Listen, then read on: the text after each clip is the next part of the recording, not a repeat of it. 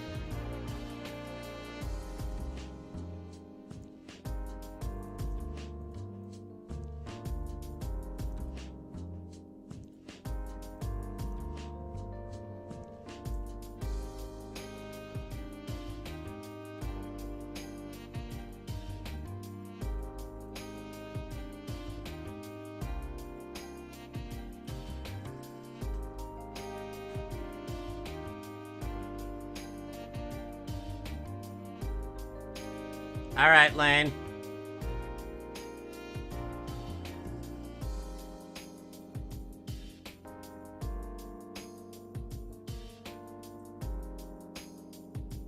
All right, I'm gonna be selfish here a bit and keep the starting soon stream on for screen a little bit longer because I want to listen to "Hope Is the Thing with Feathers."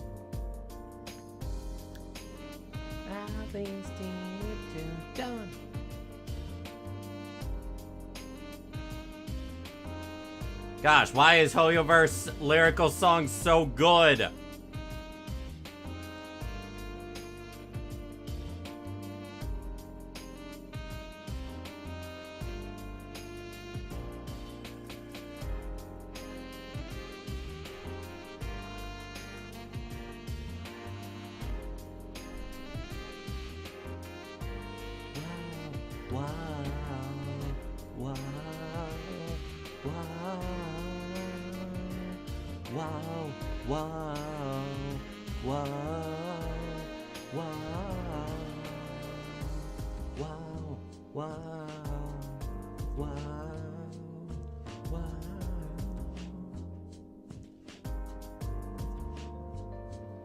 Because I think it's copyrighted, Lane. I remember getting copyright struck on reacting to that video once.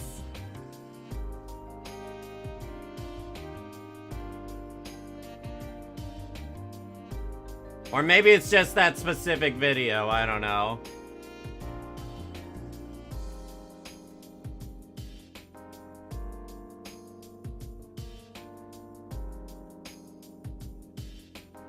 Yeah, If I didn't have to worry about copyright, I would. Alright. There we go. Okay. Let's get this thing started.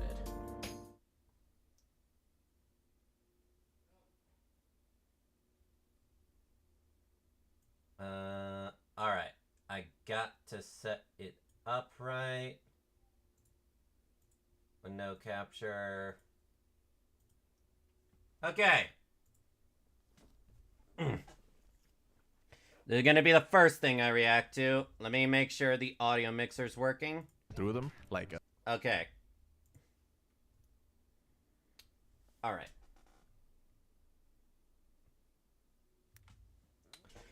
Okay, so I was sent this by my best friend Lane.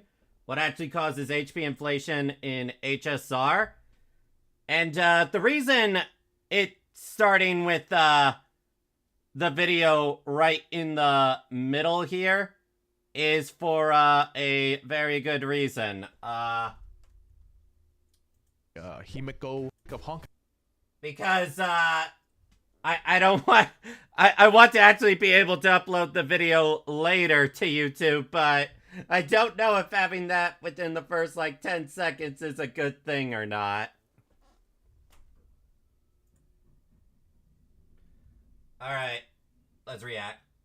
Kai Star Rail has been the egregious increase of HP to the end game modes. I wanted to see for myself if the complaints are actually valid. So I did what any normal person would do and went through the data of every single Memory of Chaos ever since its release. And today I'll be comparing the difference in HP of the hardest floor for the past 14 rotations. Here is what I found. Yo, hey, that's Persona 3 music.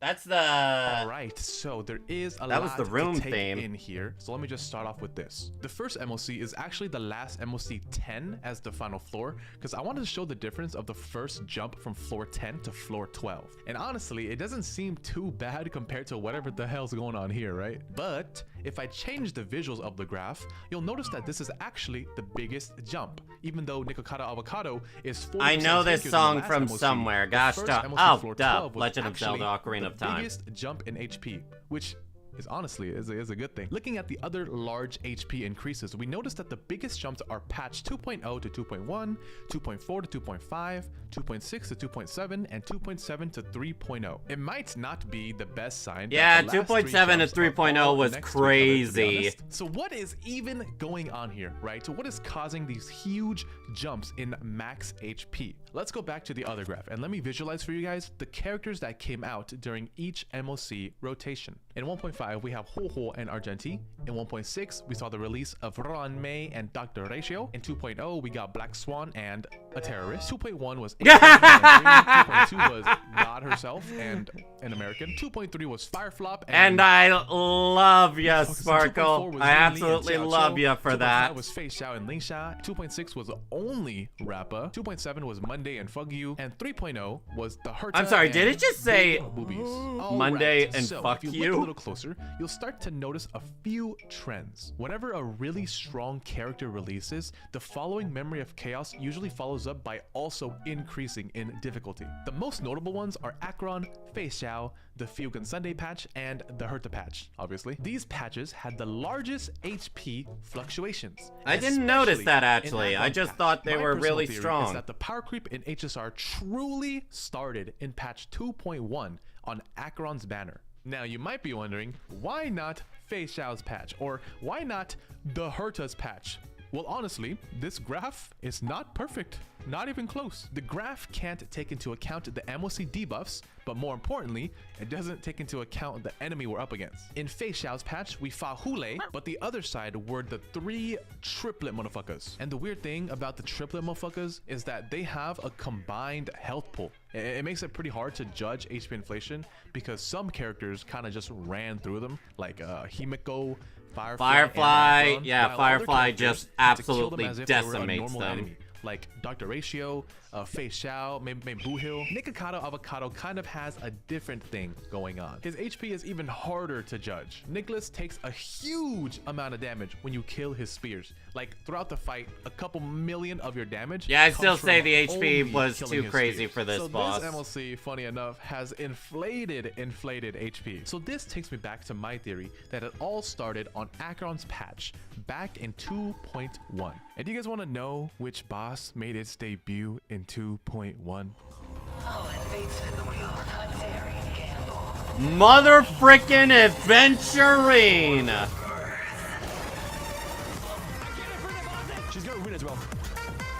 Yeah, this boss was a bitch and a half. Arguably the hardest boss, releasing along Arguably, with the no, strongest is character the hardest we've ever boss. seen up to this point. 'Cause it This involved was the RNG new standard that they set until back they in nerfed 2.1. him. Acheron is an anniversary unit and an emanator. Just think about that for a second, right? Just think about that for a second. The Herta is only an emanator, and Castris is only an anniversary unit. Acheron was both. So obviously, if Hoyo wants to keep making money, the future Nah. You missed something. She was an emanator,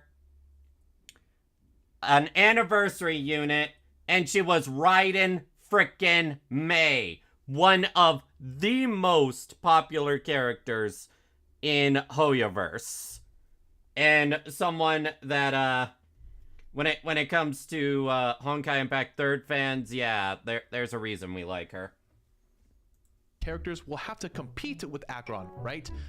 Firefly releases, Boothill releases, Yun Li releases, but as our DPS Yun gets Li stronger and stronger, was such the a fun enemies will have character. to get Is a tankier fun character. and tankier.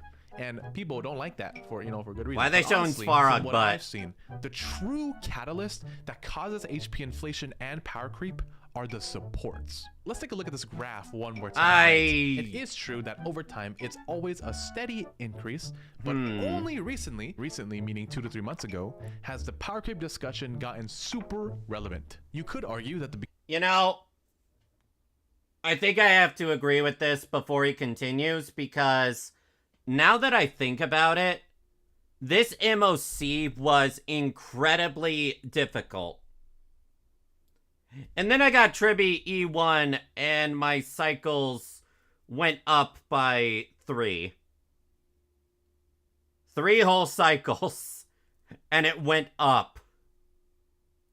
So yeah, he may have a point on the supports making it beginning of the crazier. problem was on patch 2.1 on Acheron's banner, but the point at which that problem started to get out of control was probably around patch 2.5 on Fei Xiao's banner. If we take a closer look at patch 2.1 to 2.5, this is what we'll see. Acheron releases in 2.1, Robin releases in 2.2, but she doesn't really have a perfect DPS I actually to skipped pair up with yet. on But Robin, then in and I 2.3, was I'd fine. argue we discover our first perfect pair. Firefly and Ran Mei. An absolutely insane Ran Mei, combo, the only probably character two I've most had to synergistic get units up to this that I point didn't want to, until just so we Firefly reach could patch function better. 2.4, where we see the release of Jiao Kui. And so these two units are probably still the best paired units in this game. Acheron really struggles to this day without Jiao Chou. And then right after that, Yeah, patch in can't 2.5, deny that Jiao Fei Chou Xiao releases. is, like, now so essential Robin for her. finally gets her perfect pair as well.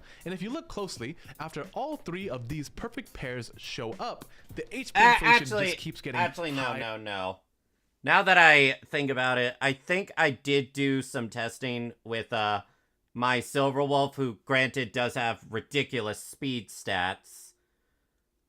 But when I used Silver Wolf to replace Jiao Chou for my E2 team, I think I only did 1 cycle worse. So it's not... Again, I have E2, so maybe I'm talking out my butt here, but you can definitely make other Nihility characters work with her. It's just Jiao Chou fits basically every situation better. higher and higher and higher and higher. These three perfect pairs were probably the strongest team in the game for the average player, and it probably wasn't even close. Maybe Yanqing was pretty close in strength, but that's about it. Acheron's release was also the beginning of a new shitty Wait a sec, tactic what did that he say about closest team in the Yanqing? game for the average player, and it probably wasn't even close. Maybe Yanqing was pretty close in strength, but that's about it. Acheron's release was also the beginning of a new shitty tactic that Hoyo would start to implement for a couple characters, and that would be that almost half of Acheron's kit is locked behind her signature light cone. After this, you had characters like Yun. I'd say that's a stretch that half of her kit is locked behind her light cone. It just makes her feel better and lets her ult spam more. Yunli and Rappa come out. Yunli's main function needs her to get hit, so they sell her the ability to get. Yeah, okay, I can't defend that, but yeah, that's why when you go for Yunli, get her light cone before all else, just so she can get her counter a lot.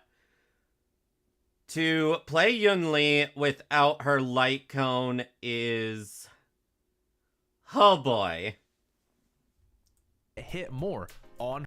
Now, in fairness, at least you can use this with Clara as well. Actually became Clara's best in slot light cone. Her light cone. Rappa's light cone gives her break effect, energy, and action advance. And there's only one free-to-play option, except it was a new. I wouldn't know about cone, that because so I don't have the odds of you Rappa. having Maybe multiple Lane copies can is like super talk slim. on that. These are the things that start to add up to make your account feel weaker. Before Acheron, an E0S0 Invested DPS in would complete clear archetype. just fine. Oof. But these days, if a character comes out and you didn't Pulled save enough to Blade. get their signature light cone, which I enjoyed playing as Blade when I could use Sparkle and Bronya and just constantly attack with Blade, even though his damage is shit. Buff my boy Blade, please. is honestly most people, then you're gonna start feeling weaker way earlier than you used to. Just think about how much weaker Acheron is without her signature light cone, and think about how much weaker Aglaia is without her signature light cone or the battle pass. Okay. No. Aglaia, I think, is the biggest example of a character that doesn't feel fun to play without her E1. If you don't have her E1, and you don't have Sunday, and HoYoFair, she is miserable to play. When I was doing a trial run in her for one of the combat events, even though I had a trial Sunday, and I was using my own HoYoFair with her signature light cone, and I think I was using Remembrance MC as well, she still barely was able to get energy. And that was one of the worst things about her, is that it would always seem close. Always seemed close that your energy was almost maxed out. And then, nope, needs two more attacks. Aglaia, she may have an incredibly high damage ceiling, but man, without her premium team or her E1, she feels awful. Light cone. Speaking of Remembrance characters, I also think this problem will only get worse and worse. Casterus will very, very likely need her light cone. Remembrance is a new path, and there are like 0 options out there right now. Yeah, So pretty if you plan much. on You pulling gotta go Casterus for a and light don't cone. Get her light cone. You either have to buy the Battle Pass light cone, or you're stuck using these light cones. Making the signature light cone almost mandatory means most people that pull the character will also pull the light cone. This means that future competition will likely have to be scaled off of an E0S1 character. MiHoYo will likely choose to power creep what most people have, and most people that have Acheron have her light cone. So in my opinion, the true starting point of HP inflation was in 2.1, but the issue didn't really explode until patch 2.5. Here's my counter argument. Hoyoverse has already said they recognize the HP inflation issue when it comes to Honkai Star Rail, and that they want to make it more balanced. So this MOC is bad, okay? I'm not gonna defend that, but I still think we should wait till the next MOC to see if the HP inflation is finally being patched a bit better. They did wrong this... Had a little burp there. They did wrong this patch.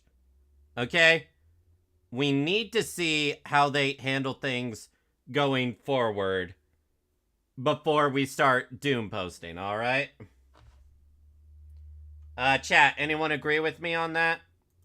I think the best way I can put it is that Acheron brought the TNT to the table, but then Robin and Jiao they detonated the TNT, you know? And ever since that point, the enemies have had to base their strength off of these characters. And obviously, we can see where that's gotten us. But whatever the future holds, I will be there. Will you? Oh, I'm still gonna Thank be you so much here. for watching. I appreciate you. Have a nice day. Bye. That was a really good video. I actually think that was a super good video. Honestly, it gets my like. He really went into detail, and I never really thought about it, how it was like primarily him talking about how the supports kept getting more powerful, and then suddenly the MOC scaling just went up very significantly. Good video. Good video. Everyone go and subscribe to Kachu 2. Maybe I'll react to more of his videos later. Oh, he only has a few videos and he's already popping off. Oh, I actually saw this second video. I like that one. I hate you. Would this solve Star Rail's power creep problem? I might look at that later. Recently, But yeah, everyone go check out, go check him out. Okay, what to react to next? Do we have any other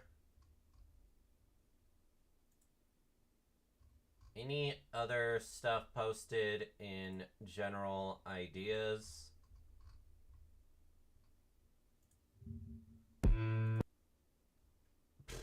Okay, what is this?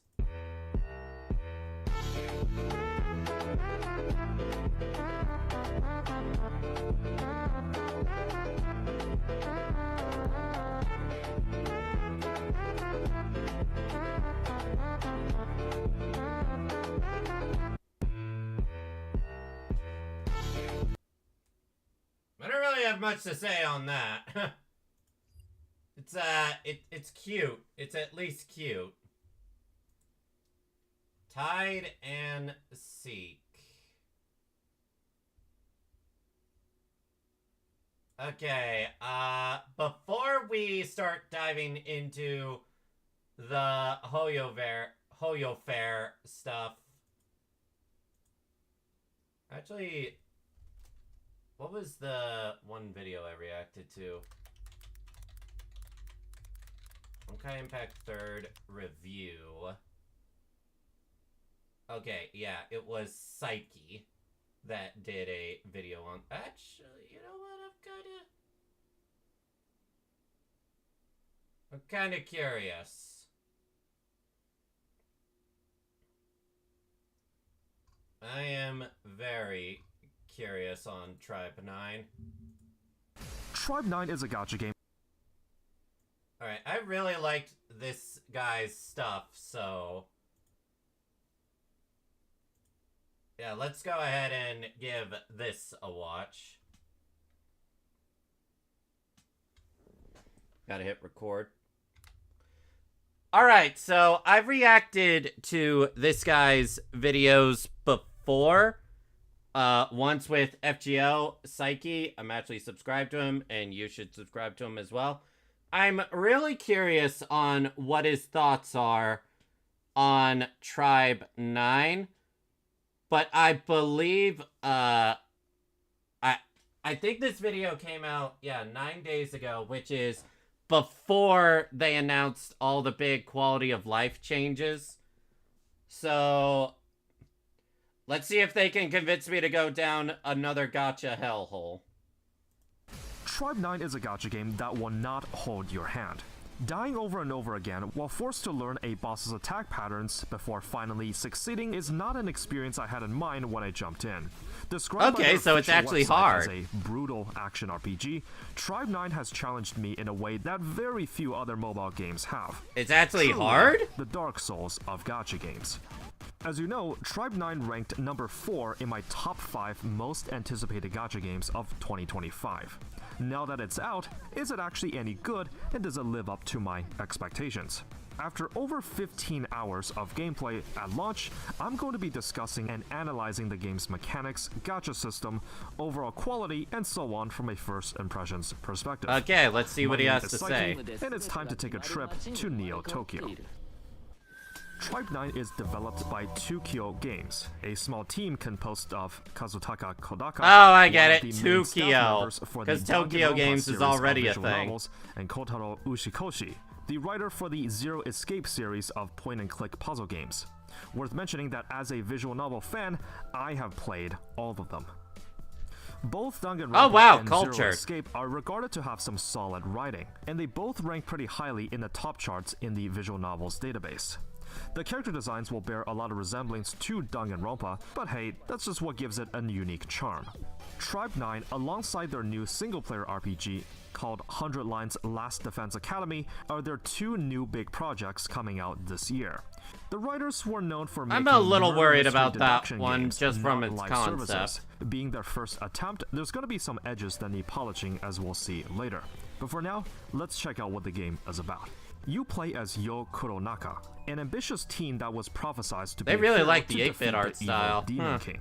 However, aside from taking instructions from a mysterious goddess statue to perform menial tasks, he has never actually set foot outside the village. Feeling stumped, he decides to wander around and reunites with some of his lost friends. Yo finds out that he has lost most of his memory and was actually imprisoned inside this computer game simulation by the evil mastermind Zero. Split into many tribes across Neo Tokyo, Zero was an invader that was so powerful that he managed to beat everyone, claiming the city under his rule. In order to defeat Zero and restore the law, Yo would have to go around town and beat up his henchmen to become stronger. This is a vast oversimplification of the overall premise, but I will say it's one of the more intriguing ones I've seen in a gacha game story. You have this Interesting. omnipotent, all-powerful mascot antagonist that you know is the enemy, but you can't stop being enthralled by their unpredictable charisma. Where have we seen that before? Monokuma! While sometimes feel like they follow too closely to a certain trope, there's something about their designs and comedic expressions that makes these Danganronpa-esque characters feel artistically one of a kind. By the end of each chapter, there is a dramatic and over-the-top baseball match showdown with the antagonist, disguised as a Baseball deduction match? minigame. What? You can find all these clues while exploring the open world to get ammo for the debate. But why on earth would you use logic and reason when you can just gaslight the opponent? Wait, what? There's Danganronpa-style debates in a gacha game? Each character has different passives that will turn the tides in your favor, and I would have appreciated a way to replay these, since I feel like I wasn't able to grasp how some of the The mechanics work hell? too I on the never first heard run. about this. I followed the story up to the end of chapter 1, and while I would have loved to enjoy seeing the sides Shit, of the I'm different already cities as the plot interested. unravels, Tribe 9 is also a gacha game, so I'm obviously going to have to review it based on that too. We'll start with the gameplay. You will assemble a team of 3 tribe members. They have their normal attack. Must a admit, this game secondary looks attack a that uses lot stamina, better on the and a special PC attack that expands than what a I've separate seen gauge. people This gauge sharing is on filled in a way that's iOS. unique to the character, pretty much resembling the Forte meter from Withering Waves. You can dodge or counterattack, both using up stamina too. Now at first glance, the gameplay looks like a slight budget version of Z3, but Tribe 9 has one major difference. This game is hard. At least for a gacha game. For its full release, the difficulty was toned down for the early parts of the game, with Really mechanics now, it had to outlined get the player nerfed. in a more streamlined manner. Basically, as you play, you'll notice some major differences between combat in Tribe 9 versus other gacha ARPGs. First, when you commit to an attack, you cannot cancel out or do something else until the initial attack is completed. Oh, this makes yikes! Your inputs feel more weighty and significant, as missing a counter or using a heavy attack right as the enemy is attacking will interrupt you and cause you to take damage. Stamina can be depleted really quickly, but it's also gained really quickly. Most heavier enemies will hit you pretty hard, forcing learning enemy movesets and understanding mechanics to be a more essential part of I guess gameplay. that's why... Certain roadblocks, like the shark boss, Wow. actually reminded me of an encounter straight out of Dark Souls. You'll likely have to fail a couple times while learning its attack patterns and counter timings to find windows to punish the opponent. Tribe 9 is not a button masher. It takes away the flashy visuals and agile flow of Z3 and replaces it with something more methodical and sluggish. You'll often have to weigh the benefits whether to commit a heavy attack at the cost of becoming vulnerable. Okay, I that... really wouldn't say it's a downgraded version of Z3's combat. You just have to That approach it from a slightly different They angle. changed it where you can Another cancel unique out mechanic certain is the attack. tension Okay, gauge. good. Contrary to other gachas, characters don't equip weapons, but rather each team can carry up to 5 tension cards into combat. Tension cards give buffs when the tension gauge is filled to a certain extent, and you can do that by just landing attacks. For example, some cards will only become active when the gauge reaches The shark level boss 1, killed you many 2, times, or all Lane? 3. You can freely mix and match these. Okay, I'm and not if you gonna feel that lie, the team I'm will getting never reach more EX and tension, more then just don't run any tempted cards to that try it, require 'cause I didn't Character know it was ults will considered also hard. expand tension, so while they're very powerful, your gauge will be reset, meaning that you will lose out on certain buffs until you can stack tension back up. The opponent also has their own gauge, and it's generally filled when you take damage. When it's full, certain enemies will unleash powerful attacks, and bosses can switch to a different Oh, moveset. wow, You either just have to wow. adapt to it, They or fill play a gauge when they hit defensively you? until it dies down. Yikes. The only complaint I had is that some attempts just felt like I stood a better chance because my off-field allies happened to take less hits. This means you're rewarded for playing well and punished for playing poorly. While this style is more hardcore, it may not be the most approachable for the general mobile game audience. The open world features pixel art sprites in a beautifully crafted fixed Gosh, 3D this is environment. gorgeous. It's clear Tribe 9 has a decently high budget, and some of the team's best presentations are showcased here. The composer for the soundtrack is Masafumi Takada, the same one that composed the music for Danganronpa. More and more Characters tempted to move try around it out. expressively in the menus, and while the sudden animation stop is kinda jarring, it's not a big deal. The world of Neo Tokyo is littered with puzzles and side Gosh, quests this video for you is to about to explore, have me with announce enemies I'm having trying a out the detection game range that tomorrow. can be avoided if you absolutely don't want to fight them. Now, given that Tribe 9 is a live service game, it will have its ways to prolong your playtime and reinforce daily play. For one, there's no player level in the game, but there's a booklet where you collect stamps based on achievements and completion of certain activities. Character level caps are increased when you reach a certain threshold, and progression in the main story is halted until you collect enough stamps. So, you level up via achievements? Huh. That's an interesting way to go about it. This is honestly a double-edged sword. For one, beating the truly difficult bosses in the game is more skill-oriented, because there's just no way to overlevel and unlock better upgrades until you beat it. It also forces you to explore the open world and see more of the game. This is of course another bonus if you already enjoy exploring, but if you're just there for the story, don't expect a smooth journey as if it was an offline single-player game. Some of the tasks are also quite tedious, like completing dailies and clearing rift challenges a number of times. Alright, defeating a Lane, number of enemies, did they and buffing change up your that? team to a certain degree. I will argue that the game is story-oriented, so your progression will come to a stop whenever you encounter one of these gates.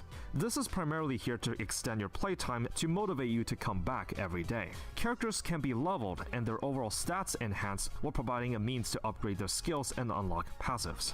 They can also equip artifacts called compatible monsters, or shortened as Patimon.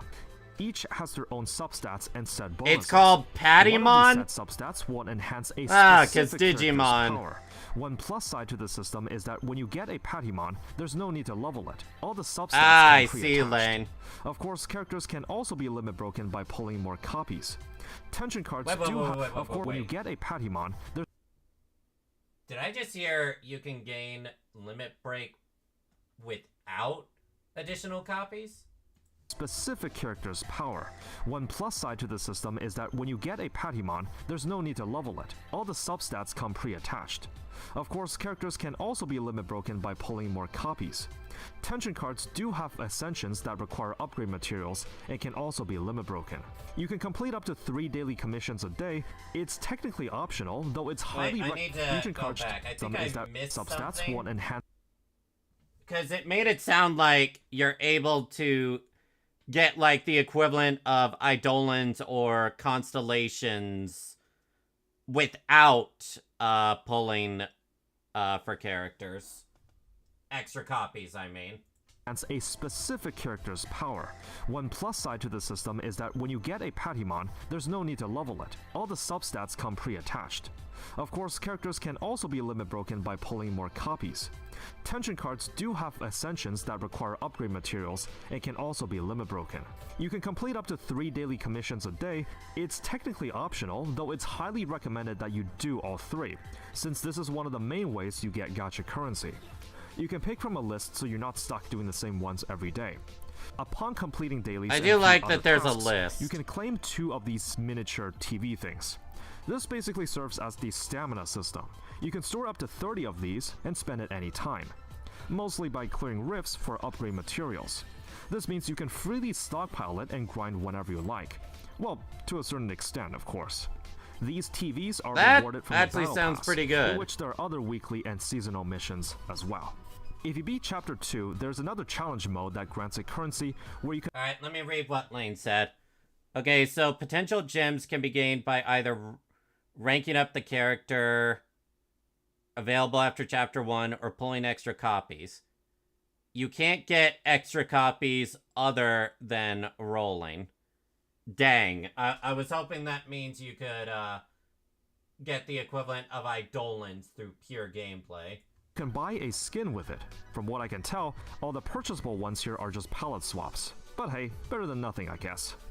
This brings us to the gacha. It's not a gacha game without, so how does it work? Rarity ranges from 1 to 3 stars. 3 Gosh! Oh, wait. This is actually, I guess... Oh, I guess this video came out after the announcement for changes. Yeah, appearance rate for the equivalent of 5 stars being 0.6, being even lower than FGO, I believe. Dang. Appearance rate after 2%? That's actually pretty good. 3 stars have a 2% chance of dropping, with the rate up split in a 75 and 25 coin flip in a 1.5%. The subsequent 3-star is guaranteed to be the rate up if you miss the 75%. 2-star rate ups are at 6% with a spook. Well, that can also just be pure luck, Lane. Meaning the combined total odds of pulling one is 8%, and the remaining 90% being the fodder 1-star cards. Pity is at 80 pulls, and I'm not sure if a soft pity exists. A pull costs 120 Enigma entity, so a guarantee rate Lane, does soft pity or hard pity exist? Case scenario. 3-star tension cards have their separate banner with the exact same odds. You can pick from a standard character after pulling on that banner 300 times. The game says that you get one at random, but many believe that this is just an error and you do get to manually select one. These rates have been increased very recently, as they used to have Hoyoverse rates when the game first launched. Hoyoverse rates? This would have been a pretty big mistake. Okay, yeah. I think if I remember correctly, Hoyoverse rates are typically actually worse than even FGO. It's just, it doesn't feel as bad because of the rates increasing after like 75 pulls. And also that 4-star you can get much more likely to be a character than a craft essence like an FGO. as I don't think it can afford to be charging Hoyoverse rates without matching their quality. I have no problems with smaller indie developers going the gacha route, but the reason why players are willing to tolerate these rates is that Hoyoverse games are extremely high quality. Tribe 9 is certainly a high-effort project, but it's just not quite there yet. Worth mentioning that during the first couple days at launch, the game sat at a mostly negative rating on Steam, with people complaining about the stinginess of the launch rewards.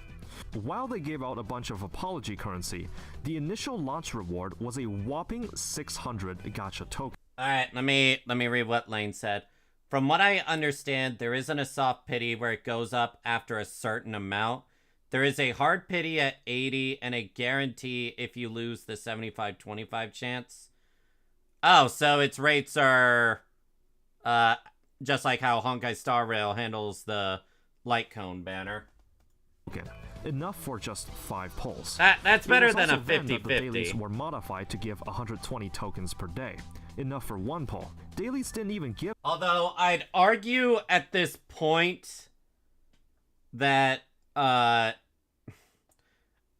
feel like we're at the point in gachas or new gachas coming out that it should just guarantee being the character and there's no 50-50 loss. It's just like just have a way to get the standard 5 stars. It's just like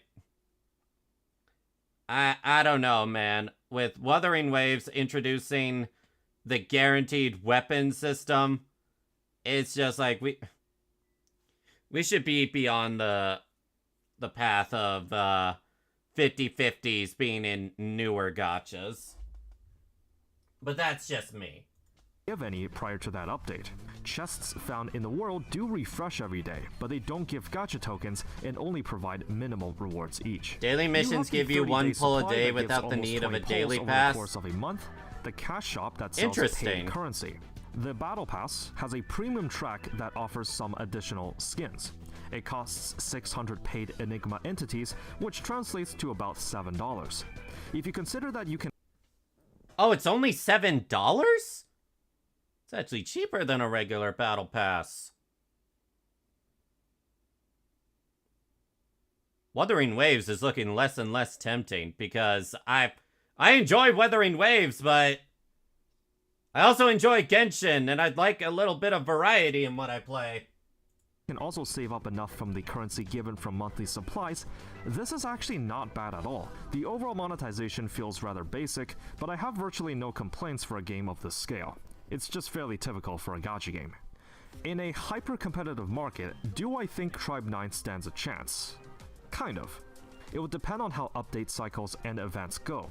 Given that 2Kyo Games has never made a gacha game before, there's gonna be some inconveniences before they iron some things out. For one, there's no autoplay. Completing dailies will require you to physically travel to the locations to perform them, though to be fair, it doesn't really take that long. The rifts are procedurally generated dungeons that consume stamina. You have to manually go through the level and fight the boss at the end. There's no sweeping feature as of now. During launch week, there was no additional event happening aside from the login bonuses. I hope this is something that can be worked on, as it doesn't feel like the game has a lot going with events. Maybe a mini story of the cast exploring the first city area or a short challenge stage. Usually there's something that deviates from the normal gameplay loop. Oh wait, the game doesn't have like any event stories so far? This is one aspect Tribe 9 would also have to consider. Something else I feel is a problem not just in Tribe 9, but Japanese gacha games in general, is that certain mechanics are just not explained very well to you. There's a break system during combat where if you inflict enough breakpoints on an enemy, they become staggered and you can do a chain attack with your allies. Except there's no bar or gauge on the UI to indicate the break meter at all. Characters also have their gimmicks explained with keywords. This is not inherently bad as it condenses text in the descriptions. You can click on a keyword to see the explanation of how it works. Except if there's another keyword within the explanation, you can't see that for some reason. Despite this, I actually have a lot of confidence in 2Kyo Games here. Souls-like combat and gacha just don't mesh well on paper, but they just might be able to pull it off. Many changes have been made up until the full release, and the week after that, I feel they were able to turn it around. I originally had a lot of skepticism had they kept the Hoyoverse rates and didn't implement certain equality. Before he continues, I will agree. One of the things that made me not want to even give this game a shot was the fact that, oh, it's just going to be like other gacha games where the company doesn't listen to the players' complaints, but the fact that they listened that quickly and adjusted the rates that quickly gives me confidence in, okay, no, they actually want to make a really good game. Quality of life features. Given what we know so far, I wouldn't say it's unreasonable that the developers will be taking certain feedback to make the game better. Which would I say the really story like. Is easily the highlight of Tribe 9. Some people would argue that this is just a single-player game in a gacha disguise, and you can still have a lot of fun going through the story. Just use what they give out, sit back, and enjoy the show. So this is where I think going the gacha route has many distinctions from a single-player approach. If you're going to argue that people should just be playing this as a single-player game, I'd say do that. Don't play it now. Wait until the entire story is finished, treat it as a single-player experience where you enjoy the world building and narratives. See, there's a problem with that train of thought. The only time you're gonna be able to enjoy it as a full single-player game is if the game doesn't do well and they release the game as is, as a full, like, $40 release title like Mega Man X Dive did, which I don't want that to happen for the game. Especially that they're actually listening to feedback. And I will say now, it's always better to start a gacha sooner rather than later, because you have quite a bit to catch up on, and there's events, lore you miss out and such. Like, let's look at Genshin, and oh man, I feel bad for people that don't have the festering desire. And I feel bad for me missing out on so many events in Honkai Impact 3rd. But it is what it is. Complete it and move on with your life.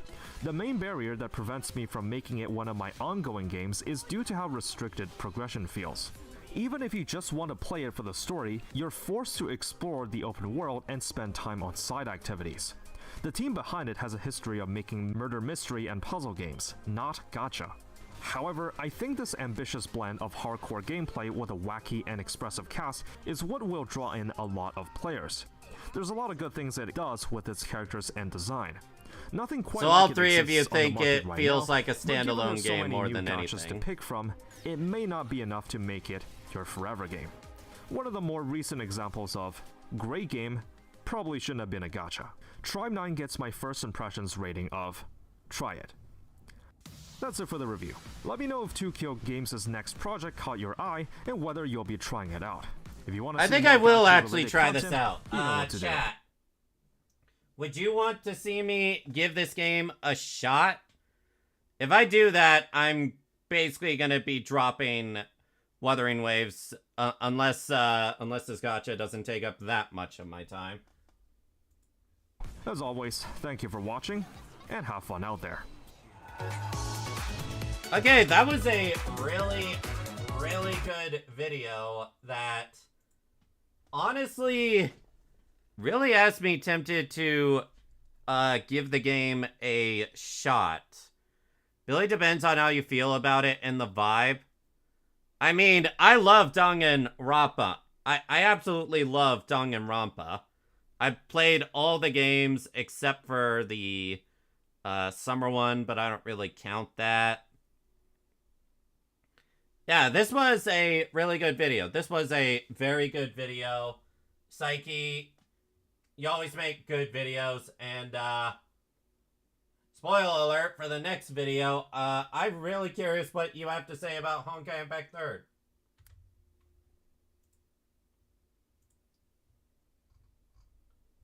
I've been wanting to see what his thoughts are for a while now. Correcting his mistakes. Okay, so we're gonna play both of these. Before the time of Genshin. Okay. Hello, this is. I'm gonna make this all one big video. Okay, let's find... Alright.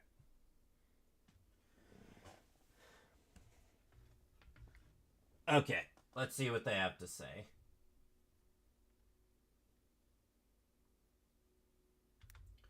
Alright, Psyche, let's see what you have to say about my personal favorite gacha game. And I know you say some things wrong here at first, because you literally have a correction video, so I'll be including that here as well. But let's see what you have to say.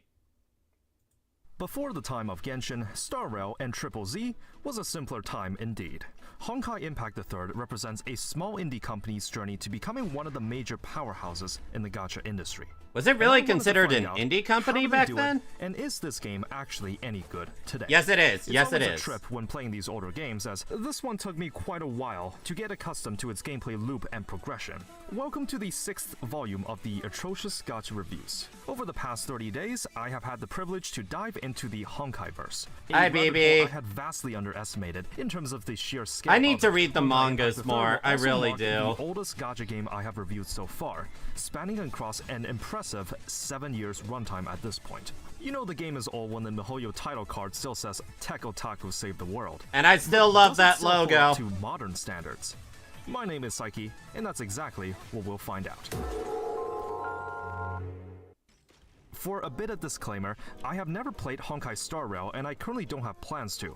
Honkai Impact will be my first exposure to its universe. This game is developed by Hey, it's small a great indie studio exposure. called MiHoYo. Originally only consisting of 3 college buddies in Shanghai, China. The representative of the group, Liu Wei, is now also Wait a the minute, president what? of Shanghai indie studio called MiHoYo. Originally only consisting of 3 college buddies in Shanghai, China. MiHoYo was originally made by just 3 college buddies?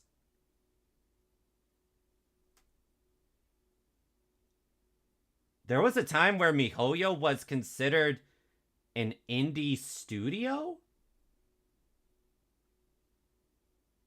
I'm actually genuinely shocked to learn that. I never knew that. The representative of the group, Liu Wei, is now also the president of the company. That It was way. started by himself and 2 other otaku friends. The name MiHoYo, when spelled out, only has the letters H and Y as capital. In case you're wondering why this name came to be, this actually stems from the names of 2 of its founders. Aside from Liu Wei, 2 of its other founders are Cai Haoyu and Luo Yuhao. Did not know that. The names, they both have That's the actually letters really H and cute that Y they did starting in that. it. At the time, because they thought that the biggest tech companies, such as Google, Microsoft, and Facebook, all had 2 O's in their name, they had to have it too. However, since Hoyo was already trademarked, the Mi was appended to the beginning, its name stemming from the popular Vocaloid idol Hatsune Miku. Based! When they came up with Based! Tech Otaku Save the World, So they that's were not why joking. the logo trio is had blue. computer I science never backgrounds knew and had a that. huge passion for otaku works. In 2011, their first self-published game, titled Fly Me to the Moon, which is of course an Evangelion reference, was released onto the App Store. The game featured a young witch, Kiana Castellana, as she flew upwards collecting gems and uncovering the secrets of her family. This game just needed a one-time payment to download with no microtransactions. 2011 truly was a different time for mobile gaming. This game is no longer offered on the App Store today and was by absolutely no Maybe means I'll be a able to smash find hit. somewhere But it's I quite could try interesting it to out. see the early footholds they've had when dipping into the mobile market. The first major project, Hokai Gakuen, was a 2D side-scrolling brawler released in 2012, inspired Yeah, and by it's the also popular far manga more series High School depressing. of the Dead. Wait, Half a year I missed 2012 that. project, Hokai Gakuen was a 2D side-scrolling brawler released in 2012, inspired by the popular manga series High School of the Dead. I'm sorry, what? Released in 2012, inspired by the popular manga series.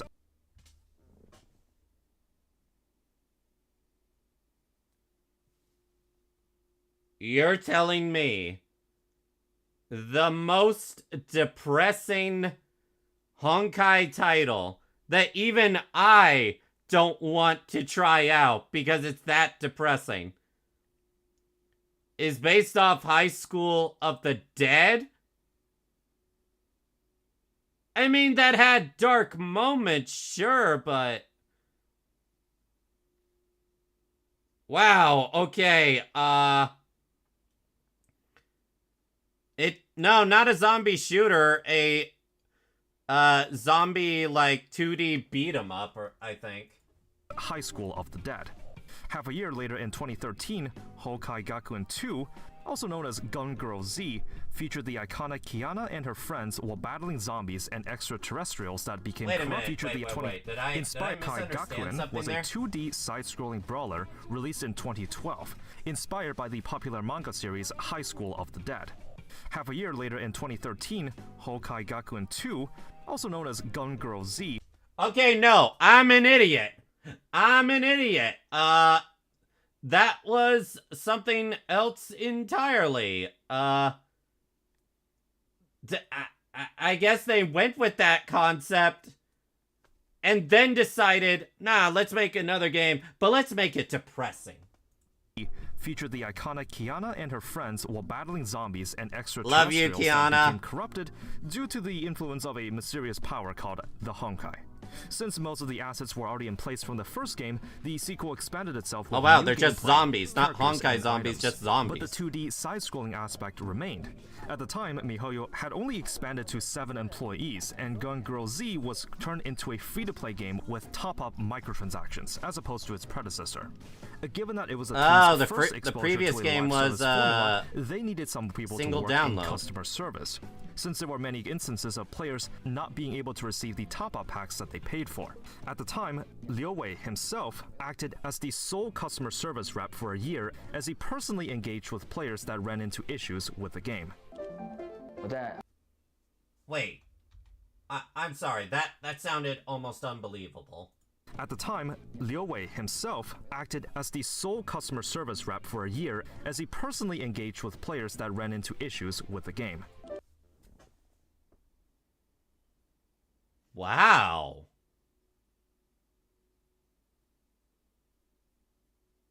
They were such a small studio that they couldn't even afford their own customer service people.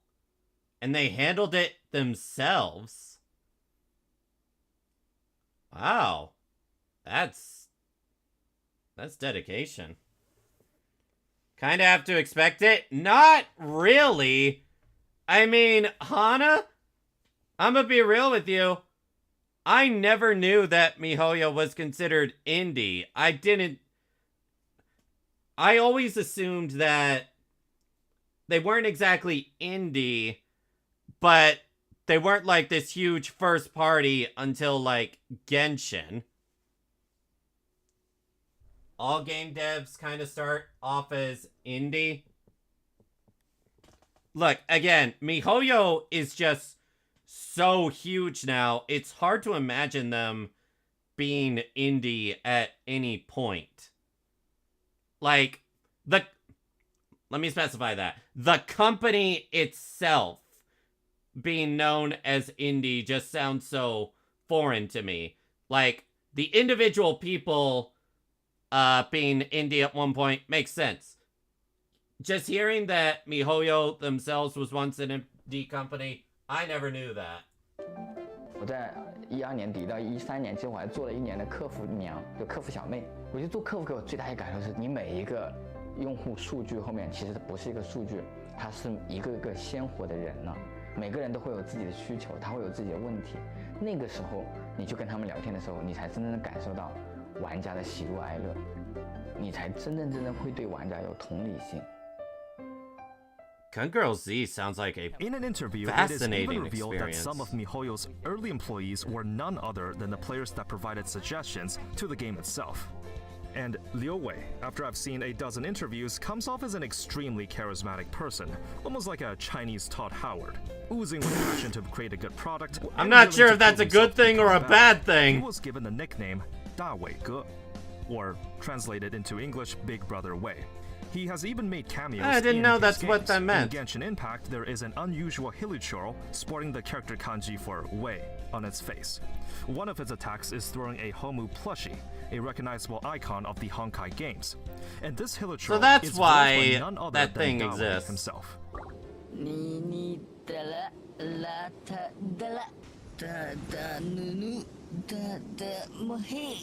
At the end of Gun Girl Z, the story concluded with the fitting line, "See you in the next world." Now, MiHoYo's project after this one was one of the most ambitious for its time. Still, with only 7 employees, they dreamed of bringing the Honkai universe to I will say I don't know if the story in Gun Girl Z continued directly after that, or if Honkai Impact 3 launched and then they continued Gun Girl Z alongside Honkai Impact 3, but I do know that there was a continuing story after God Kiana basically reset the world. to the 3D realm. With zero experience in creating 3D models, the team brute forced the initial creation of Kiana's character model after 6 months of work. The project started in 2014, and the initial game launch in Asia was in October of 2016. In 2018, the team will grow to an impressive 200 employees. We will continue the story of 200. MiHoYo Okay, when I so eventually that get explains why. That explains why it was so hard for me to believe that MiHoYo at any point was considered indie. Because when Honkai Impact 3, as they just said, when it launched, they had 200 employees. Yeah, from 7 to 200. Damn. to Genshin or Star Rail, but for now, let's dive into the game itself. Captain on the Bridge. Looking at the initial Love footage, this we can all song. make fun of how horrendous the early chapter graphics or level designs are, but back in 2016, phones still looked Yeah, like this. At the time, there really wasn't a market for 3D gacha games, even less for yeah, consoles I that can historically forgive the needed a early gamepad. story You had your graphics girls frontline, you had your 'cause of FGOs, but they were really how contained stuff within the was 2D back genre. then. No one knew just how big mobile gaming would become, and MiHoYo took a pretty big risk with the development of Honkai Impact 3, since Yeah, I will say that. Before mobile games became huge, I remember trying this game out before I ever tried, like, gacha games. And it didn't feel good on mobile, I will say that. I can adjust to it now if I have to. But one thing I did take note of is these graphics for mobile back then were damn impressive. some phones at the time couldn't even run it. But ultimately, this gamble paid off big. When you're a pioneer of a new product or idea, there's no proven track record that it will succeed. Much like the gamble they took with Genshin's open world genre, MiHoYo proved that being the first comer to a new style can prove to be very profitable. It's because Honkai Impact 3 and Genshin that modern gacha games are looking into the 3D brawler or open So world pay your genres. respects! For the record, I know that some of these developers are making the game in the same genre because they see the potentials for profit. But the thing is, because MiHoYo has set such a high bar for production quality, anything that doesn't closely match its standards will be scrutinized. So game devs still have to make a good product before it has any chances of competing.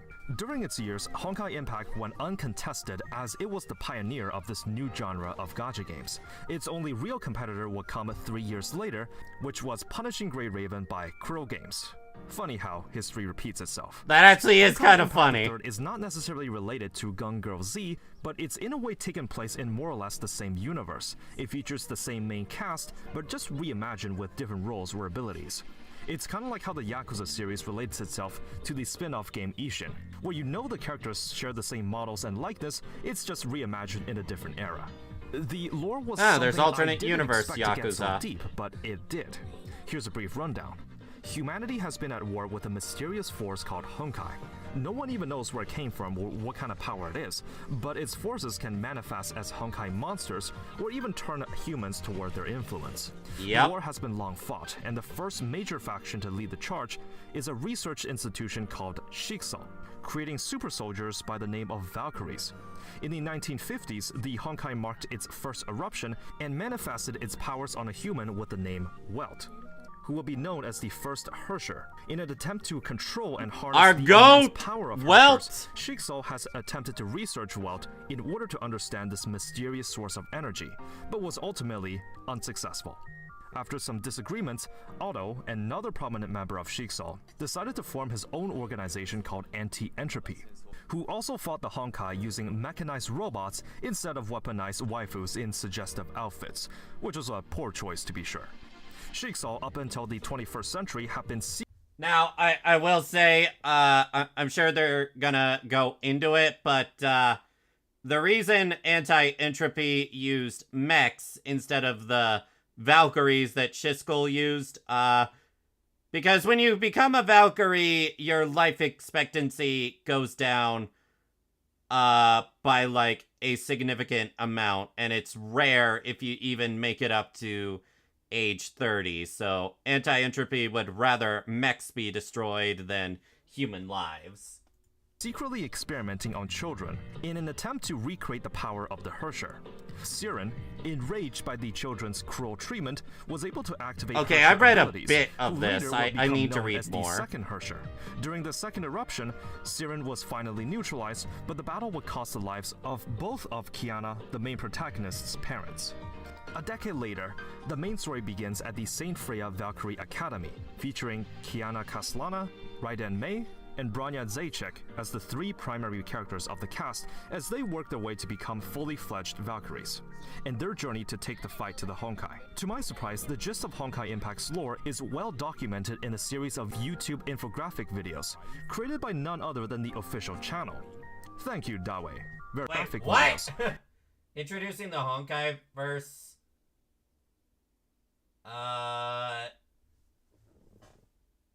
Nah, that...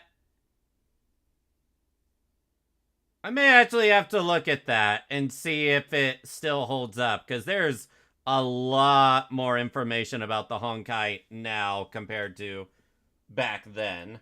Created by none other than the official channel. Thank you, Dawe. Very cool. The entire works of the Honkaiverse spans across its 3 games. Gosh, a I visual remember novel, how as well as a slow manga series Bronya that hopes was. to provide more context to some of the chapters. On the fandom side, there is a comprehensive list of the order of events that take place, and a recommended reading order across all mediums. It's genuinely pretty massive, looking at the total database for all the chapters. Yeah, there's a with lot enough of lore to manga. match the complexity to that of the Fate series. Surprisingly, aside from the Wait, what did he pre-lore, say? it's genuinely Fate pretty series? massive, looking at the total database for all the chapters, with enough lore to match the complexity to that of the Fate series. Oh, maybe that's Surprisingly, why I aside love from the it. previous Honkai Gakuen games, all manga materials are available for viewing in the game itself, hidden in a tab in the corner. In this game, you play as John Honkai, the captain in charge of the Hyperion battleship from Shixo. Is that what he named it? No, because it's Psyche. Far as I understood, I don't even think the captain has a name. He's just the name. He's just the captain. Your playable character doesn't have a face, and unfortunately I lied, because you're also not named John Honkai. The idea is that you lead the Valkyries into battle, but there's literally no avatar that represents the captain at all. Now, you might be wondering, okay, how does this game relate to Star Rail? Well, I never played Star Rail, but to my understanding, it's more or less a spin-off or an indirect sequel to Impact 3rd, just taking place in a different multiverse. There is a concept basically that is known what as it the is. Sea of Quanta in this game. It's basically like a system where timelines can diverge, and while different worlds take place in their separate universes, they are connected in some way. In fact, Genshin's Teyvat is one such branch in the Sea of Quanta. It is argued that it also takes place in the Honkaiverse. I think that's technically wrong, because the Sea of Quanta is filled with alternate universes that are kind of doomed to fail unless I'm misremembering. Now, what is confirmed is that Genshin's Teyvat is a branch of the imaginary tree, which we find out more later in the story. Look, just roll with me. Explaining the difference between Sea of Quanta and the imaginary tree, it's a bit difficult. The final part of main story, chapter 17, Overseer Otto observed other worlds via the imaginary tree. Yeah, One of these imaginary tree. observations is Dvalin, the wind dragon from Teyvat. The other would be Fallen. Even the unknown god in the intro cutscene of Genshin can be argued as a manifestation of Kiana, passing off the Yeah, torch basically of the looks just antagonist like role her. to either of the twins. But enough about Genshin. There is a separate standalone open world story mode called A Post-Honkai Odyssey, Which is actually where pretty you play fun. as a male character in my waifu collection game. And Anyways, the only teaming up with playable Raiden male May and character. Colonel Peppers, you investigate the disappearance of Welt in this ruined city of sorts. The structure is more similar to an open world than a linear level, but to be honest, it still pales in comparison to Genshin's world design. Without spoiling too much, this mode is generally considered to be the closest connection as you're gonna get to Star Rail. As of June 2024, the game has been ported to PC and mobile globally with controller support. Surprisingly, this game is available on Steam and is the only one under Do not download on Steam. Do not download on Steam, because if you do that, you can't friend request on to other people that play the game through either PC client or mobile. I might be wrong on that, but I believe there is no connection between Steam and playing on mobile. And that alone is reason enough to not get it on Steam. Just download the PC client or the mobile version. miHoYo's handle here. But just be warned, I would not recommend downloading this version as you cannot transfer your Steam data to your Hoyoverse account, Yeah, the that same too. one you use for Genshin, Starvale, or Triple Z. This is also the only miHoYo game not yet available on the Hoyo Play launcher. They so you fixed still that. have to download its individual launcher on the website. Unlike other miHoYo games, the Chinese server is one Vita! patch ahead of everyone else, so you do get a bit of clairvoyance to prepare your plans. The story of the game has Yeah, I like that concluded with all clairvoyance. chapters available to play. Each small arc is separated into their own chapters, and you don't even need to play the previous to unlock the next. You'll definitely feel a lot of jank in its writing or graphics in the first couple chapters, but given that it's the first of its genre and new for the yeah, development team at the basically time, until, like, some of chapter it can be 6. excused. Part 2 of the story recently It launched earlier doesn't this get that year, good. featuring a brand new cast of characters with zero relations to Part 1. The protagonist follows the Dream Seeker as she meets Sanadia, an entourage from another universe.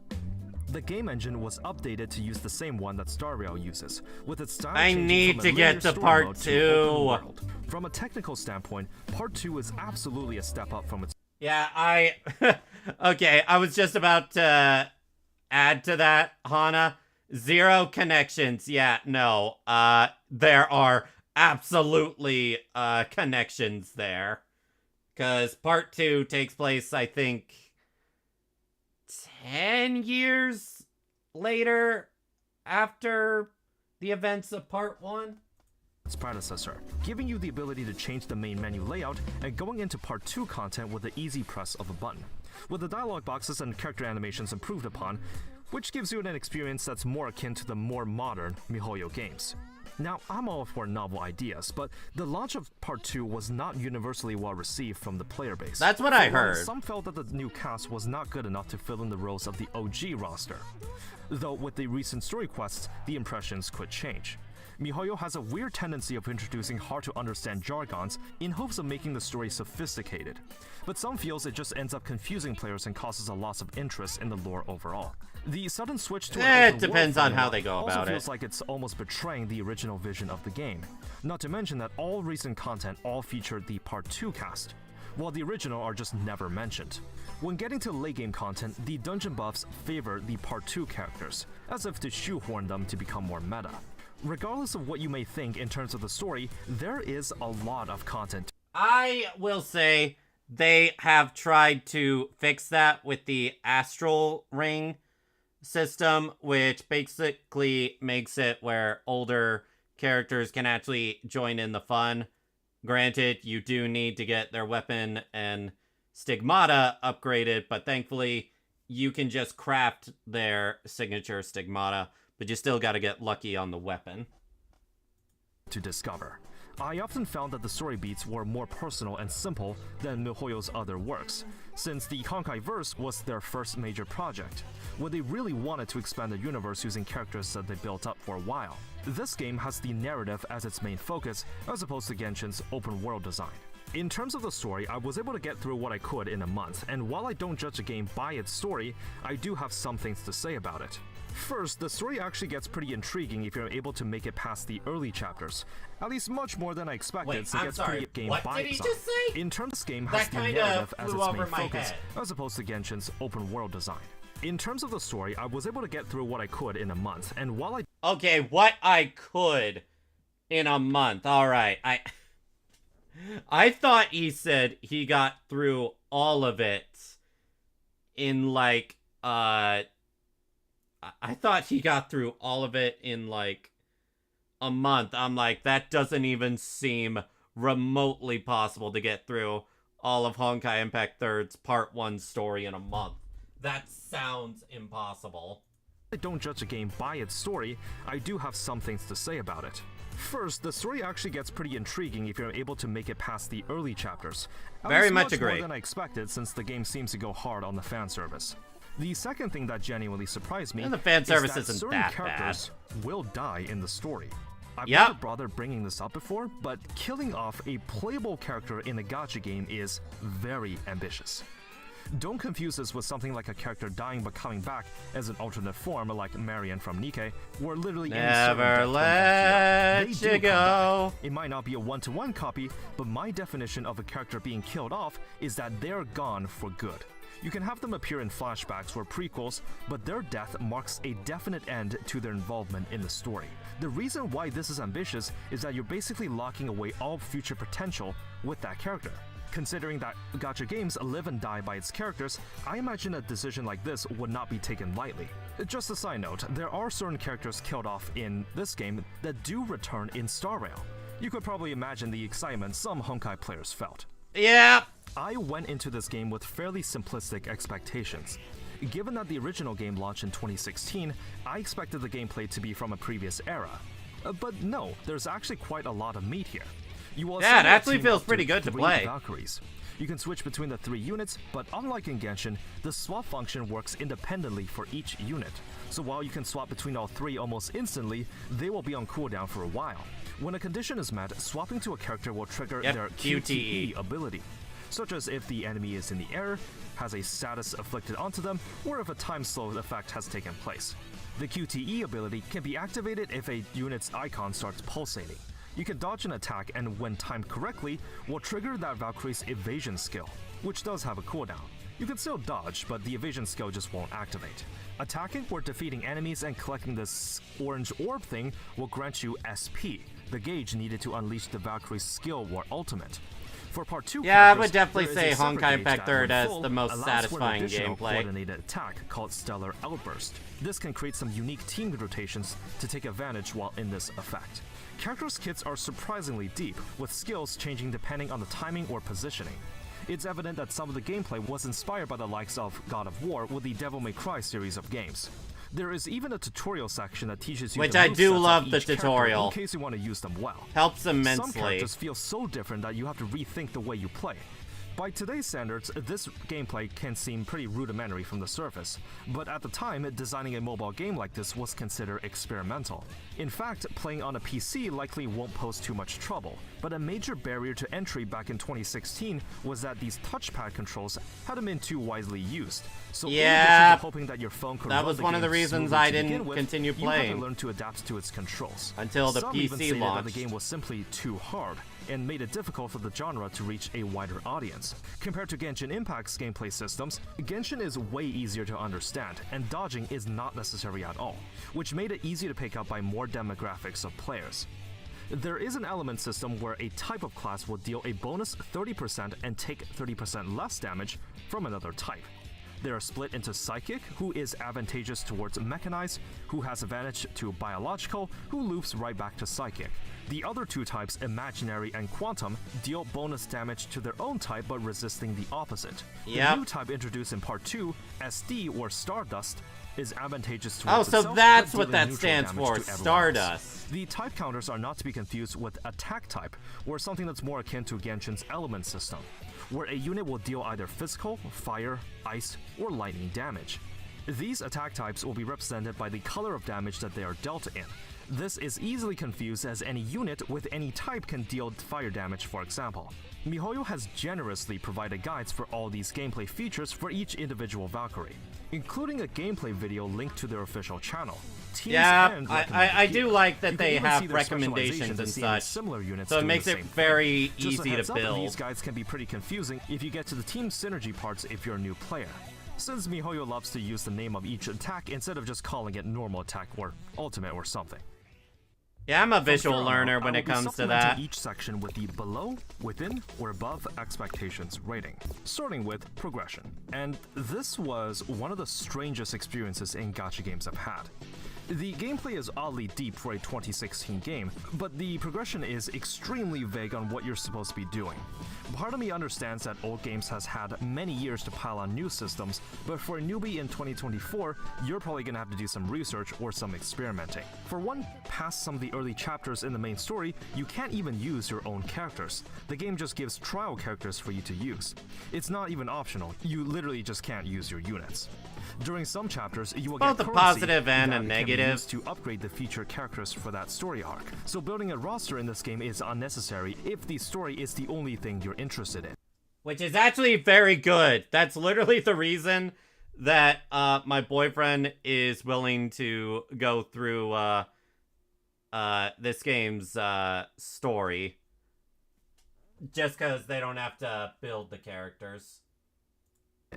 Since the game literally gives you the required tools to clear story content, if you're unable to beat it, then people will unironically argue that it's a skill issue. I say this because the main campaign in a gacha game typically plays a big role in account progression. Nah, it's only a skill Since it's issue if you expected die that in the early story. In chapters are easy, but gets harder and harder as you learn about the mechanics and invest deeper into your roster.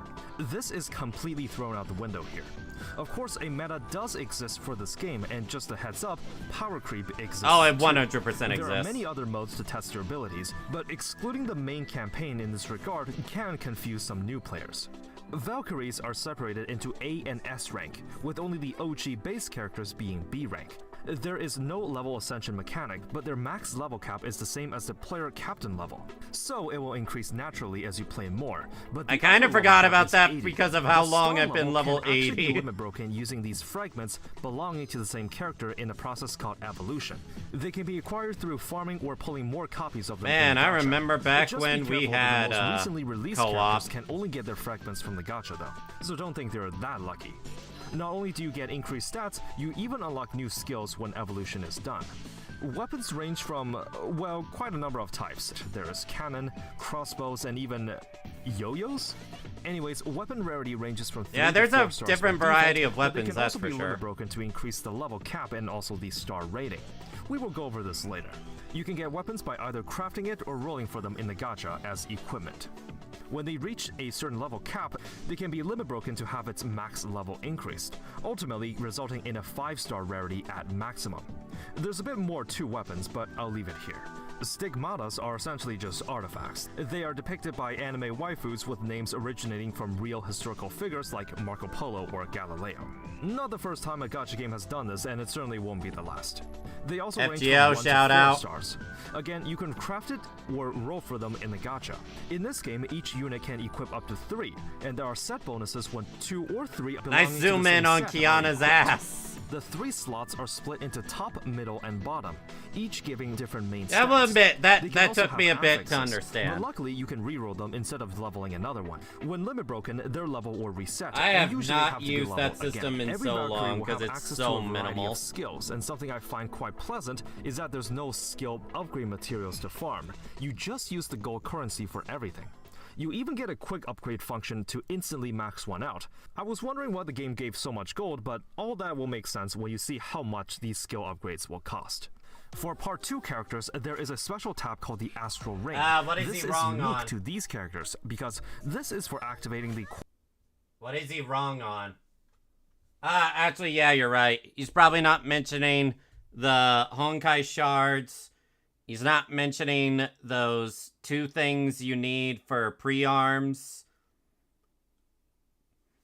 Yeah, those are basically it. The other stuff you get in such an abundance of doing your dailies and weeklies that it's not really worth bringing up. But yeah, the Honkai shards as well as... Oh yeah, there's also the thing you need to level up the newer stigmata, so there is that too. Because he never got to level that those come up. The skill things he said was just gold, but that's wrong. Yeah, you're right. Coordinated attack I mentioned earlier. In the menu called Astro Up is where you can upgrade this. By default, the additional character is the main protagonist of Part 2, though there is someone else that is unlocked later. I never got too deep into Part 2, but it's there. To avoid favoring the Part 2 characters, there is a separate slot for something called an elf, where it's almost the same thing, but it's a small chibi familiar that helps you out instead. Some They are Valkyries cute. have the SP tag. I'm actually not 100% sure what it stands for. Maybe special. Anyways, these units are essentially As far as warfares I who understand, add by SP events just with its means, evolution currency given out as well. There is free a separate tab characters that anyone can explains their upgrade. bonuses when limit broken, and while the fragments for these characters are still available, limit breaking them is considerably more difficult now their respective event is over. The Battle Pass acts as both your daily tasks and actually has 3 tiers. 2 of them are paid. You get a discount if you upgrade straight to the tier 3 version, but not if you get the second tier and then upgrade that. I see what you're doing here, miHoYo. So generally with I these actually progression did not systems, know I that's don't what the have a discount problem was if there's for. a paid battle pass. The issue here is that you're locking rewards behind 2 tracks instead of just 1. Not to mention that the pricing is listed in its own currency, which effectively translates to $10 and $20 respectively. When you claim the battle pass reward when not using the paid tracks, there will be a pop-up telling you of the rewards you missed out on. And you cannot disable this pop-up. I mean, look at all this cool stuff that you're missing. I bet you feel real stupid not giving your money to Dawe. So for the record, I want to make this very clear. This is predatory. It does slightly cross the line of what No. No, I would actually argue otherwise. Because you don't have to get the Battle Pass. But as someone who played the game around its 3rd year, the $20 Battle Pass was a godsend for me to catch up and get new characters and signatures. Not to mention, I cannot think of a single battle pass from any of the gachas I've played, which is this one, Genshin, Honkai Star Rail. Now, this may change. Now, Honkai Star Rail may change with certain rumors going about. What else was I saying? Mega Man X Dive. Actually, no, I think Mega Man X Dive did give you fragments for character. Still, wasn't limited characters. X Dive. Wuthering Waves doesn't do it. I already mentioned Genshin, Wuthering Waves. Yeah, I can't think of any other gacha game I've played that gives you signatures for older limited characters. Honestly, for what you get for the Battle Pass for $20, I absolutely consider it worth it. I do not think it's predatory because, again, you can go through the story without even upgrading your characters. This is just something that rewards people that spend on their game. And honestly, even in terms of gacha currency, it's not even worth getting for the gacha currency. It's worth getting for everything else. If you just want to get a bunch of gacha currency, Just get the $5 monthly. I consider to be acceptable ways to progress or monetize. All this can be a bit overwhelming, but there is a handy starter's manual that gives you a baseline. I of what you're completely supposed to be forgot doing, that's a while guiding thing. you through the menus to the different game modes. That would have been the end of the progression section, but I am not done. There's two main criticisms I have regarding Honkai Impact III's progression. The first being the stamina system. Using the time replenished resource, which takes on the form of a suspiciously looking white fluid, you are able to go through the main story or farm Suspicious white What?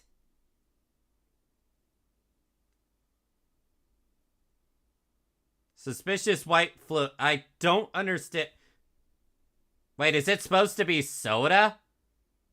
I just thought it looked like any generic, scientific potion thing.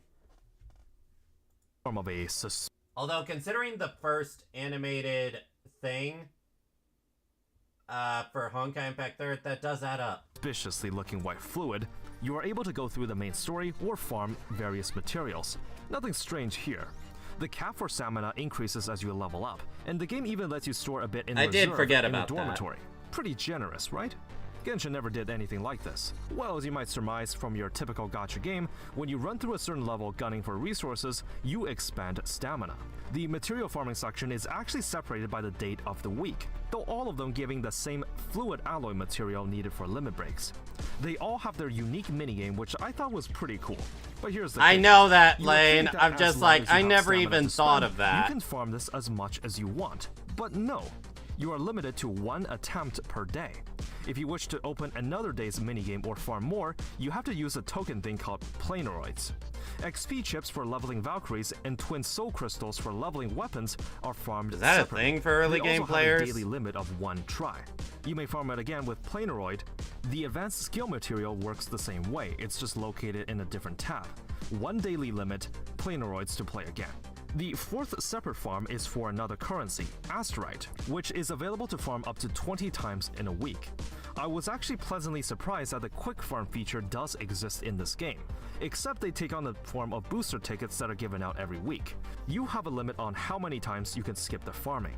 Separate from the material farming Didn't section, they change that? Expeditions is another tab where you can farm for fragments of characters and other stuff. You also have a limit of how many times you can run these every day. There's basically In no Dormitory, reason to you can farm send your anything Valkyries on besides, timed missions to clear these those while things you're away, there which and is a nice EXP touch. stuff. However, just be warned that doing expeditions this way also has a daily stamina cap. You are not allowed to just keep sending out your Valks. You can't exceed this amount of stamina. I used spent to per use day that, and then using I this got the method. quick You feature, can and I'm spend like, I'm stamina doing a that. few other ways, like via the game's open world modes, but my first reaction when learning that there is even a cap on how much stamina I get to spend while farming was, so like, do you want me to play the game or not? I have never seen a game that stops me from farming materials like this before. Why does this mechanic exist? Who is it for? Honkai Impact III also has some of the most atrocious resource management I've seen in a gacha game. I hope the boosters and the Planeroid tokens and the upgrade materials What? The game has some of the worst resource management I've seen. What? There's no weekly boss you have to grind for Ascension stuff. It's rather basic. You just do your weeklies and you're good. The only limited resource you have to worry about is the Honkai shards and the two pre-arm stuff you need, which you get by doing events and such. And again, the newer stuff they added for upgrading newer stigmata. Resource management? One of the worst? Really? FGO's more complicated than this. Honkai Star Rail, I'd argue, is more complicated than this. No, Genshin is more complicated than this, because you need to find specific things on the overworld, need to fight specific weekly bosses. I don't know what they're on. didn't confuse you enough, because it's about to get worse. So, fluid alloy is used to upgrade past the limits of a weapon or stigmata, while a currency called crystal core is used to refine or reroll the effects of a stigmata itself. These can be obtained by salvaging your existing stigmatas. If we take a look at the Battle Pass rewards, a few of the resources rewarded will look similar, but this quickly opens the floodgate to so many other systems. By completing dailies, you get something called time structure, and you can spend this thing by buying more of this thing called swirl passes, which we'll get its I completely forgot time structure is a thing. turn later. To my understanding, you can spend it a few other ways, particularly raids, but I wasn't able to get into it. The Battle Pass also comes with its own currency in the Battle Pass shop called Honor Chips. Just be warned that these are only valid for the current version of the game and will expire. This is not to be confused with Sakura Crystallum, the second type of Battle Pass currency that lasts across multiple versions, and are used to purchase some rarer items, including new units altogether. Now, Ancient Willpower Now, I will say the Crystallum should be explained a little better, because, man, even I've misunderstood a few times. It's just like, wait, can I transfer the old Crystallum to the new Crystallum, or vice versa? And it should also be expanded how limited this stuff is for, like, saving up if you want to get a new character or such. and by extension Ancient Legacy are two currencies gathered from another game mode and the Battle Pass, used for a special shop called War Treasury, where you can exchange it for copies Yeah, of there's different nothing valkyries. complicated about that. Einstein's Taurus is used alongside SC Metal to create an Yeah, the upgrade two something called pre-armed firearms. weapon These things. are essentially the fully upgraded versions of certain weapons, where when they reach their level potential, can be further limit broken to change the appearance and its effects. Taurus is earned through the Battle Pass as well as the Asterite shop. Speaking of which, let's look into this. AE Imaginon is used for the initial crafting of weapons, while SS Imaginon for the crafting of stigmata. Nobody except early game players will use Honkai pieces or SS Imaginon. It is only used for extremely early players. The moment you even try to take your characters seriously, you stop using these. I think he's talking more about how many types of currencies there are and how each one can be used, saved, obtained. I guess, but it's still far less complicated. He says it's complicating. I say skill issue for not being able to just say there's different currencies for different shop that gives new things and there's certain crafting materials. I guess. Not to be confused with Honkai Pieces, which is used to craft 3-star equipment specifically. Advanced skill material is for using alongside gold to unlock certain Valkyrie skills and elves, while Astral Terminals are used for upgrading the Astral Op characters specifically. This is not to be confused with Phase Shifters, a common upgrade material, and Honkai Shards, kind of like a more advanced version of the AE Imaginon. Now, let's move on to Stigmatas. Okay, I just want to say, he's saying it's complicated. But let's look at something like Genshin. How many different boss mats do you need to ascend a different character? How many different enemy drops do you need? Boss drops? This way, it's this covers this specific aspect of a character. This covers that specific aspect of something. It's kind of, how do I explain this? I'm not sure how to explain it, but it's kind of it just fits everything. You get like ether fuel, that will always be used for one specific thing. You get the two pre-armed things, that will always be used for a specific thing. And it's not like, again, it's not like a case where you have to farm, like, this hyper-specific thing to level up a certain character. No. All characters basically level up the same. Same with their stigmata and all of that. Because you need to go out of your way to find specific freaking items for specific characters that can be so far out of the way. Looking at you, random flower for Ganyu. Oh my gosh, I feel that. Lane, Do you remember those dark days when you had to ascend characters from Liyue that needed that flower that was only on mountains? Oh my gosh, I hated that. Using the common crafting currency called Ether Fuel, you may craft certain stigmata sets when other material requirements are met. This is often used in conjunction of something called Spatial Lens or Spatial Convectron for the rarer types.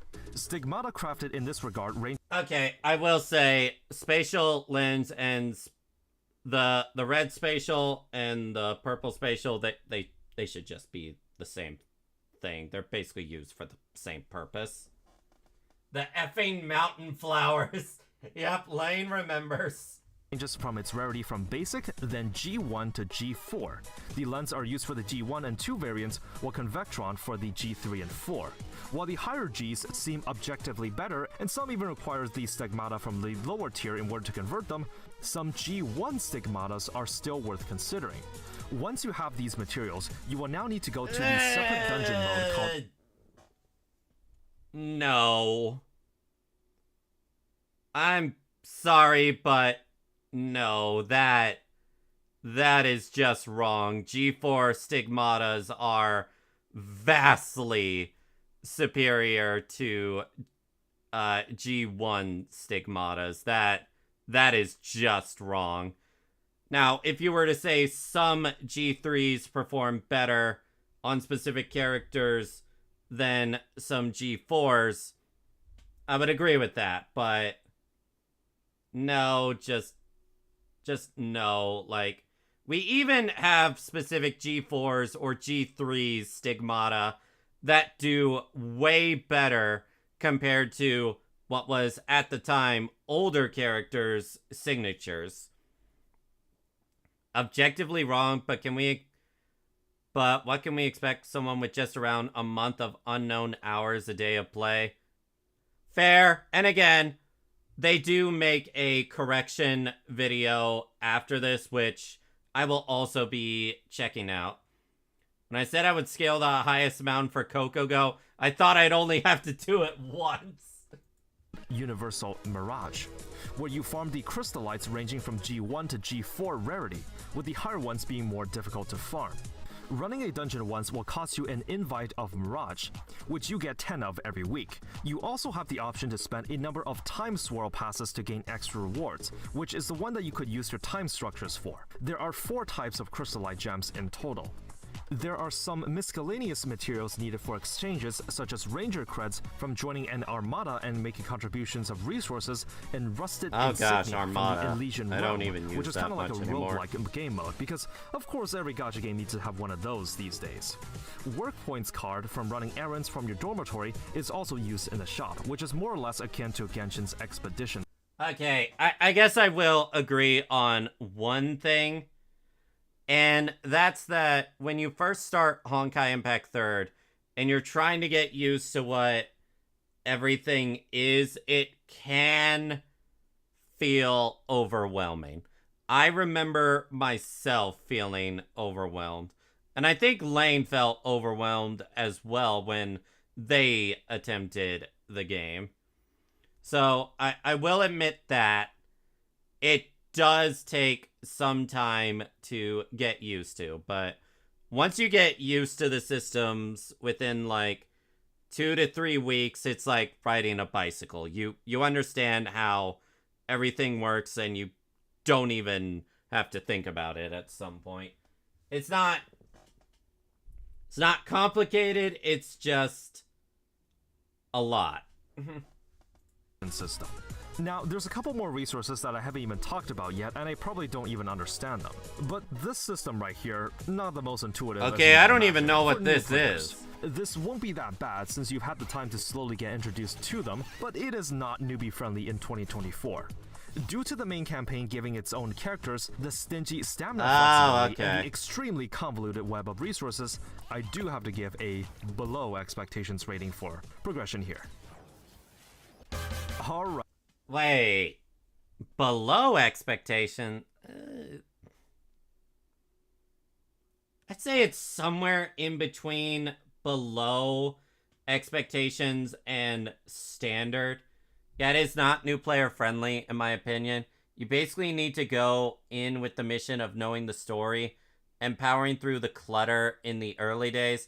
Yeah, it's one of those things where the more you're exposed to it, the more you'll understand it. Gotcha / monetization. Right, it's time to head back to the virtual casino because we're talking about the gacha system. Now, given that the main campaign gives trial characters, and I know this will get brought up by some people, if you don't care about collecting or are just playing this for the story, then you can completely ignore this section. Which If you're is curious, awesome. Here's how it works. Using the currency crystals, you can pull on the character or gear gacha. One pull costs 280, which, you know, is a very obscure number.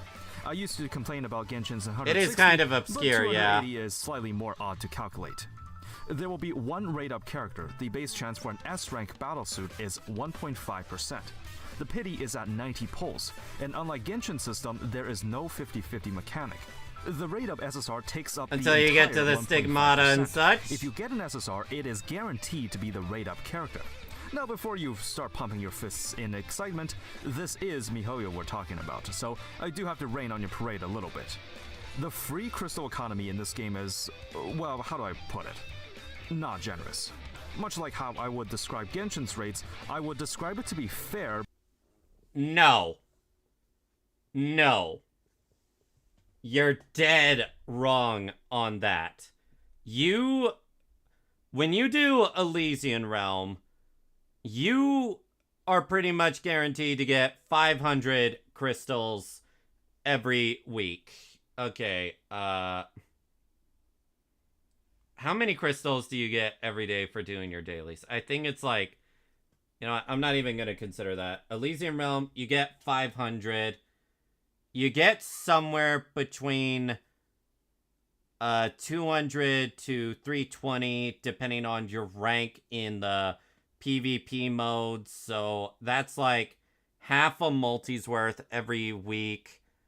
Not even considering how much you get from doing events and such. Okay, what else? I mentioned Elysian Realm, I mentioned PvP, I mentioned... Oh yeah, you also get crystals for doing Memorial Arena. The adventure stuff, that's RNG if you get the crystal option there.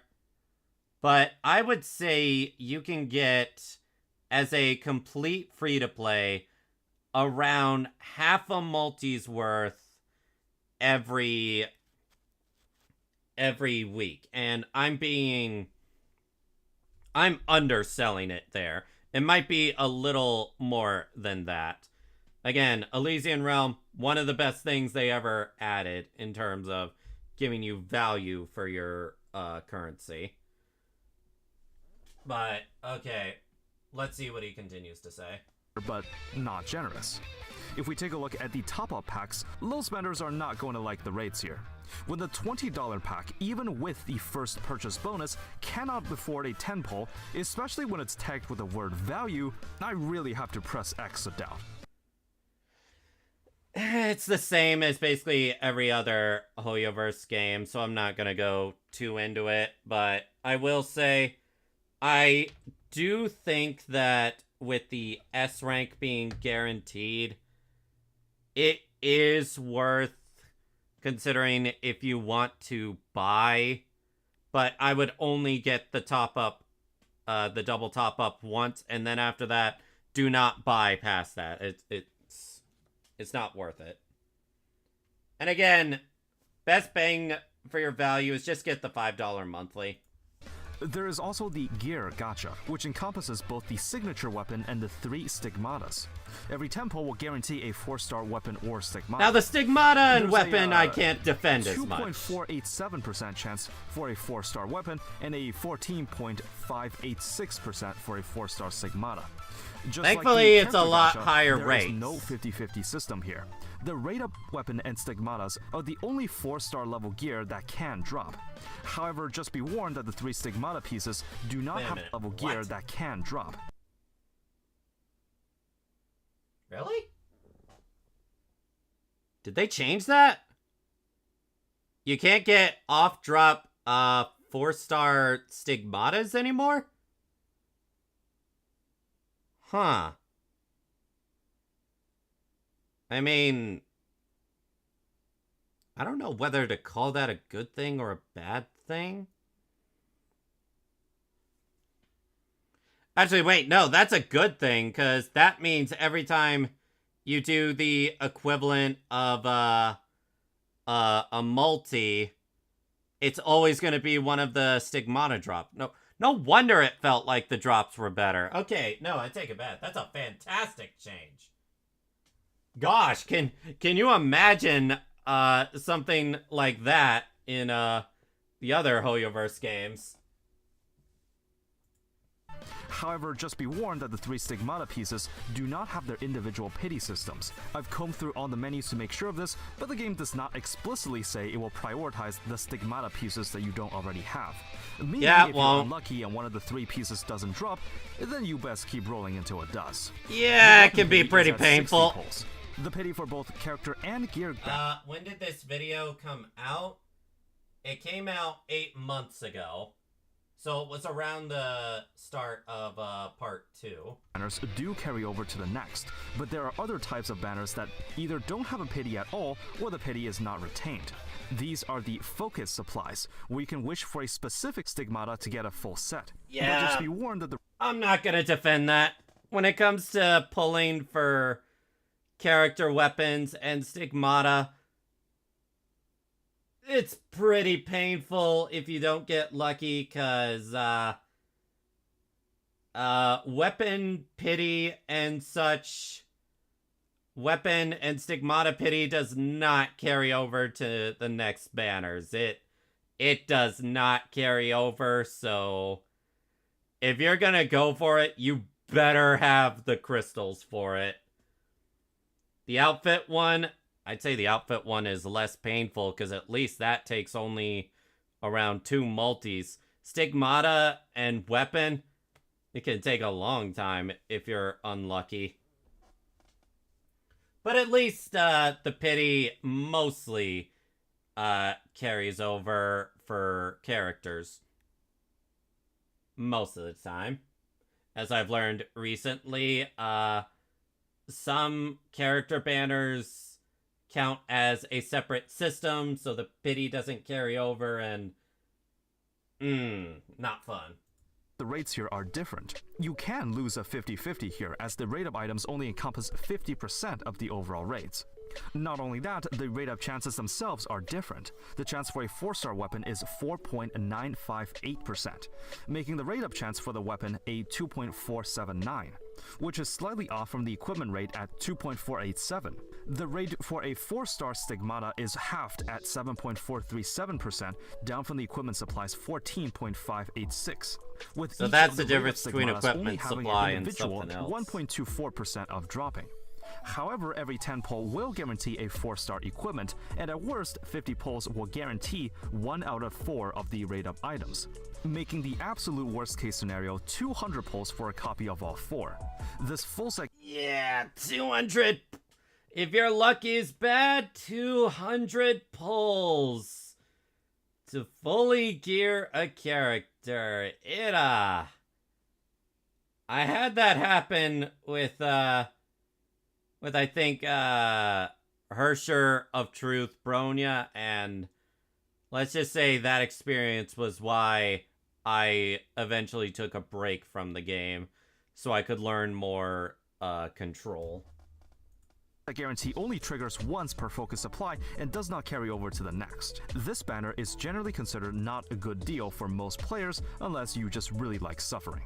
The dorm supply is the standard banner, and the amount of crystals per pull is only 200. You should never touch but it's not advised to spend your crystals here, as you can get summon tickets for... You should only be touching the standard banner when you have the really early pity system when you first start out. And you should only be using dorm tickets, because... yeah, the standard banner... It ain't good. It is not good. for it, and the Valkyries here are mostly outdated. In other words, just don't get lured by the 30 pull guarantee like I did, because I am stupid. There is a starter banner that will guarantee one of two I do love the S-ranked starter Valkyries in banner. 90 pulls, with the banner period lasting for 90 days after you start your account. Yes, you're going to be rolling for this one for a while. Considering the stingy crystal economy, you're expected to play for a maximum of 3 months before getting full value out of this deal. I was going to talk about this in the progression section, but this game also has a 30-day welcome pack. The only issue is that it works slightly differently than what you might imagine. You can pay $5 to get 60 crystals a day for 30 days, but for every 15 cumulative login days, you get an additional 500. This means the total maximum you can get for this package is 1,800 from daily logins, Very and good. an additional 1,000 for 2 cumulative login periods for a total of 2,800. This is actually only enough for one 10 pull. But the thing I want to bring your attention is the cumulative login mechanic. Again, I need to call these things out when I see it, but this is predatory. Diablo Immortal, the one and only game that people review bombed, had practices just like this one. The cumulative login feeds into the idea of FOMO, or fear of missing out. So even if you miss 1 out of 30 days, you're missing out on a whopping 500 crystals unless you buy another round of the supply. While the more modern 30-day supply packs, while you still miss out on a bit of resources, is nowhere near as bad as this. I don't know how to feel about that one, cause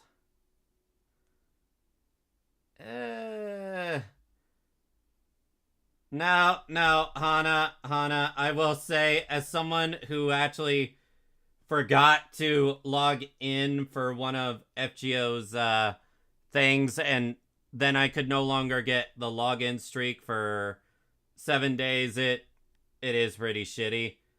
And I had to find out the hard way with Honkai Impact 3's daily pass.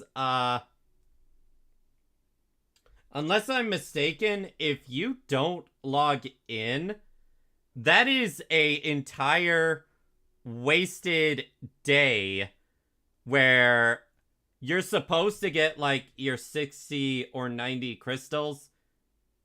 It still counts as being used even though you didn't log in. Unless I'm misremembering something. But yeah, that...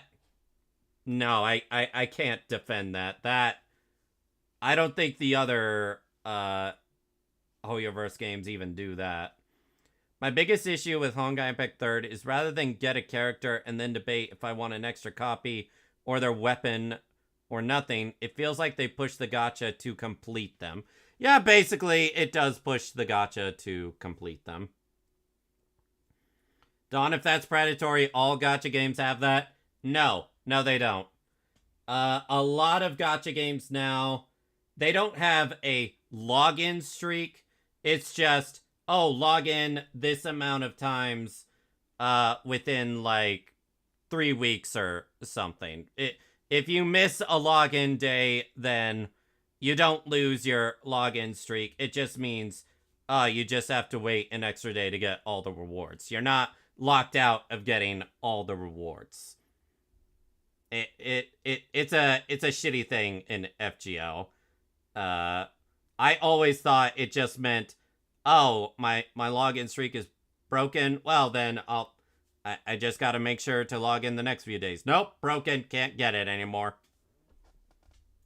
Aside from crystals, you can buy another premium currency called B chips. Now you can kind of imagine these as the genesis. There was a login streak thing for Limbus Company where if you miss one day, you didn't get a free 3-star ID because you lost that day. Nah, that's pretty shitty. I'm not gonna lie, that is pretty shitty. Not all gacha games do that, and they shouldn't do that. Let's be real here, okay? FGO, when it comes to many things outside of the story and characters, should not in any way be a standard for other gachas. If anything, it's the game you look at for what not to do. crystals from Genshin, but you can't convert the two here. B chips are specifically used for certain item packages or buying the paid battle pass, because of course marking everything in real life money would make it too easy. Yes, you're likely gonna have some B chips as leftovers, and it's gonna make you feel bad for it just sitting there, so it incentivizes you to top up again to buy more, and all of this is intended by design. Looking at all these systems, the two paid tracks from the battle pass, to the obscure pricing, to the FOMO-induced 30-day supply. What do you mean, obscure pricing? It's just... How is that considered a negative? It's just... different. And also, I'd say, they didn't even bring it up, but you can get the, top-up bonus, and then it's gone for a year in terms of, like, the double amount of crystals you get. But you also don't have to buy the crystal pack again. Like, every patch, there's, weapon supply cards and character supply cards you can buy that are a far cheaper alternative than just buying the crystals again without the top-up bonus, which is a very good thing. It actually makes you spend less. It almost makes me falter in believing that they really did this to create their passion project. Are you sure you didn't meticulously put out these measures in place to monetize better? Honkai Impact III also differs from its more modern games, as the late game challenge content will rank you against other players. This means because the primary endgame modes have that competitive element, the need to get those best in slot gear or stigmatas will increase.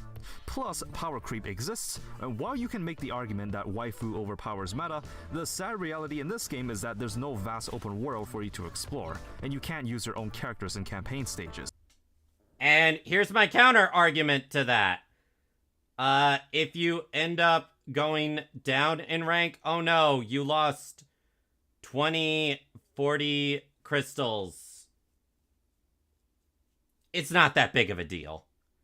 And honestly, I kind of like the way that they manage the HP scaling here, where the more powerful account you have, the stronger enemies you go against compared to other players. So that way, you know, it's like, oh, if like I'm missing something, I should go for this or that. You lost 240 crystal. No. It's not 240 crystal. Wait.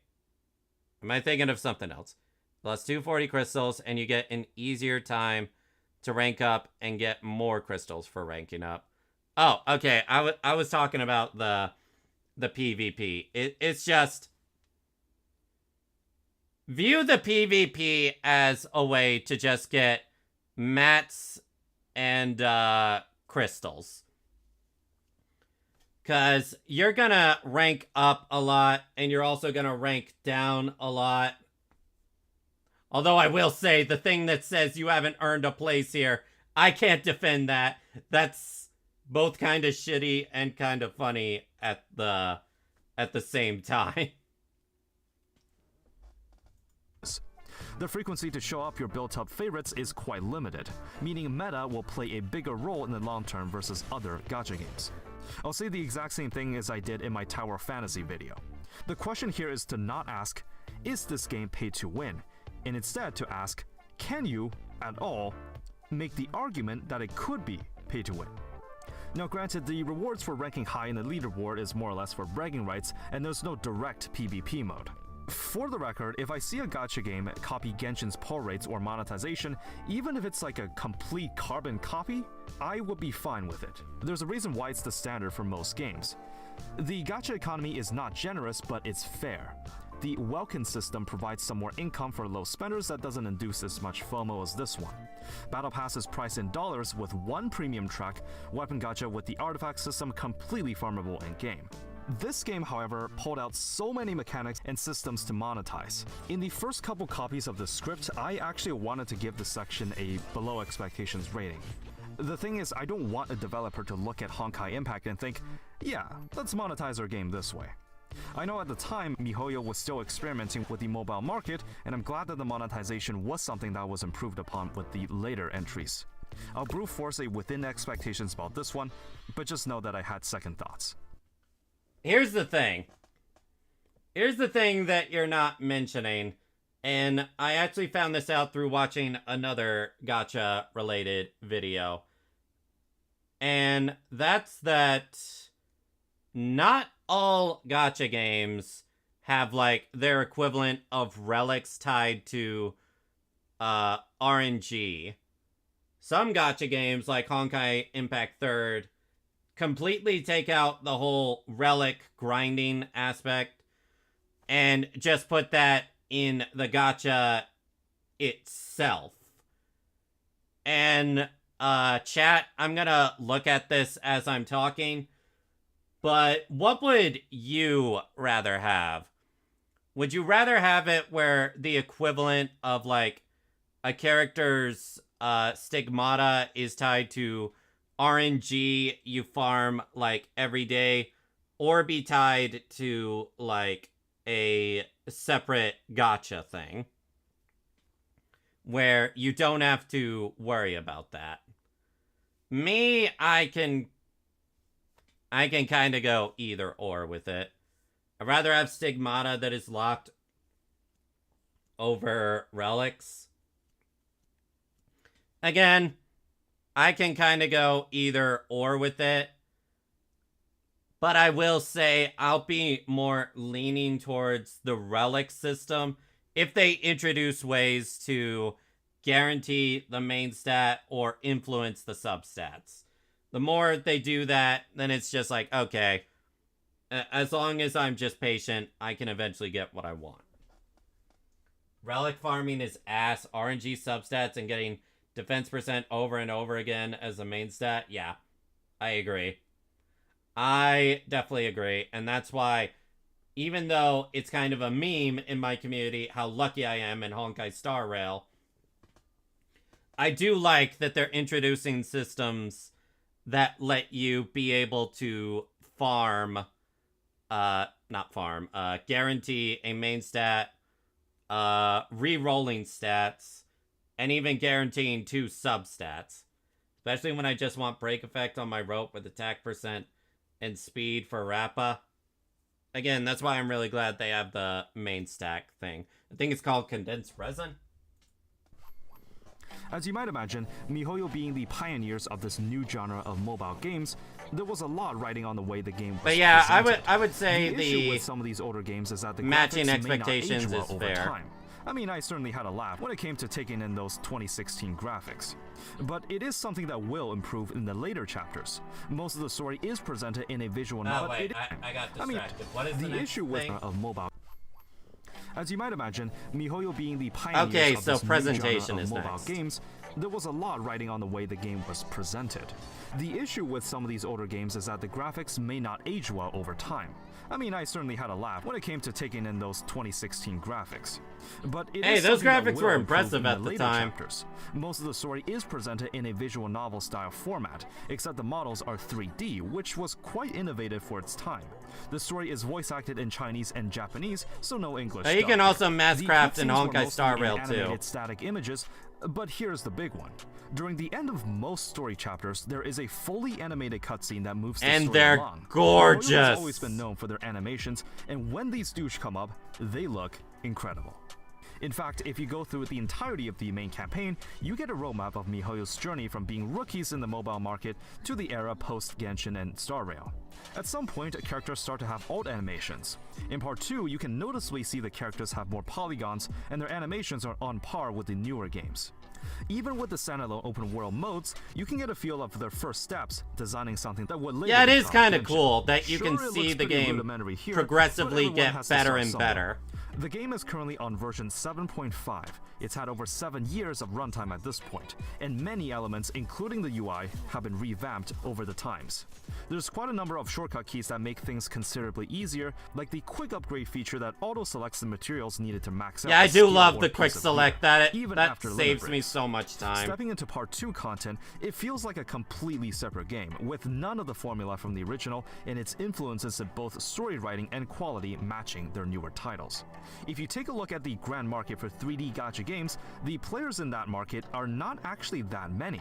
Going from 2D to 3D is a drastic choice, since you have to pay attention to certain factors, such as characters' facial animations and movements. But even now, 7 years into the success of Honkai Impact 3, not that many devs try to go down this route. There's going to be some competitors trying to enter the market in this or next year, but you can probably count with your fingers the amount of 3D gacha games existing today. I like it when games try ambitious things, and this game at its prime was very much that. Oh, it's very Presentation ambitious. gets an above expectations rating from me. Yeah, definitely above This section is expectations usually there. where I'm the least certain in every review.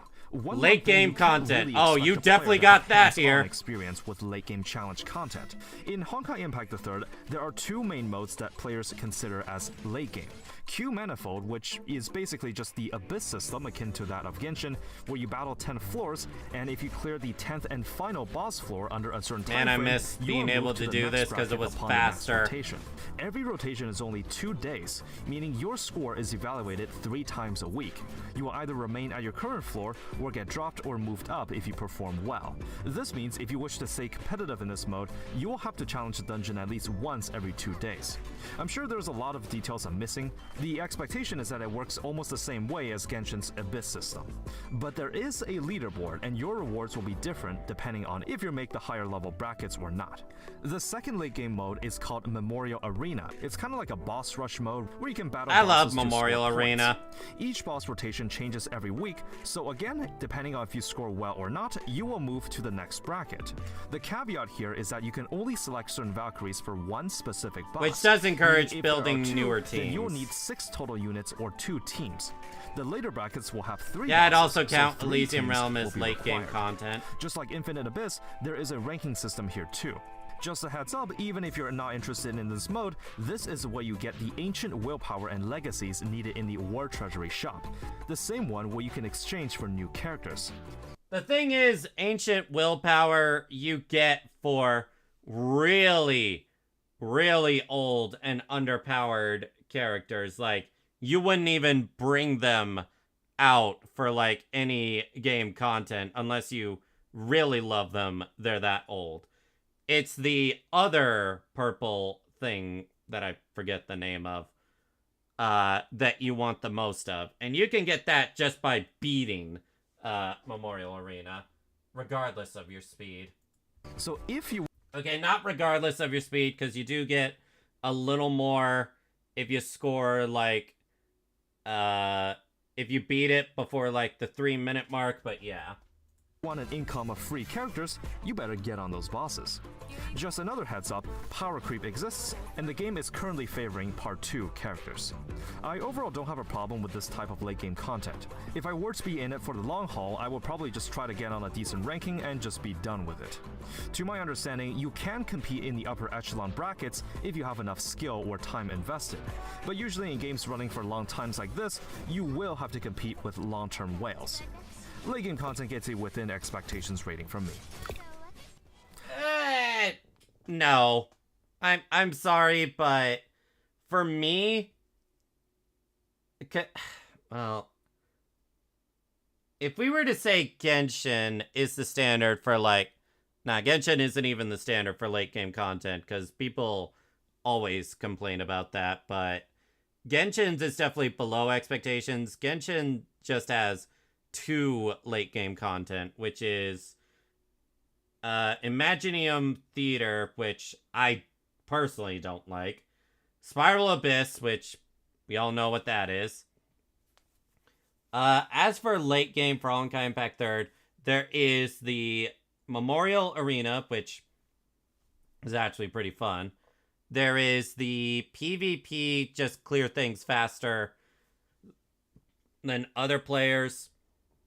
And there's also Elysian Realm, which can be really fun with the quality of life that they've added to the game since then.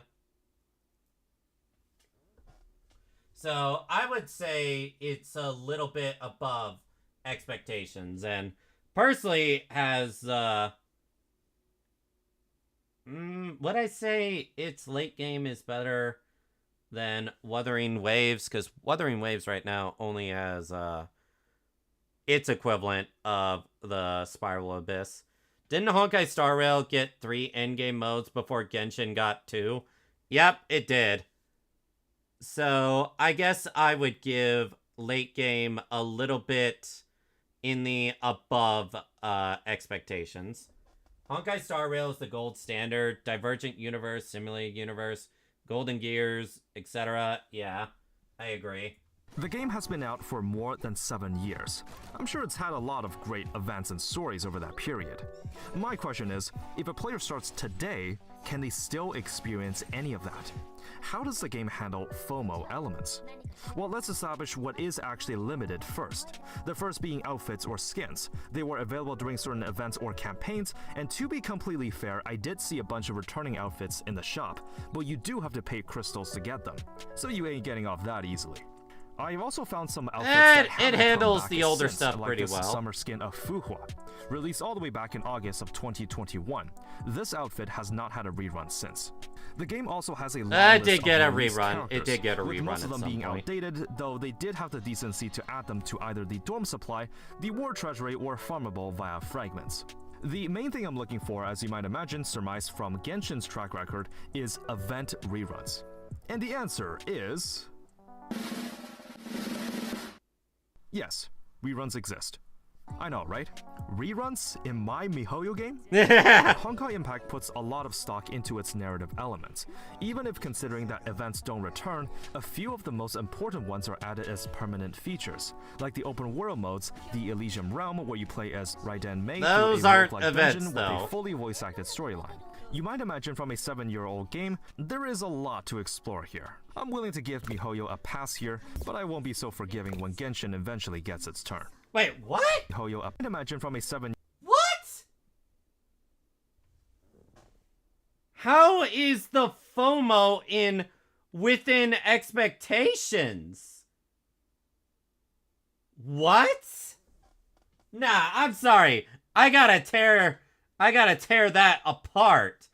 With how often characters rerun, FOMO for characters is non-existent. Like, Sparkle came out one patch, and then literally the next patch, she's getting rerun already. The same applied for Vita. Came out one patch, came out 2 patches later. You know, to be fair, I don't think this guy could know that, because they only played for a month. But event reruns are a thing that happens, which I definitely appreciate. I haven't played all of the events myself. I'm sorry. I gotta go look through this again. stories over that period.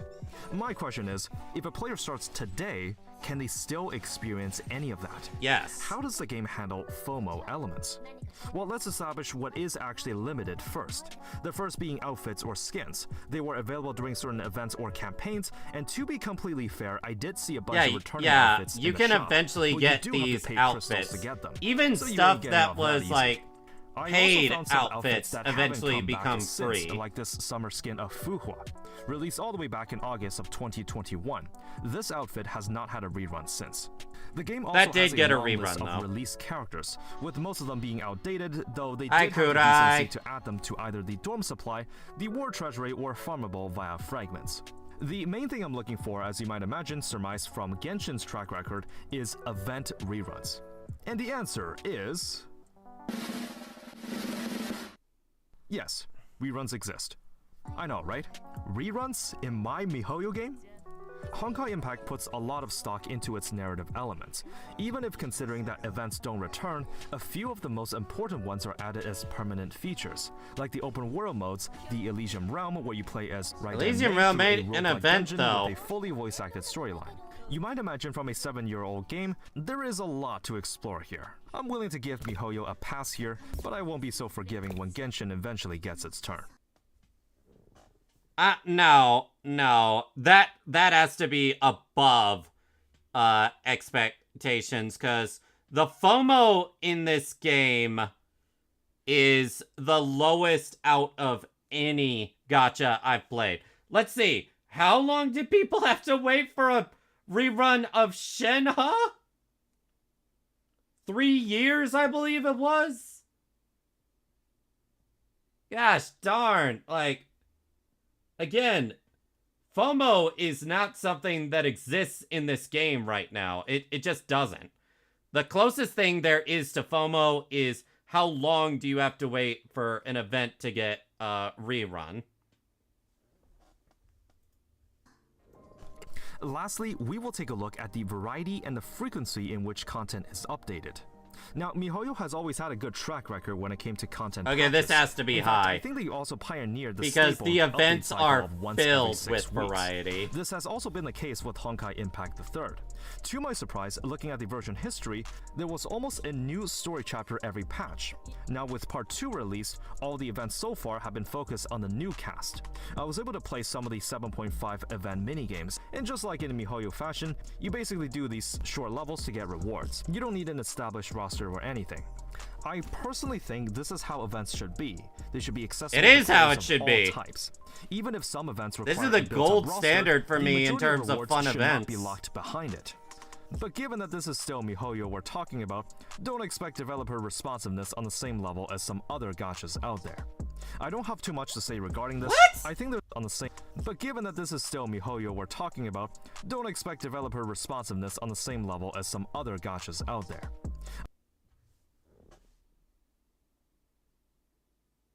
Because no one complains about the events and minigames because they're high quality. And they don't really have to... They don't really respond to feedback that much because everyone just kind of loves the game the way it is.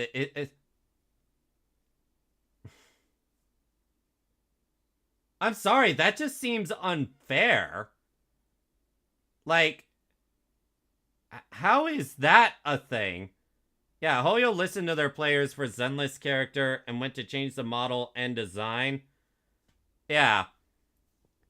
Yeah, Genshin really making some people salty. I agree. And it's just like, nah, people don't have that much to complain about in Honkai Impact 3rd. The closest I've heard to people, like, complaining about was, they didn't like the direction for how Part 2's story was and how long it was, which, to my surprise, they actually shortened the chapters, later on. Like, I think some people said that Honkai Impact 3rd Part 2 Chapter 3 takes like 7 hours. And then like Chapter 5 took like 3 to 4. So they were actively listening to their players. The Genshin team is bad. I wouldn't say the Genshin team is bad. It's just really... It's just when it comes to listening to feedback, it's really bad. Honkai Star Rail team... they have a track record of listening to player feedback. ZZZ team and Honkai Impact 3rd team listen. Yes. I don't have too much to say regarding this. I think there's a reason a lot of gacha games follow MiHoYo's content scheduling formula. 6 weeks is enough for a couple of 2-week events thrown in here and there, new characters, new stories, enough time to go through them casually but also reminding people to return for the next patch. This section gets a within expectations rating, because in terms of consistency, MiHoYo has always been the top of their game. What? Variety and No. This is far above expectations. the mini games and the variety of stuff you do for the events, which, by the way, you don't need to be at any point in the story to be able to do the events, unless I'm wrong on that. Someone correct me if I am wrong. Like, we got freaking Candy Crush, we got a, like, Mega Man style platformer. I could go on. We had Plants vs. Zombies for one of the summer events. We got Auto Battlers. It's just, when it comes to this game, the variety and content is the highest out of any Hoyoverse game. And it's the highest out of any gacha game I've played. No, this should be far above expectations. And it feels like they're only saying this because it's MiHoYo and Genshin bad rep. But again, fairness, they do make a correction video. To hammer it home, Honkai Impact III was the golden goose, the lightning in the bottle that this small indie studio needed to jumpstart their legacy on the gacha market. Researching their background did make me quite fascinated with their history. And seeing the success of this game, I think it was well deserved. Part of me still questions their decisions for monetization or retention, but I think what hardly anyone will question is the game's ability to grow and evolve over time. Oh yeah, it while creating definitely a new feels like universe that. that would end up becoming colossal in its scale, spanning across multiple games. The thing is, if you currently play other MiHoYo games and want to give this a shot, and you're only in it for the story, then just ignore everything I said regarding its gacha or progression. I personally picked up this game because I wanted to know more about the Honkai universe, so I didn't mind the story almost being its standalone mode at all. Other than that, I could see that the game has been improving over the years, because the UI, the quality of the character models, the world designs still hold up quite well. In 2024, I would say this is a solid 7 out of 10 game. Lots to explore, lots to learn about the... No, okay, I'm gonna let my bias in here. I would not say it's 7 out of 10, although 7 out of 10 is still pretty good. I would say it's somewhere between an 8 to a 9, with the only barrier to entry, I would say, for this game is the UI and all the different stuff takes some time to get used to. The second being that the game does have a slow start. It's not bad like Wuthering Waves first few acts, because I almost quit the game because of that. And I will say that unlike some other Hoyoverse games, this game wants you to sit down and listen, and you're gonna be here for a while when it comes to the story. To some people, that's a negative. To me, it's a positive, because the story is really, really damn good, with the only blunder I ever saw with the story being, unfortunately, the finale of part 1, where they went too hard into the sci-fi aspect rather than the character changes and character development. Those are the big 3 hurdles, and again, the third one being that it wants you to sit down, listen, pay attention. It's not so much a negative as much as a different preference thing, because I think even Lane said that they weren't the biggest fan of that. Only thing I have a negative is with the stamina amount and probably power creep. 9.5 because its story is really darn good. I'd say its story is fantastic. The music and visuals are amazing. Oh yeah, I didn't even go into the music, but the music, especially the lyrical songs, so good. Yeah, the game absolutely respects your time. Honkaiverse. Personally, I will actually be going through this game's story leisurely, as I think it's been pretty good so far. And simply for that reason, I'm in. Thank you for tuning in to the 6th volume of the Atrocious Gacha Reviews. This video spiraled out of control on its length, but I had a lot of fun making it. I'm also pretty curious to see where this indie studio goes from here. I'm thinking maybe something like an open world gacha game, something no one has seen before, like something akin to Breath of the Wild. Okay, they're being a little cheeky, and I The next kind of review like probably that. won't be for a while, as it's one that's likely to exceed the length of this one. But if you don't want to miss it, you know what to do. And always remember, have fun out there. Alright, now, let's check out what they got wrong. Let's see what they address. Hello, this is Psyche. Recently, I uploaded the 6th volume of my gacha reviews for Honkai Impact 3rd. In this review, as a lot of people have pointed out, there were a lot of factually incorrect details that I want to revisit. Now, I started the Atrocious Gacha review series because I just enjoy trying out all these new games, and I really never thought too much about the stuff I talked about, since at the time I was still making Nikkei content and never really wondered about what it would feel like if I made variety content. For full disclosure, I currently do YouTube as a side gig of sorts, but I hope to turn it into a real-time thing at some point. I write my own scripts and do my own editing, but if I were to go into this niche of content creation and make informed opinions on various gacha games, I think there's a lot of value in admitting what I got wrong so I can make content with better accuracy. I respect I'm that. going to go over what the most major incorrect details were in my last video, and what I plan to do going forward. The first major mistake was in the name of the game itself. In the beginning of the video, I referred to the game as Honkai Impact the 3rd, when it's really just called Honkai Impact 3rd. I didn't even I'm notice really that. not sure where I got the name from, because I could have sworn I heard it somewhere. Even the title card displays it correctly, but that's the first one.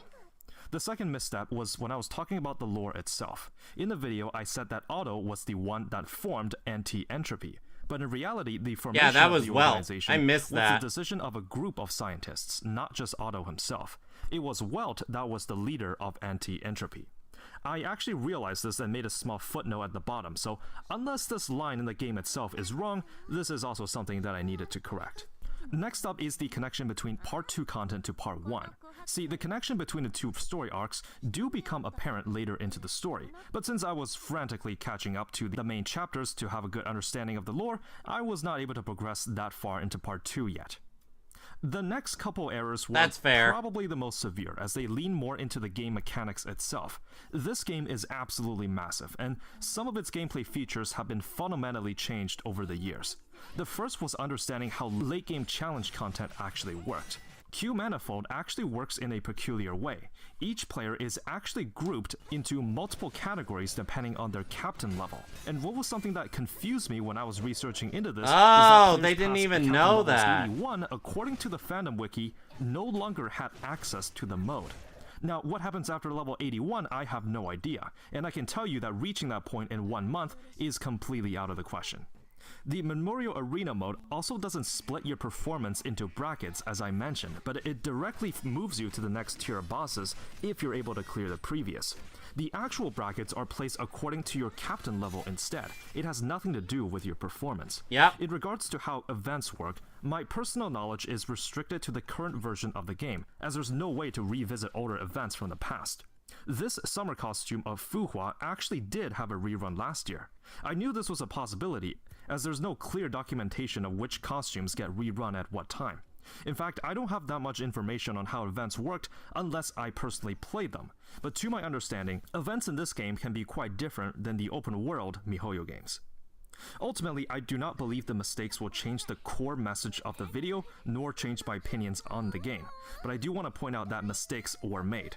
I know this game has a lot of longtime fans, and I too would feel frustrated if the game I enjoyed was misrepresented in some way. At least you admit Going that. forward, what I'll do is, whenever possible, when planning out an in-depth gacha review, I will try to get in contact with a long-term player when discussing a topic I may not have the best knowledge of, just to ensure that there's no... That's actually a really good idea, and I applaud them for that, because they can send the video to a longtime fan, and then they can tell them, nah, you got this wrong, or this wrong. Yeah, it is the best option.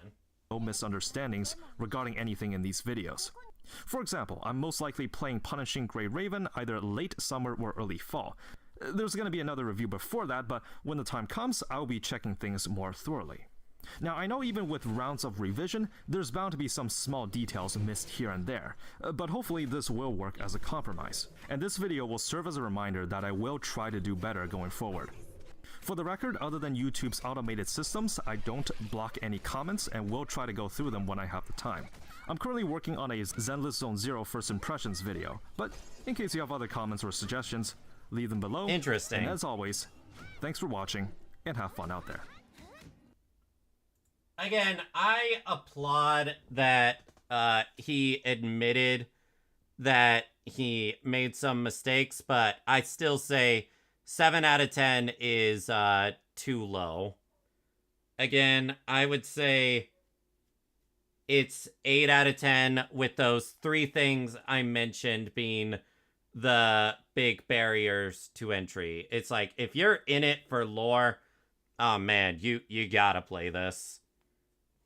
But regardless, that was a great video. Some things were wrong, but again, they corrected it. Oh, actually, Atrocious Gotcha review, Fate Grand Order. He gave that one a 6 out of 10. Okay, then, yeah, good to know someone can admit it.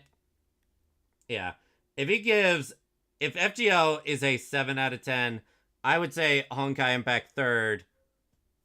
If we're comparing it to FGO, it's an 8 or a 9 out of 10 for me. And this is gonna be one big recording. How long is this video? 48 minutes.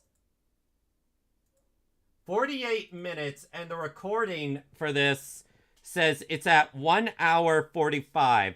Oh my gosh, I cannot shut up about how much I love Honkai Impact 3rd. I better give this a like. And the same also applies for being I lost my train of thought. Okay. But yeah, we're gonna continue the stream, but for those watching this as a video later, make sure to like, comment, and subscribe. Alright? Alright, now that that video recording is done, I need to use the restroom real quick. If anyone wants to send me any other videos to check out before we go into HoYoFair, go ahead and send them my way.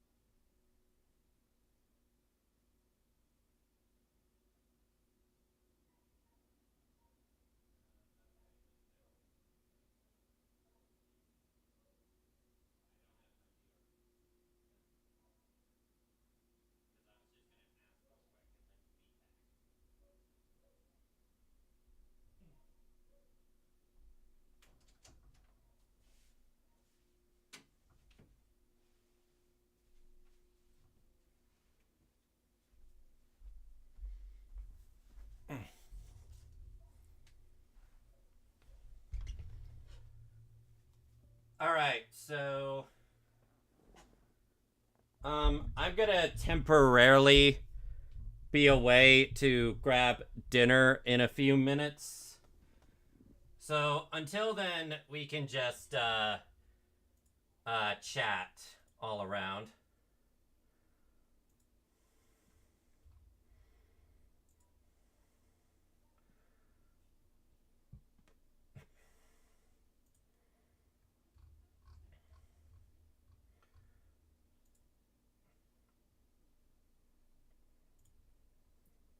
Yeah, 50 minutes. No one has any new videos to recommend? Hoyoverse rant.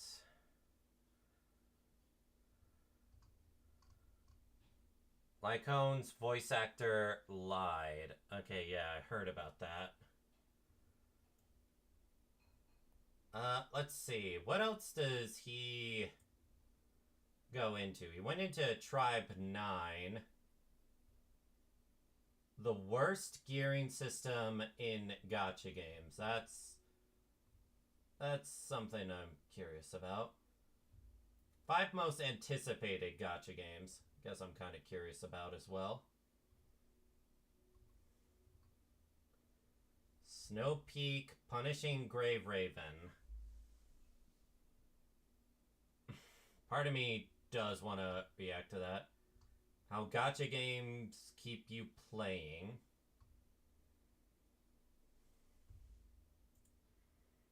Someone in DM, but it's Tribe 9 stuff.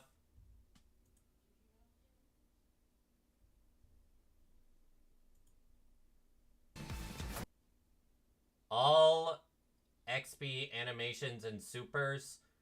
I think I'd rather try to experience that on my own when I'm playing the game.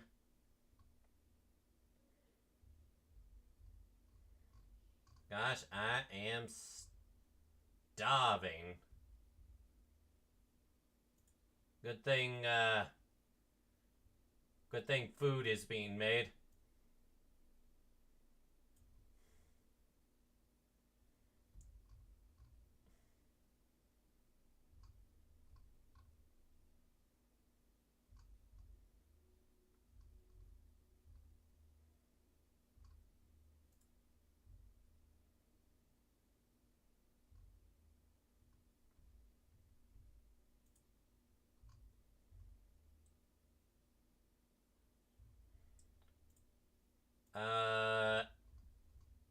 Again, sorry I'm not saying much. I'm just kind of waiting for the 3 minutes to pass.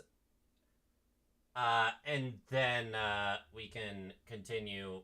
I think with HoYoFair, unless anyone else has any content they want me to react to.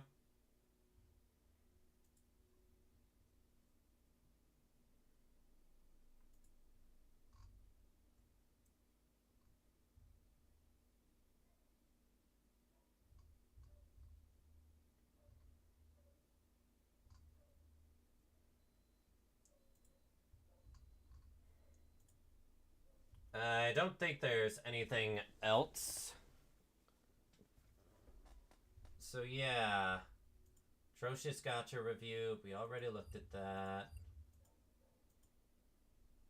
Yeah, I guess HoYoFair will be what we look at next. And if that's the case, then I'm just gonna full screen this.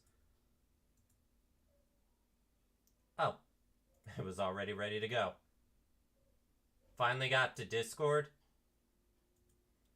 What you mean? One sec. Coming! Chat, don't take that out of context. You know what it was for.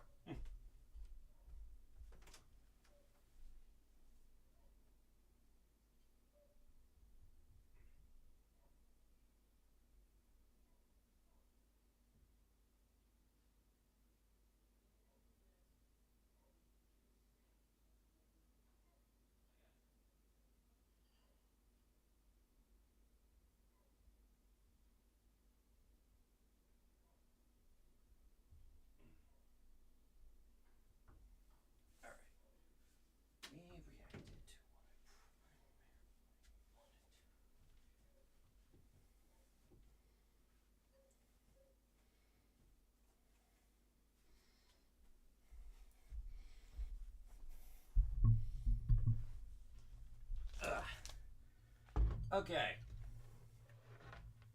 Time to react to HoYoFair stuff.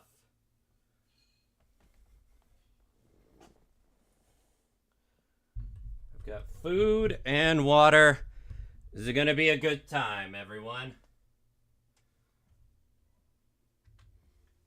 Alright, time to react to HoYoFair stuff. First, let's just admire the art here.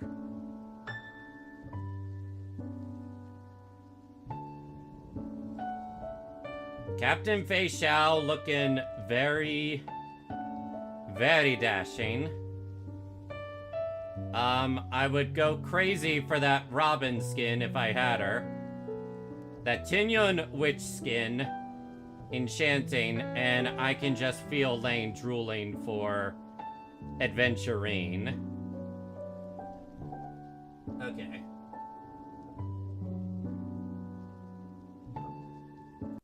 Alright, let's go ahead and something else shows up.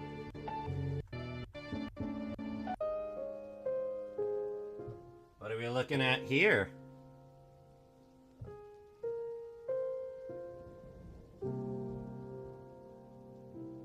Which character is this supposed to be? Elysia, perhaps?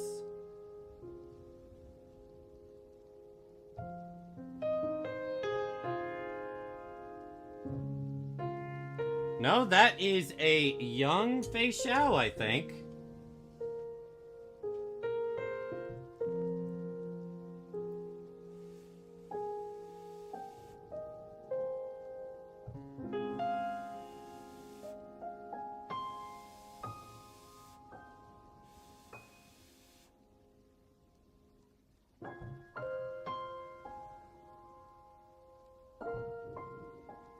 I guess is there the fans' interpretation of how Fei Xiao lived as a... when they were younger?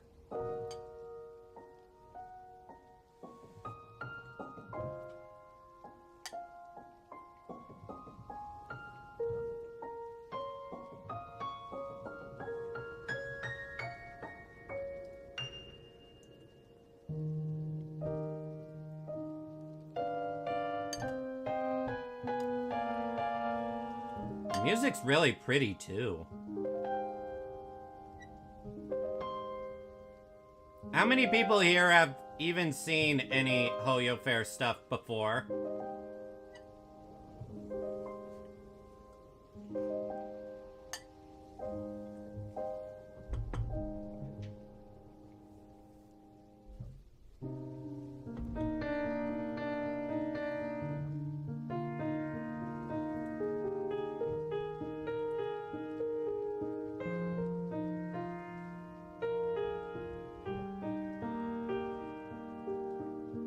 I can't tell if they're either sleepy over there or if they're rubbing their tears like crying for some reason.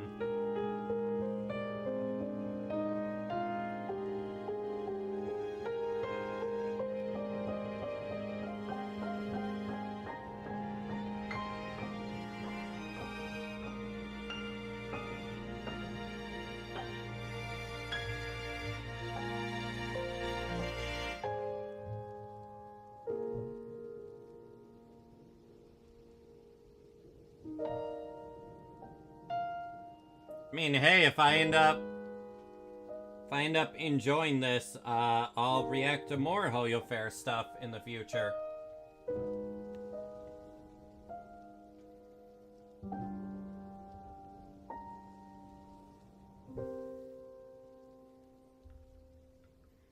I know I could just skip away to when it starts, but, you know, I kind of like this art I'm seeing here.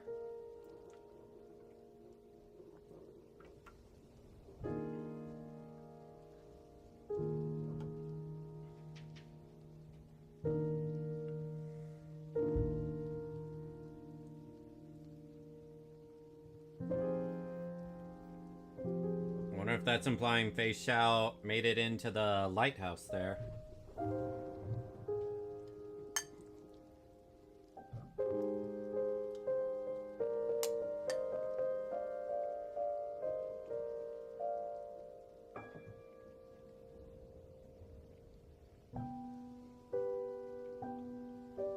We got like the Kraken over there.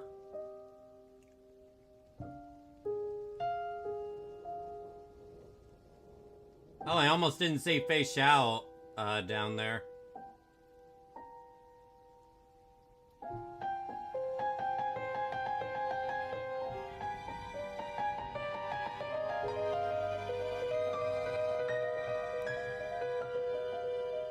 Dang, they going in hard with that piano. Skull.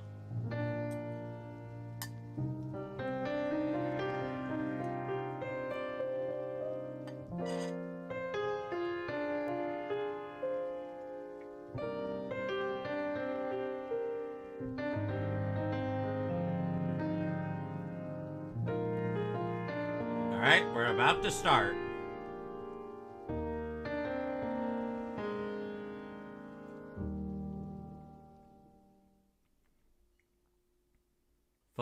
Photosensitive seizure warning.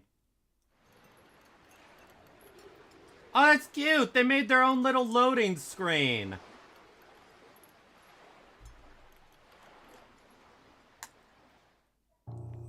What's going on here? Oh, it was awful! I'm lucky Mr. Tail was there to save me. Sure. Well, we were on the boat doing work when, out of nowhere, a woman's voice began to sing.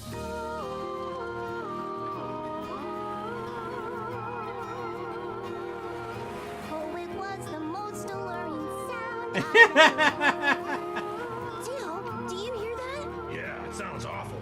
Oh, Tail, it's just beautiful. It's coming from that way. Maybe don't go to the whirlpool. I'm dying to see her. She's calling me. A siren's call. Wah, snap out of it. Come with me, come with me and sing my song. Tail, take her over. Answer my call. Nope, time to get out of here. I don't remember how I got back to shore, but I know I only have Mr. Tail to thank. You bet your sandy shores you do. I'm just glad I don't have to hear it anymore. I wonder if this whirlpool is the root of all the disappearances then. What if whatever was trying to get Hua is the same thing that got Sushang? It was crazy scary. Hey guys, Logui here, chillin' on the beach. Isn't it just stunning? Sushang, come say hey to all our peeps. Hey guys! Wait, what's that? It happened so quick, the sky was darkening fast. I looked at Sushang and saw that she went pale as ash. Next thing I knew, a wave came flying over and it took her away. Yeah, it took her away. Golden rain fell on her like some sick gel. A pretty sweet, scary display. Shining like the sun in the storm of the sea. Come with me now, get a taste of something sweet. Is that Aventurine? Whee! Take my hand! This is really beautifully animated. Reach for my hand, Sushang! Don't be a hero! Just reach for my... But it was too late, I never saw her again. Oh, Sheriff, it was awful. Hashtag so not cool. And what about you? Did you see any of this? I can't say that I saw any golden lightning or heard this mysterious song, but I did see something rather troubling. Was patrolling on the beach when it started, heard 100 terrible cries. Was a normal day when suddenly I looked out to the sea and saw 2 tentacles on the port Oh no, side, tentacles! 2 on the starboard side, another pair on the stern and bow, and the longest of all straight to the hole, bringing it down, down, down. Down, down, don't you worry, this will only take. Wait, is that Tin Yun there? Down, down, down, together we'll sink. I could hear the terrified screams of all the people as they disappeared. We have to help them. This is deeply unsettling. I need to go to my quarters and start sorting this out.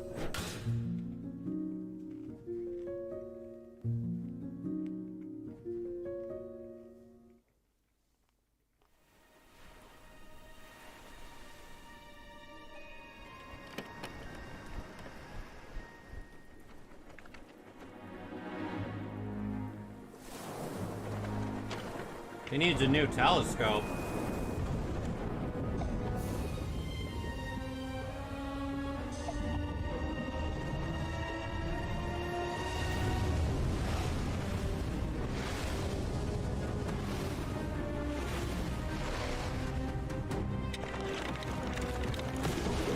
That is nice animation there. Especially close up. This watercolor?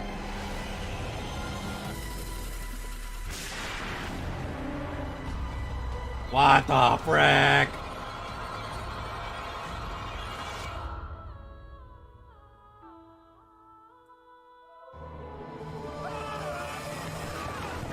What in the world?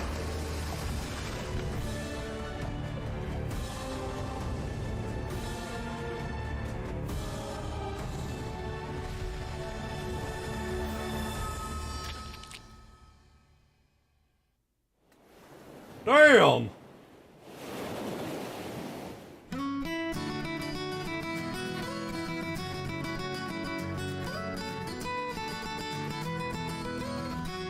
Shinobi? Oh, I can tell I'm already gonna like this.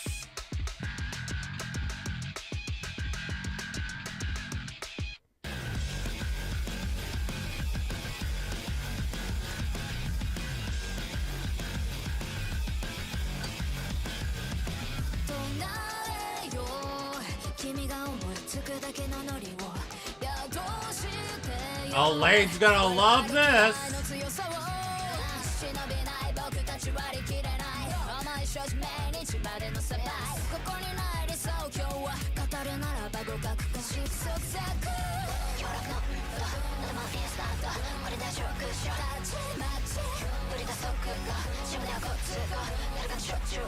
Okay, yeah, this is really high quality.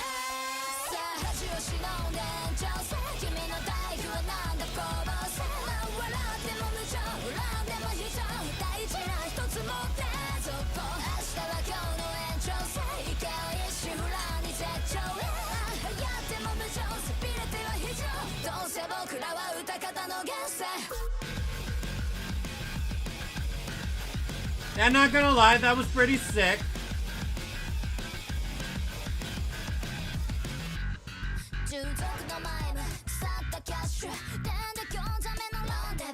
How much you enjoying this, Lane? I know you like Rappa.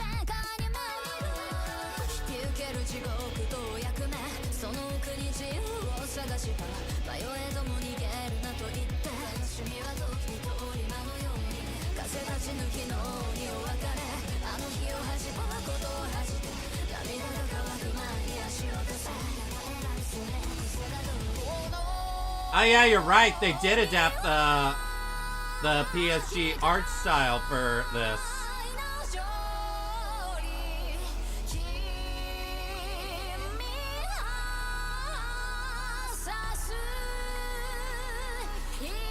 Oh, it's implied she's singing it.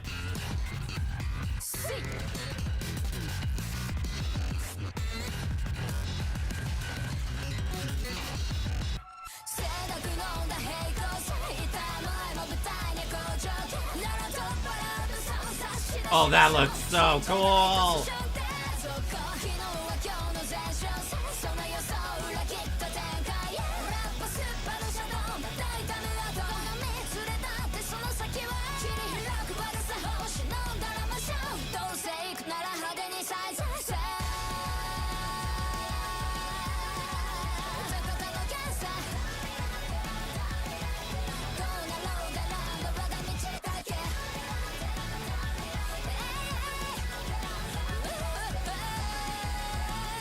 Wait, are they both eating ramen?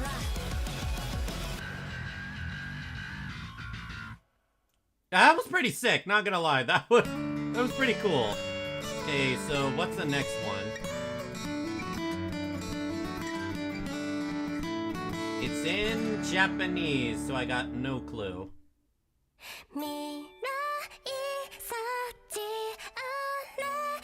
Oh, the Star Rail. Well, not the full Star Rail gang.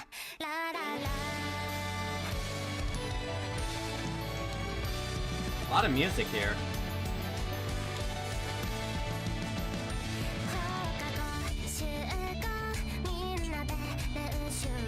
Oh, it's Star Rail characters if they went to school.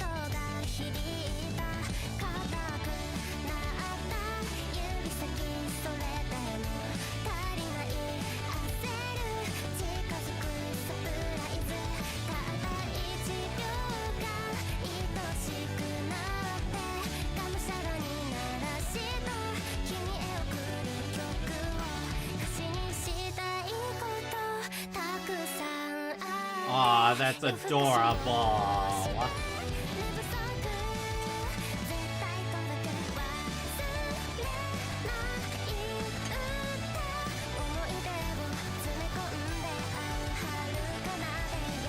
If they were in a band together, yeah.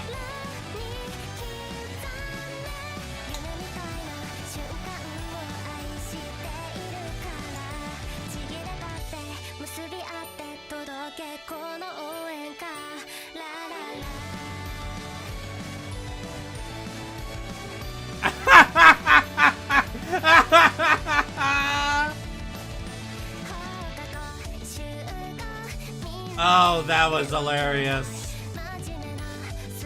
We're just watching HoYoFair stuff, BB.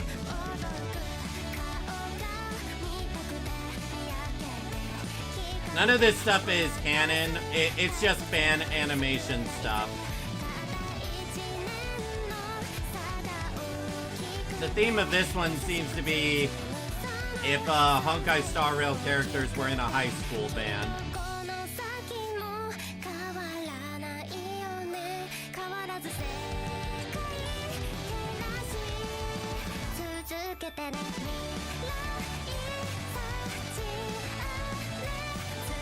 I don't know why it's so funny to me to see Stell actually using a baseball bat like a baseball bat.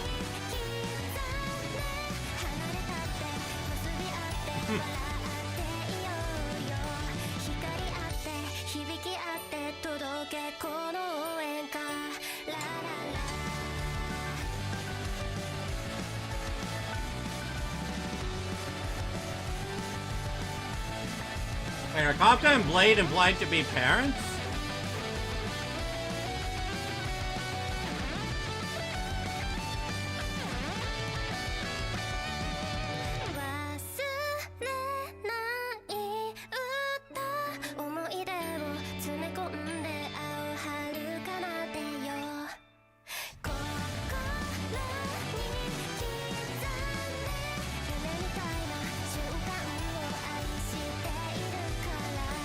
Did Firefly confess during her song?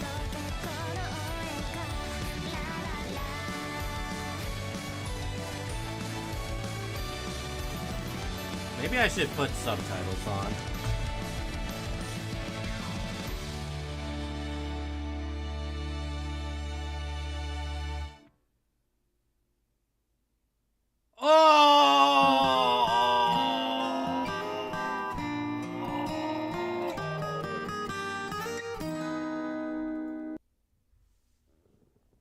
Why? Oh, why did they end it like that? Oh, that's a depressing ending. I need a moment to take that in.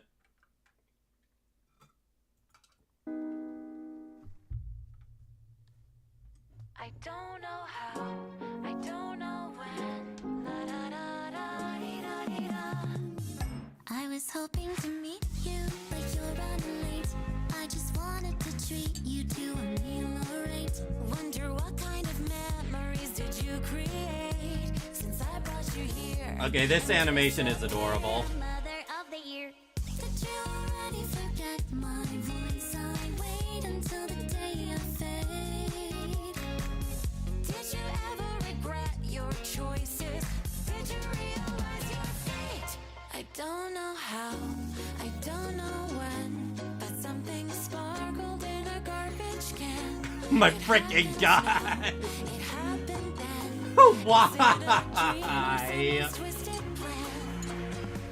Excuse me, friend, Miss Dalaron. Your new perfume is hella strong. I saw your pics in Dalabot. They say a raccoon went on a rampage. Leo, it went so wrong. Of futures we could land upon. The one you scripted all along is on itself like rotten cabbage. You hit my heart like a home run through the levels into Oh my gosh.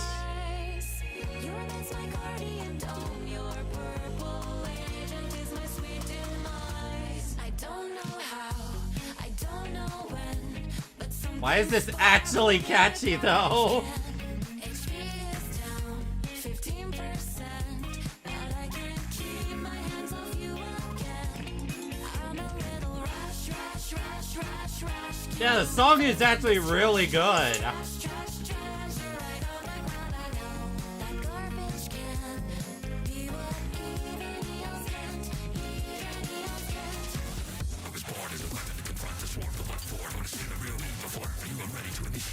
Yo, hold on.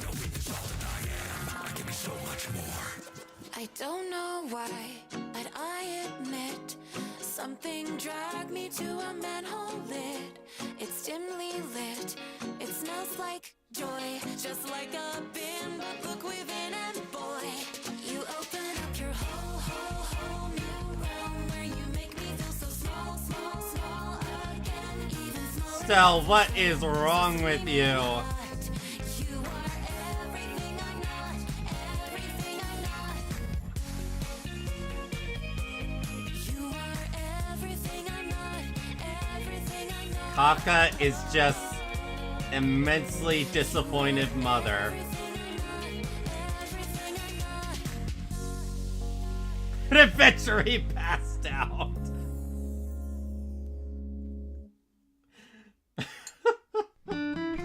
Imagine losing your love to literal garbage.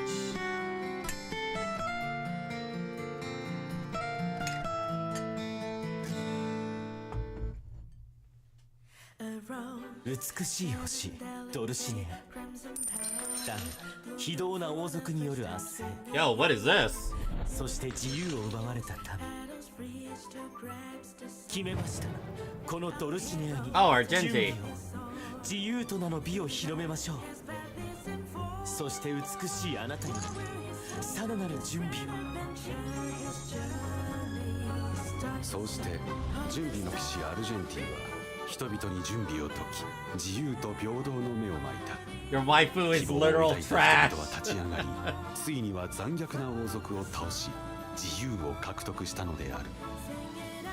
かつてアルジェンティが紡いだ準備の物語、永遠に続く準備の物語のはずだった。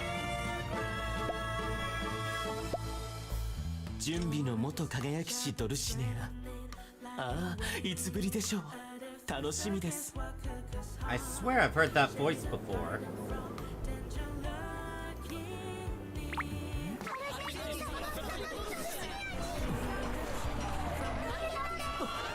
Ambitious. "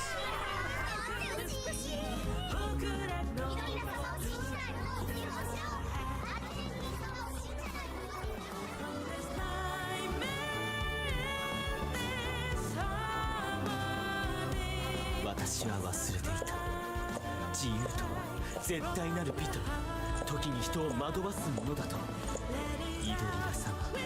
いや違う、これは準備のあるべき姿ではありません。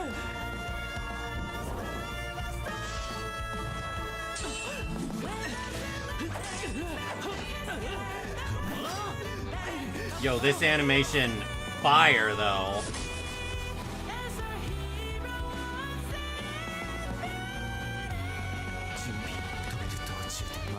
ドルシネが全ては私の未熟さゆえ。真になるイドリラ様、あなたは迷える者たちをどう導くのでしょうか。まさか導入場所にこんなクレイジーな星を選んじまったとはな。 Oh, hi, Boot Hill.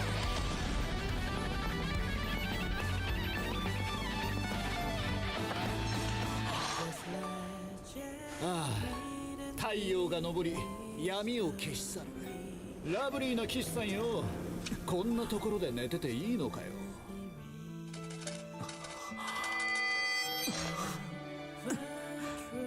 太陽は何があっても昇る。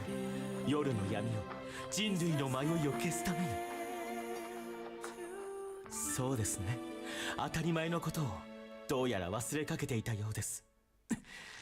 ブートヒルさん、お許しを。準備の使命を果たしに戻ります。あなたとの仕事はどう？何？ホーリーベイビー、さっさと行きやがれ。あんまり待たせんじゃねえぞ。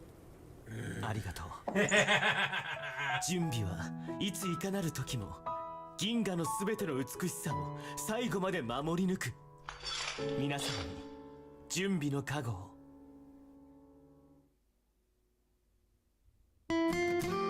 Taking a small moment. Let me just check something real. No, I wanted to check something, make sure it's all working hunky dory, and it is. Okay, good. It's just Twitch chat is acting up for some reason. To the moon? To the moon, though! That where we going? You didn't tell me about... You're just taking me to the moon!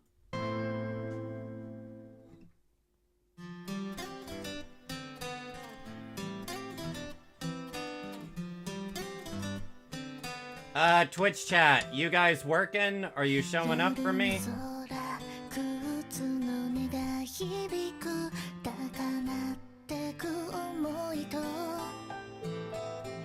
Oh wow, they look really cute there.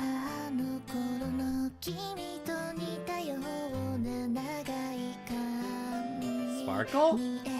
Ooh, I'm all for showing support to Sparkle.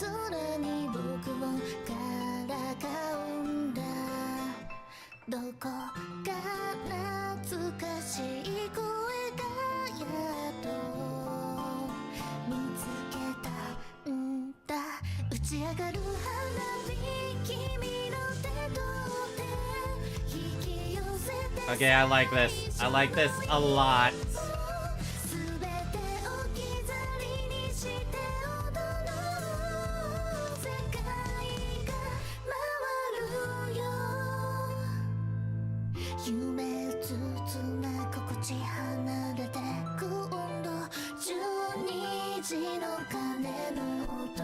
What happens at 12?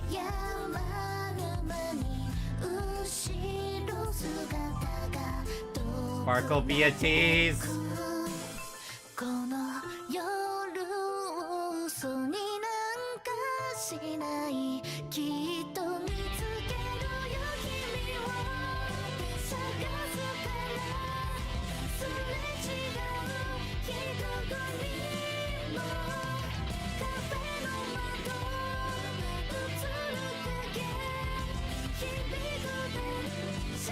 Also in those clothing, he looks like the Persona 4 protagonist.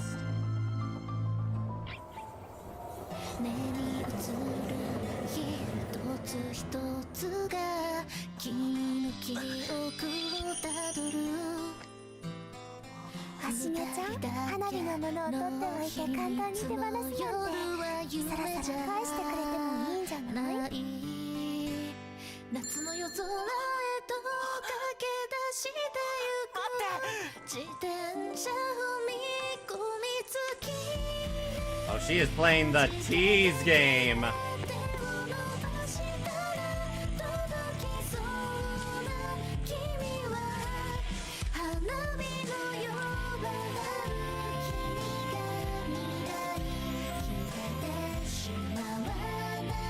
He's gonna have a hard time catching her on the moon.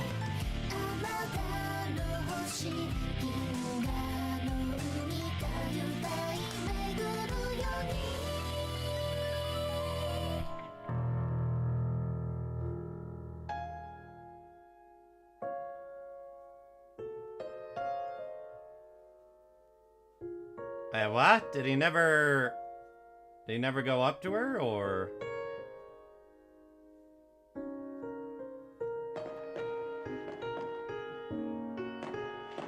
I-ish confused.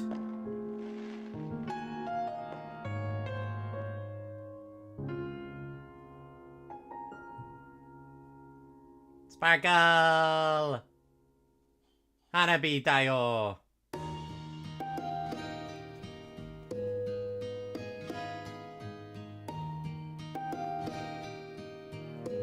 Oh! Huh. These are old as hell, but... apparently HoYoFair gives redemption codes for Honkai Star Rail. That's news to me. Let me take a quick moment, because I think, chat is, acting up, because I haven't seen any comments since Lane said your wife is literal trash. Give me a sec. No, move this over here. I said move this over here!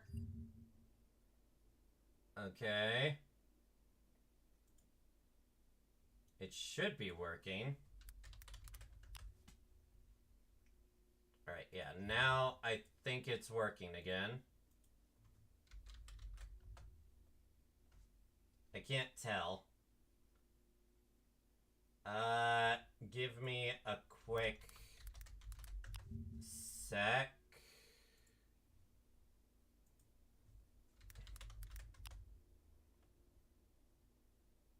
Okay, I could... Yeah, I can't see anything on my Twitch chat showing up. Log in with stream element. Not right now. Finally got to Discord. Yeah, I can't see anything right now. Okay, that thing's acting up. I can't see Twitch chat.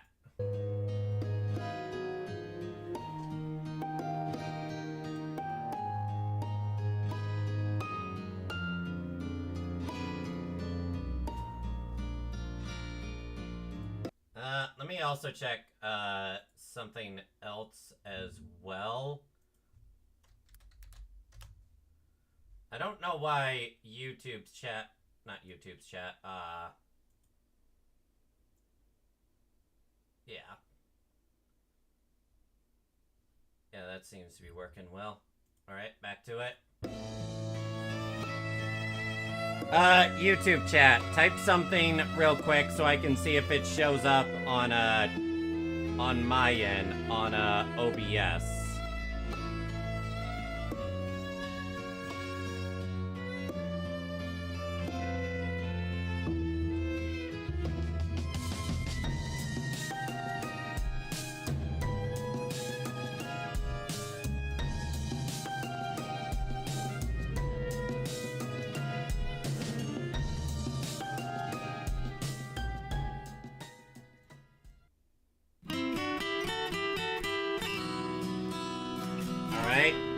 Your new reality.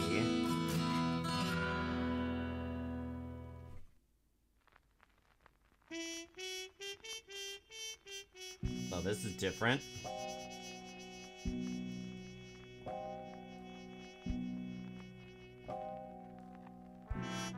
Sunday and Black Swan.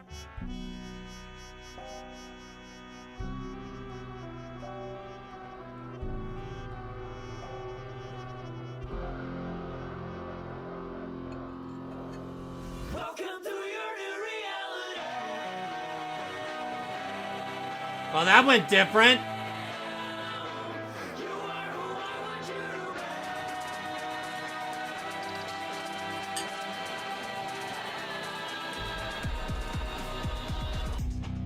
Remember when the make-believe was not pretend? The dreams and memories we thought would never end. But time has passed to different lives, now face to face. I always knew our paths would realign again. When you're falling, you are not alone. Okay, this is pretty awesome.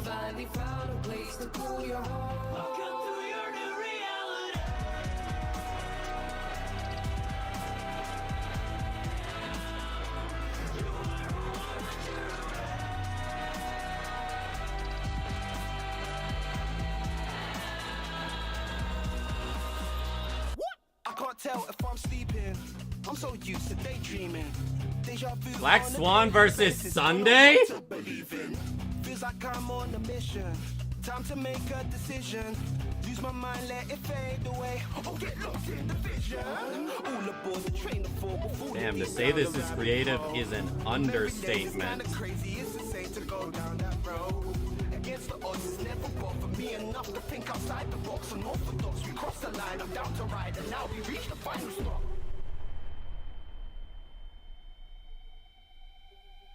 Looks like Black Swan's stuck there.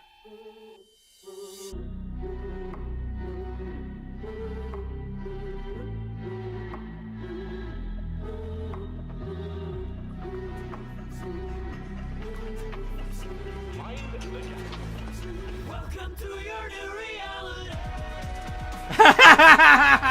He got hit by the express. That will never stop being a meme.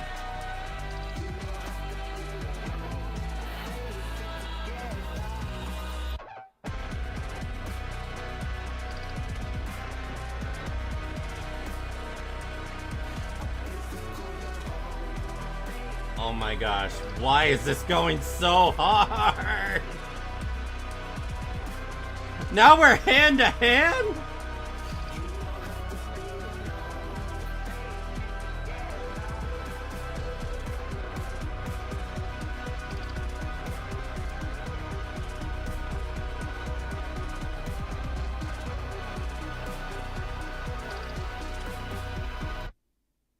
Damn.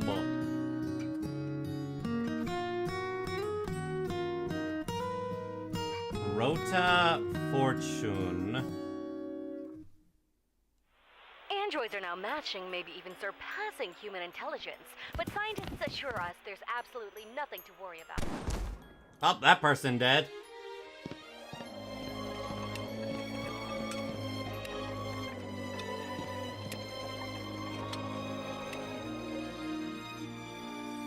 Too risky. Going in blind. Oh yeah, genius plan. Fine. Better than playing hide and seek here.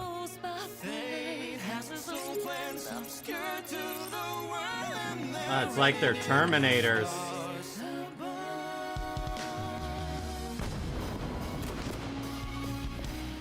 I hope you realize how bad this idea is. That Dr. Ratio? There's barely any info on the shelter.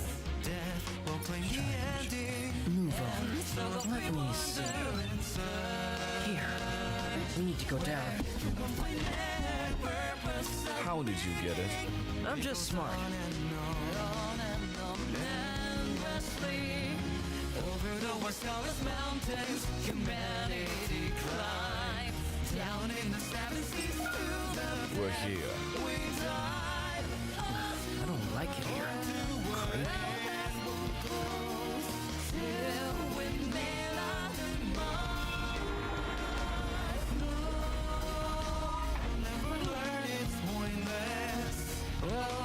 Bet not many androids would risk coming down here.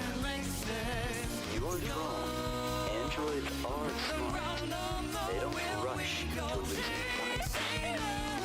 Yeah, so Sunday is the enemy.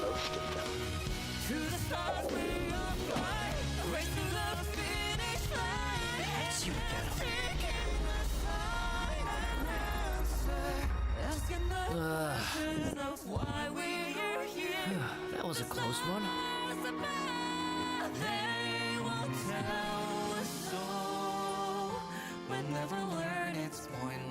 Whoa, this place is huge. I thought we were heading to some dirty caves. Not all my ideas are bad after all. Beautiful place, isn't it? Oh boy. It seems you can hear me well. Good. Android's security system is truly flawless. It doesn't allow me to get into their heads. Hey, are you okay? Wait, is that implying that Aventurine here is an android? Shut up. Huh? Did you really think you would be welcome here? Foolish machine. Good luck in the next life. Hey, Hey, you hear me? Hey, you. You're finally awake.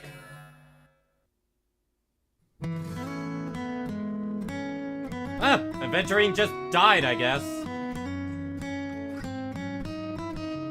Kami... Yeah, I have no idea what that is, but it looks like this is Chinese.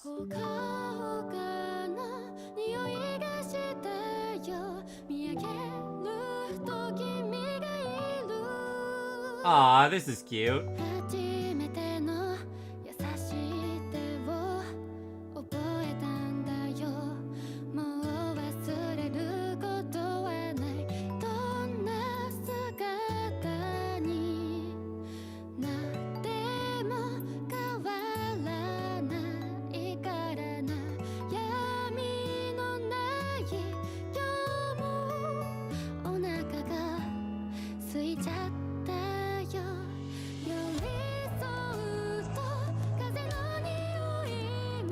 Pet lion that became his battle companion as well.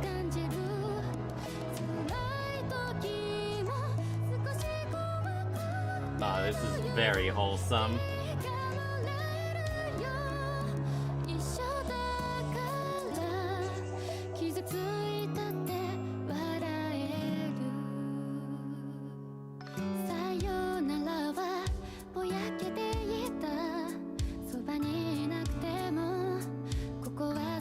Waiting for him so patiently.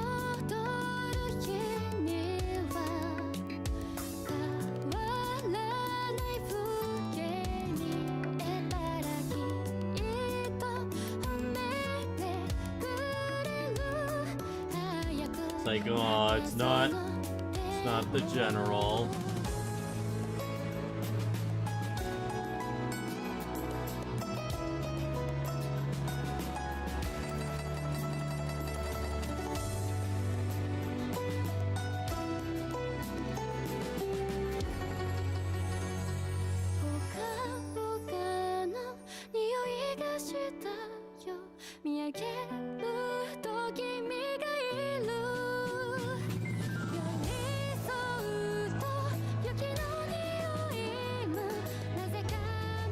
Man, this is precious.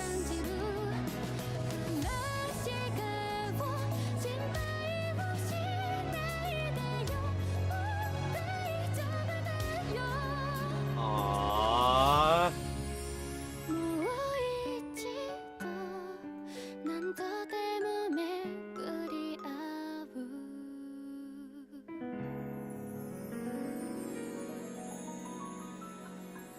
That is precious.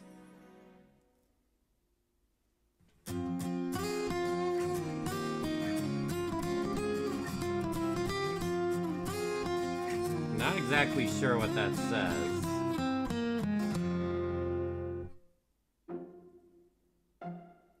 Oh, themed around Herta. And Rappa?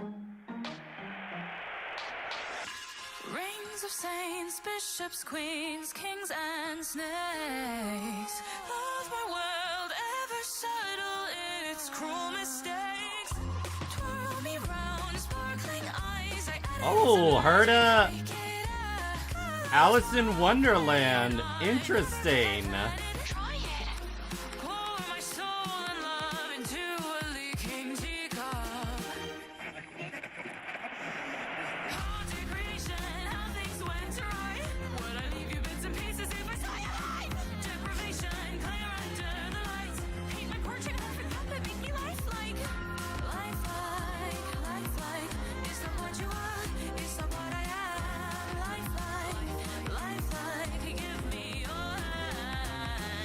Sparkle as the Queen of Hearts. That actually fits.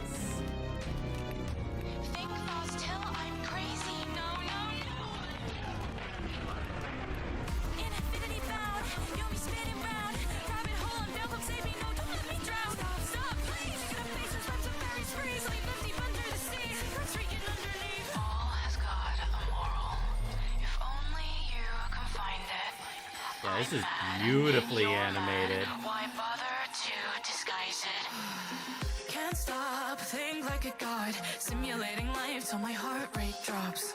Lone swan stuck in this pond, drink and I'll drink till my home's all gone. With no breaks, the days go by. My inside said, stick my fingers through my eyes, make my brain say Oh wow, all those collapsed Herta puppets. would I leave you bits and pieces if I saw you hide? Deprivation, clear under the lights. Paint my portrait, perfect puppet, make me lifelike. Lifelike, lifelike. Is that what you are? Is that what I am?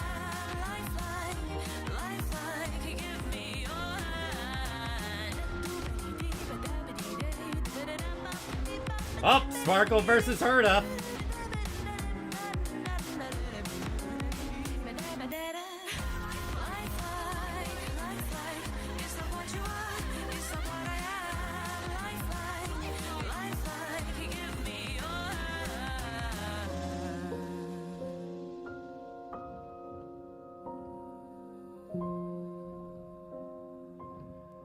The door unlocked the sky.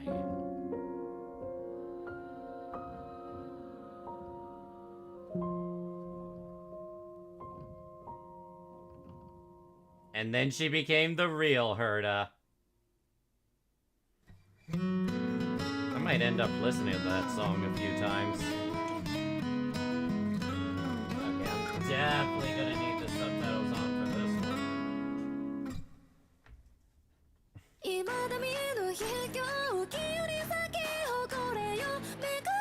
Yo, that's the Hersher of Thunder! An Acheron animation?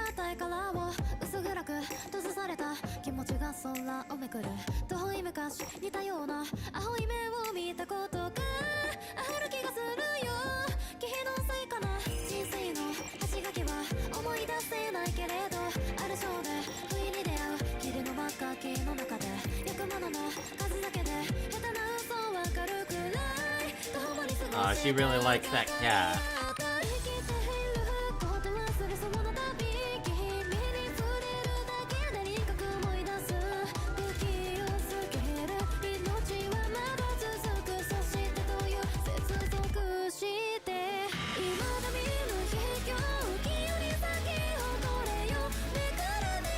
Oh, even the cat's joining in.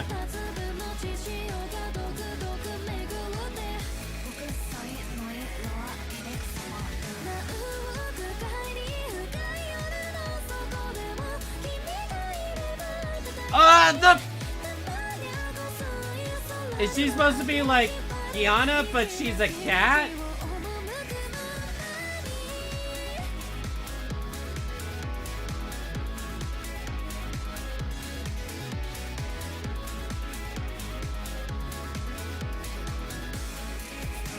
Oh. And now the Hersher of Thunder. Yeah, the moment the cat got struck, I knew it was over.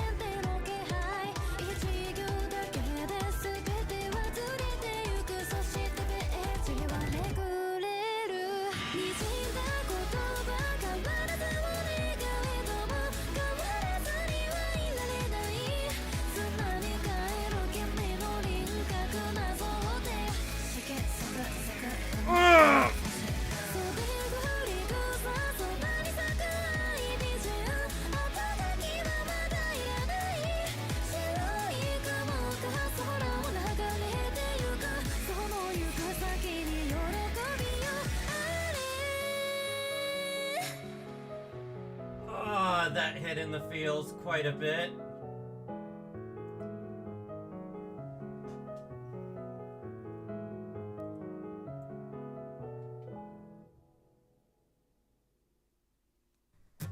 So Kitty Kiana survived somehow? Ice cream headache.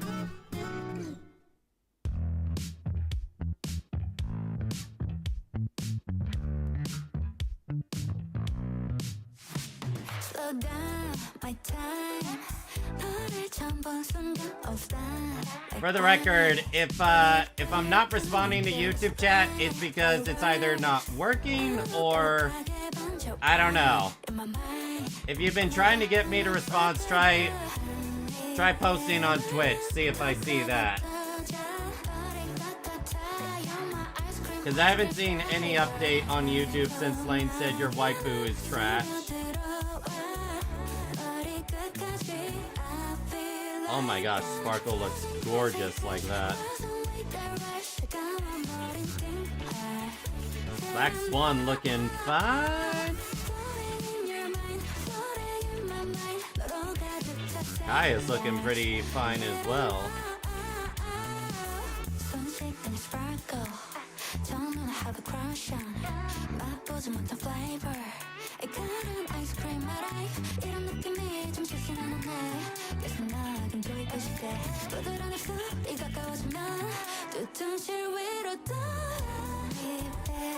No, March is frozen again.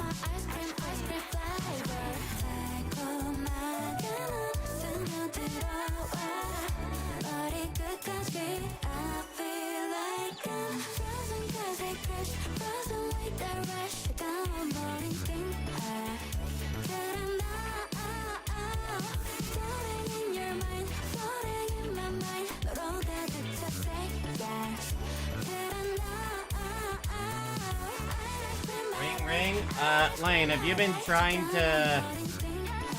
Okay, so...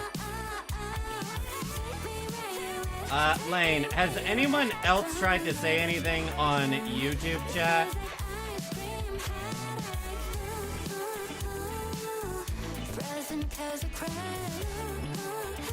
Yeah, OBS is acting up when it comes to chat, it seems. Can you be by my side?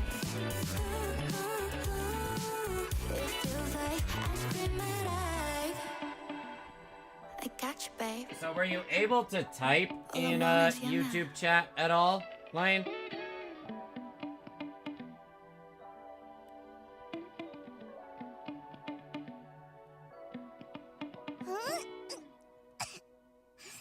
Classic brain freeze.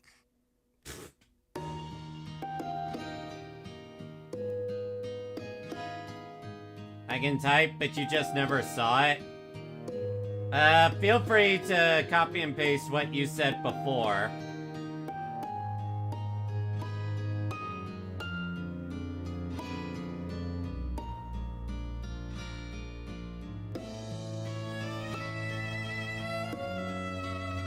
I don't know why OBS acted up when it came to that.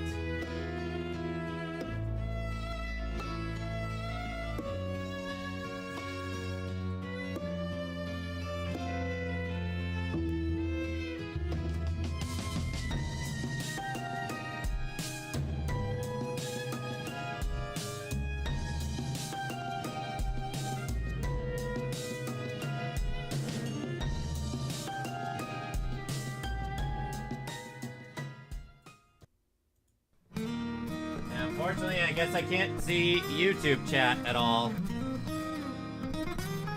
A better tomorrow.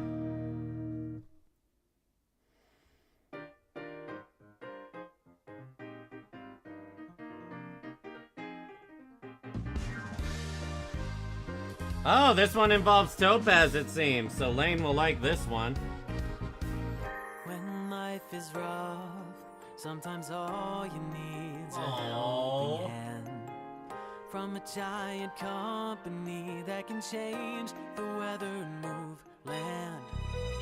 I'll rescue worlds like the IPC just rescued. Oh my gosh. It's time to prove myself.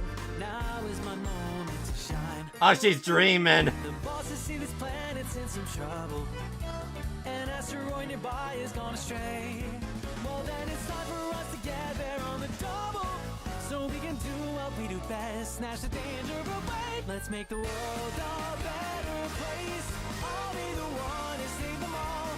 Fly into space, bring peace from far. Okay, I'm convinced this is what Topaz wants.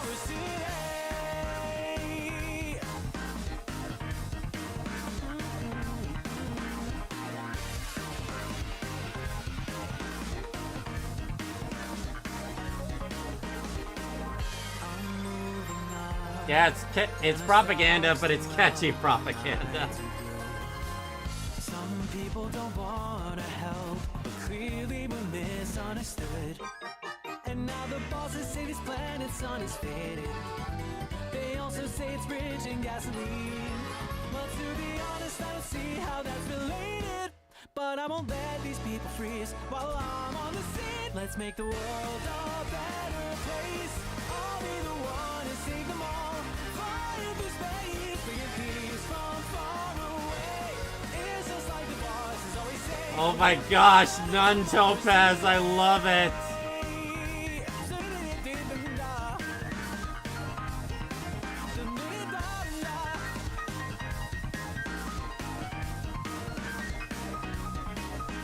Our shareholder value's getting higher.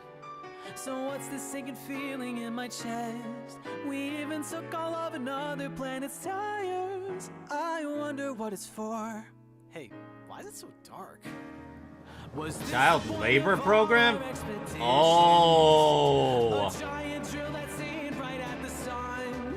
I guess the IPC thinks that I'm a moron. I'd better move before it kills everyone.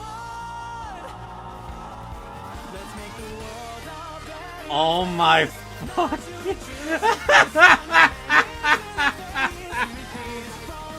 Oh my gosh. Also, why is it so big? Who cares if they are dead? They're mining the iron from a star. Some have collect. This is clearly not okay. It's not what we mean when we say we're gonna feel better tomorrow today.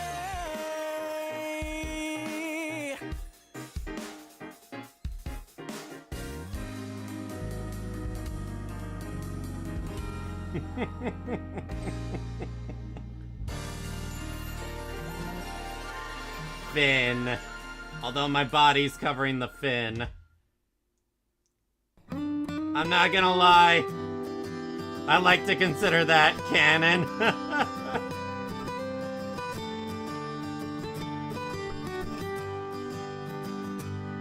That was very fun.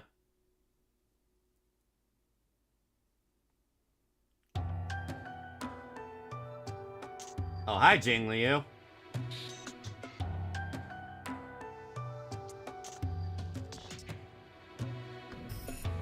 今はもう遥か遠い記憶その切なのかけら集めて祈るようにつなぐ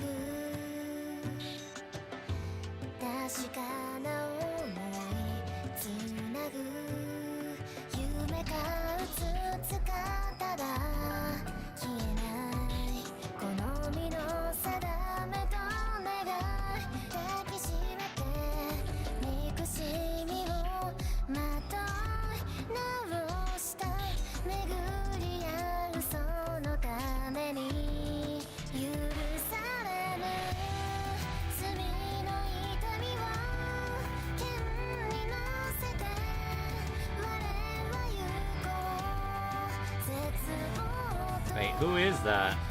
Who is that supposed to be? Is that supposed to be... Is that supposed to be who Bailu was before?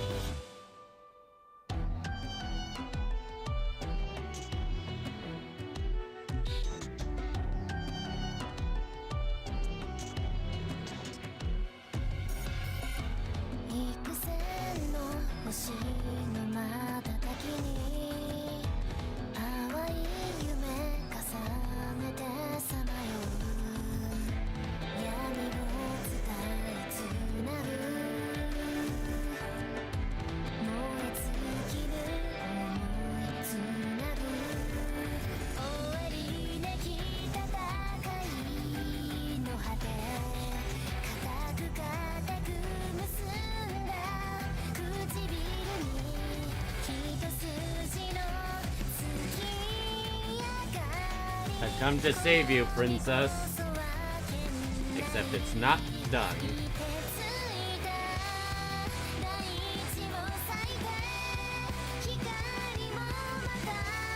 Like, alright, how will you survive? Keeps cutting it into pieces.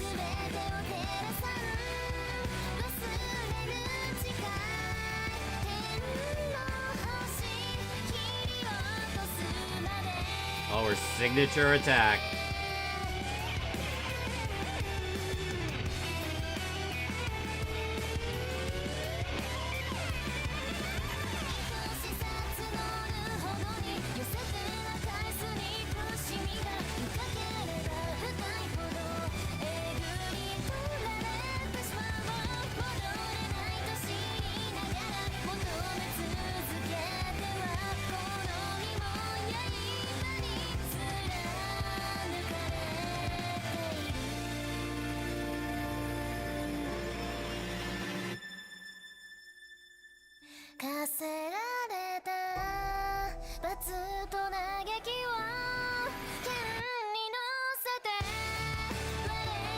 And oh no.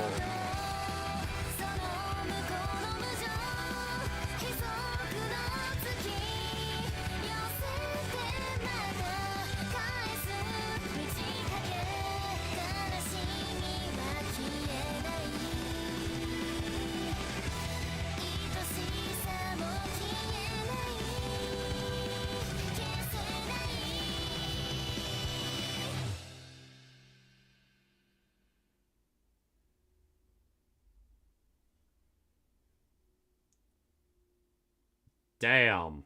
That hit different.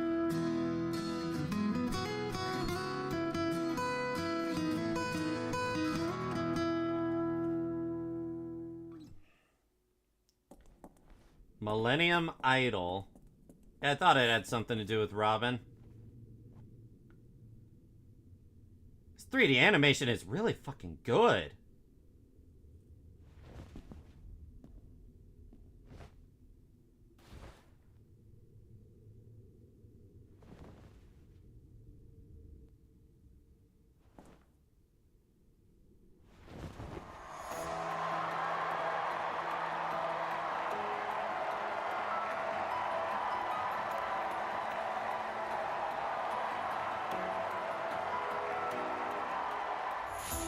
From the shadows, a guiding voice.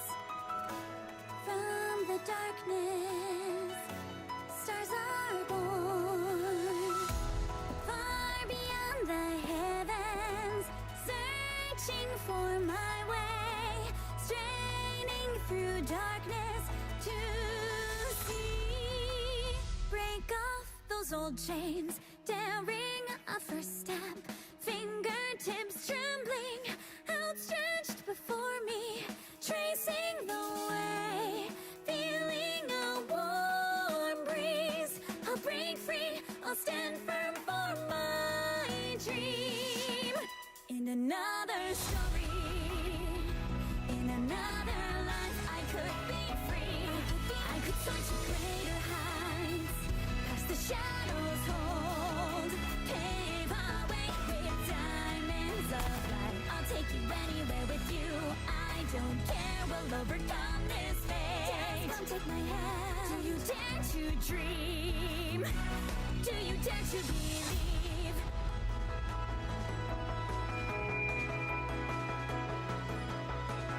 Visual representation of their conflicts. Winding roads illuminated by illusion, so thin, so flimsy. Breathe in, stand up, step forth, don't waver, stay firm. Maybe the future's blank for now, but keep on. I know you'll see. You and me, all that we need is just another story in another life. I could be the truest me. I could be just me. I could feel the grass beneath my 2 feet, running the wind against my face, flushed cheeks, stinging breath can't stop for air. Please don't stop me now.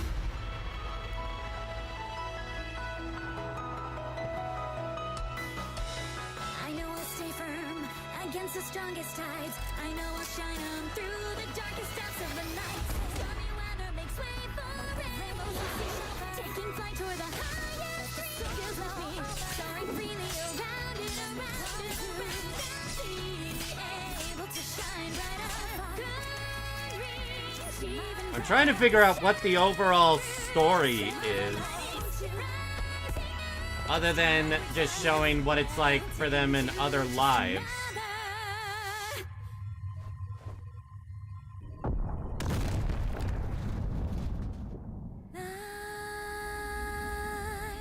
just another moment, just another daydream. Can I write my story? It's another story.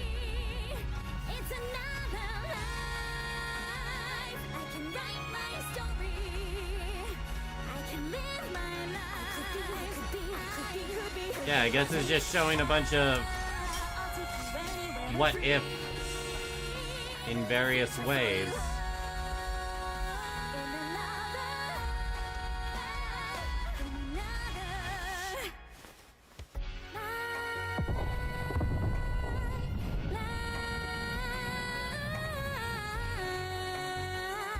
Dare to dream in another life.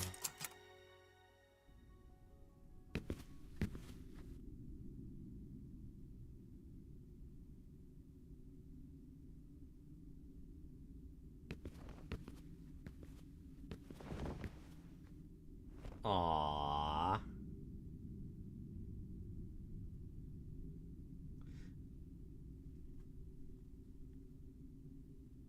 Again, unfortunately, YouTube chat, if you're saying anything, I can't see it at the moment.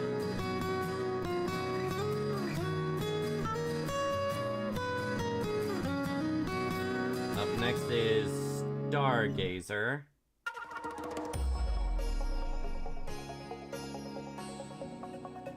I'm already liking the direction here.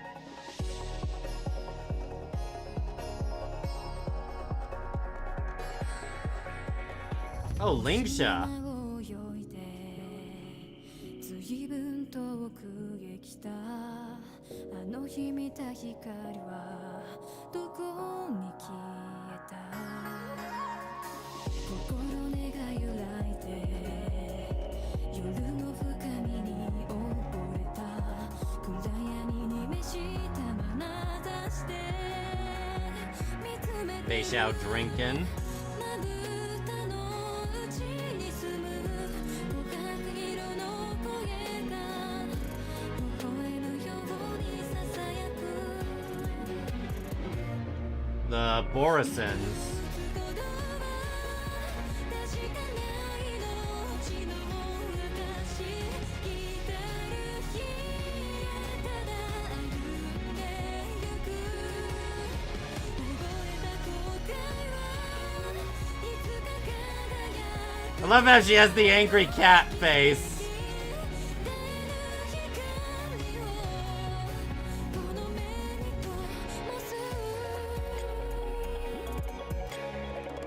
どれだけ歩いても至らぬ地平線にくじけそうになるけど引けぬ理由がある繰り返 You broke my booze. 奇跡が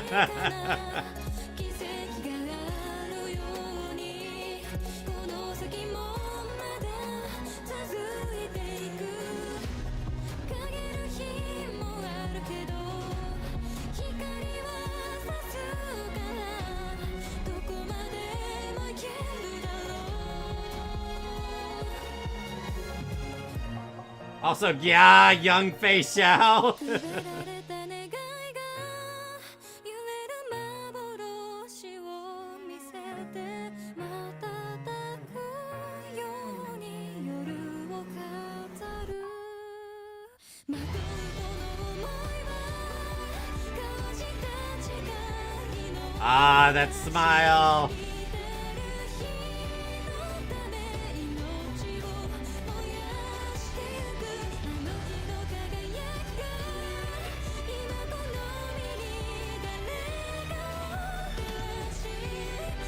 So precious, must pet.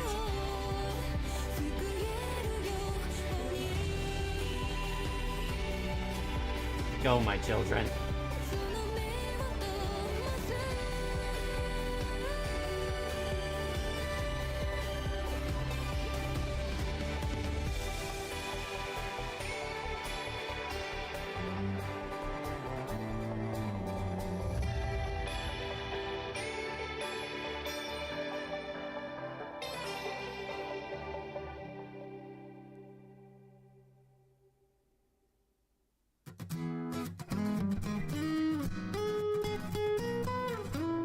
Boom Boo Bomb Cooking.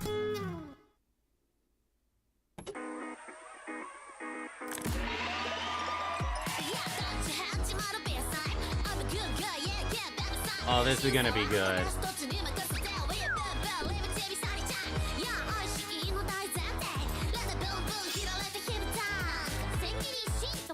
Oh yeah, this is gonna be good.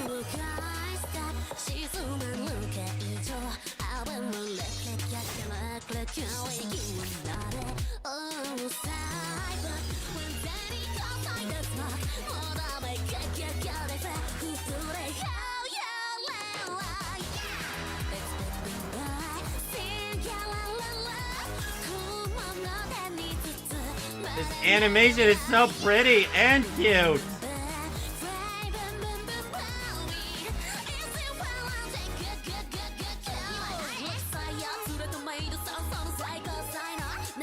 Uh-oh. We just become Food Wars?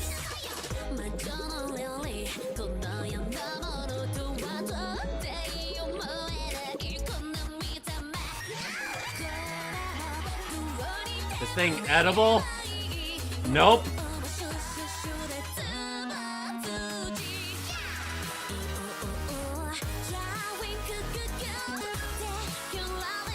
She just killed everyone.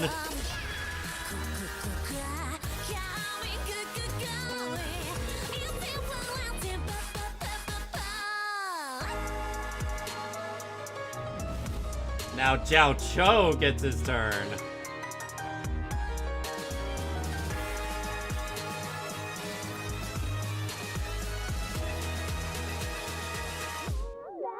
Yeah, you're right, Lane. You're the first one to focus on all three.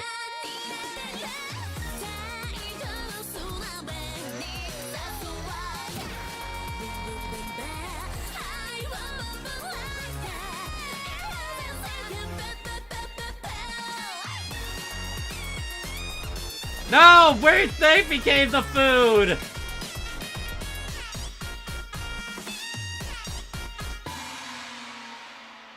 And he still wins.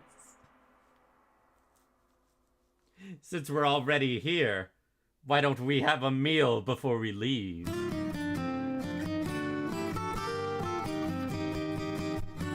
Orc me? Oh, this has to be Boot Hill. This has to be Boot Hill. Okay, here we go. Yep!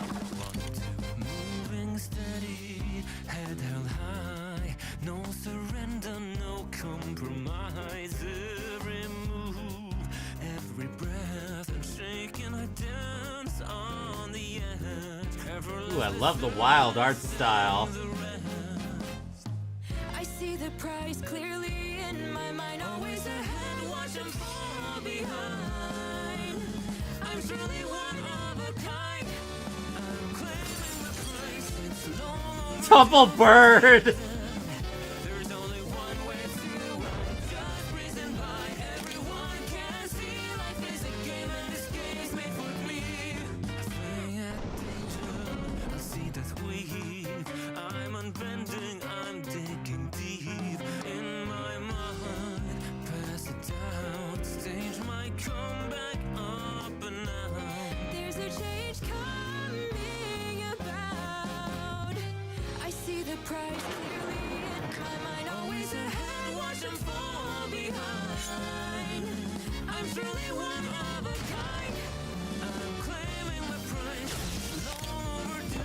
He just got shocked.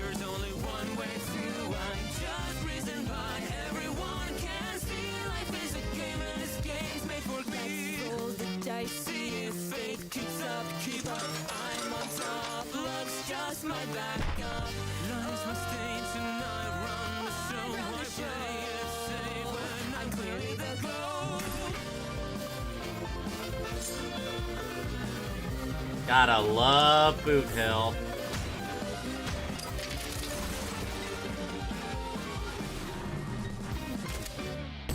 I'm seizing my ground, no turning away. One path before me, come what may. I'm just breezing by.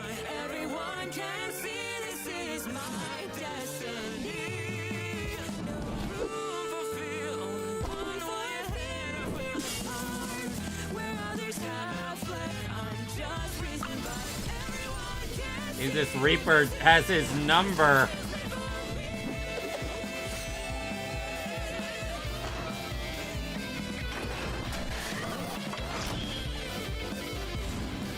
He transformed into a... What?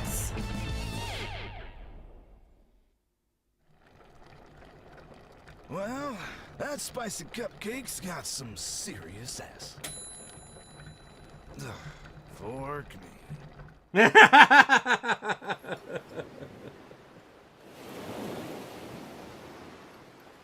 Investigate the strange happening at sea, yet little did... I couldn't read that. What's this? I guess this is the final one? It's sweet.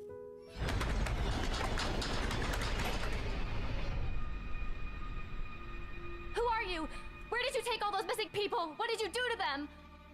Do to them? What did we... Oh, you're gravely mistaken. Why must we always be seen as villains? You said come with me, or else. Oh, that was just a joke.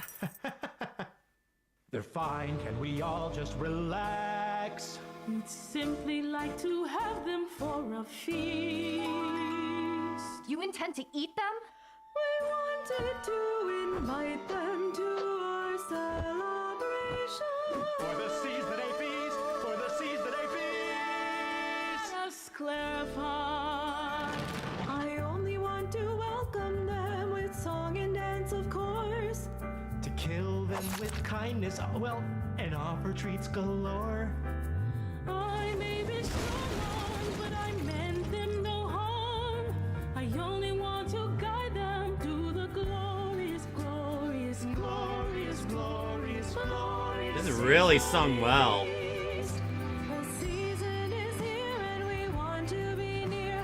It's time for celebration, happiness, and cheer. So come to the Crystal Palace in the depths of the sea. That's all we hope. There's no need to fret more. Come for yourself and see.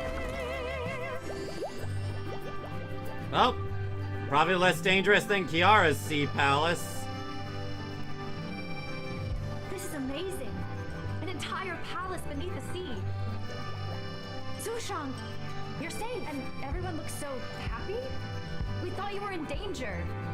Isn't it amazing? It's like paradise. Our new sea friends brought us all here so we can celebrate the new year together. We have the best anyone could attest. We just want to show you our world, you needn't stress.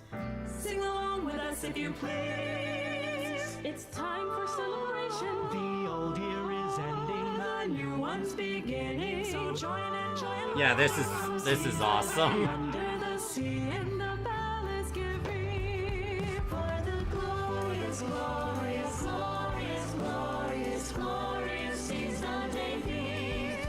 For the glorious, glorious, glorious, glorious, glorious season day feast.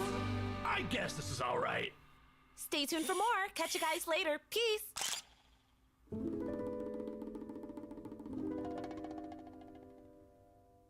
And now all of them are missing.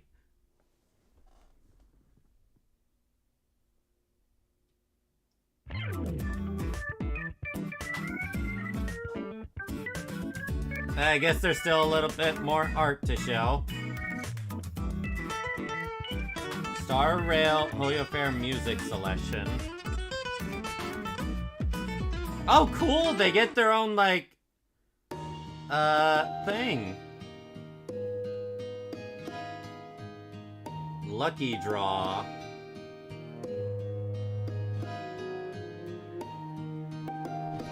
Man, that's gotta be the dream. To have your fan work getting your own OST presented by Hoyoverse.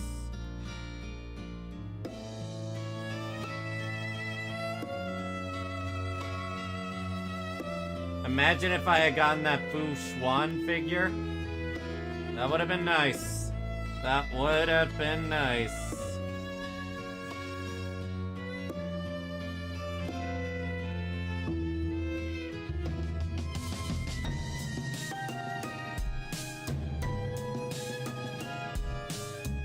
All the fan work, Hoyoverse art.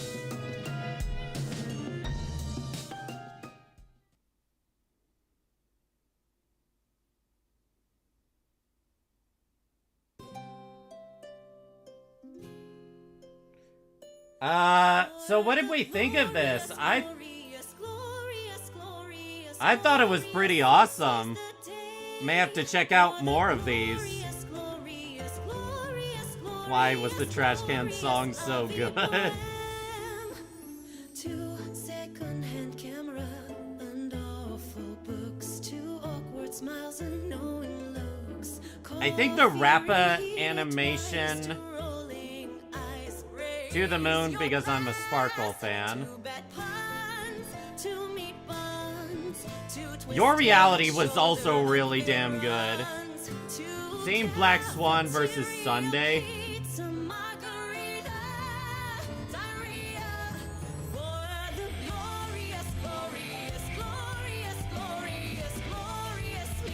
The Genuine one was so emotional.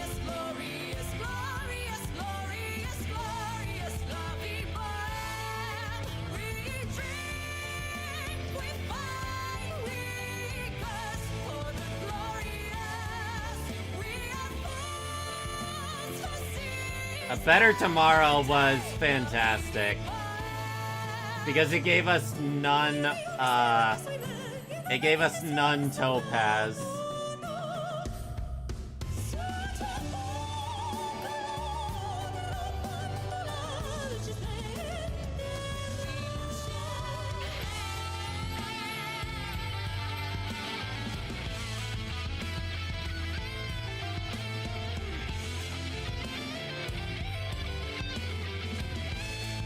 Yeah, I think there's supposed to be another HoYoFair coming up.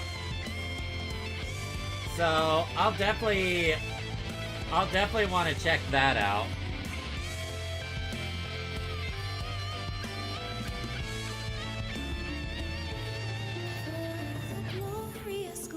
Yeah, it was really fun seeing all this passionate fan work.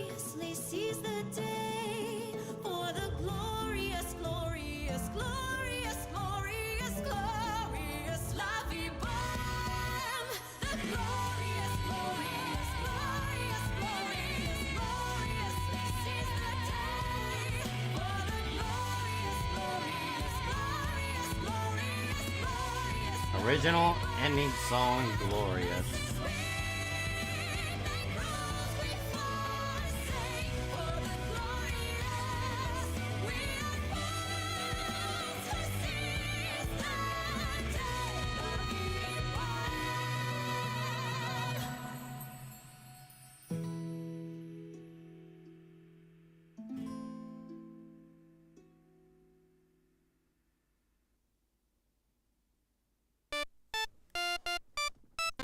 Oh, we got one more thing.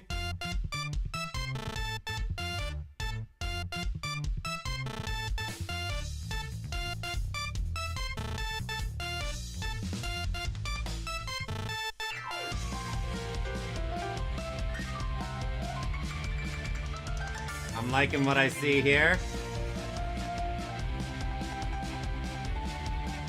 Ooh, a tease into Amphorius.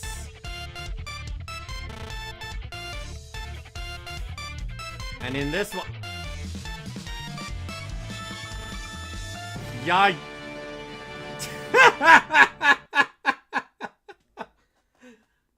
And that's how March got to Amphorius.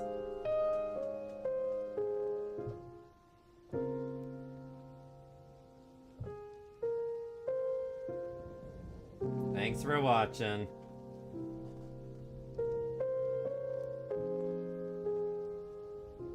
Alright. I think with that, we're gonna end the stream off there. We saw quite a various number of various things. I'm probably gonna take a nap and then I'll hop back on stream and we'll start the new ZZZ story. Alright, everyone. Thanks so much for joining me on this. I shall be seeing you all next time. Bye-bye!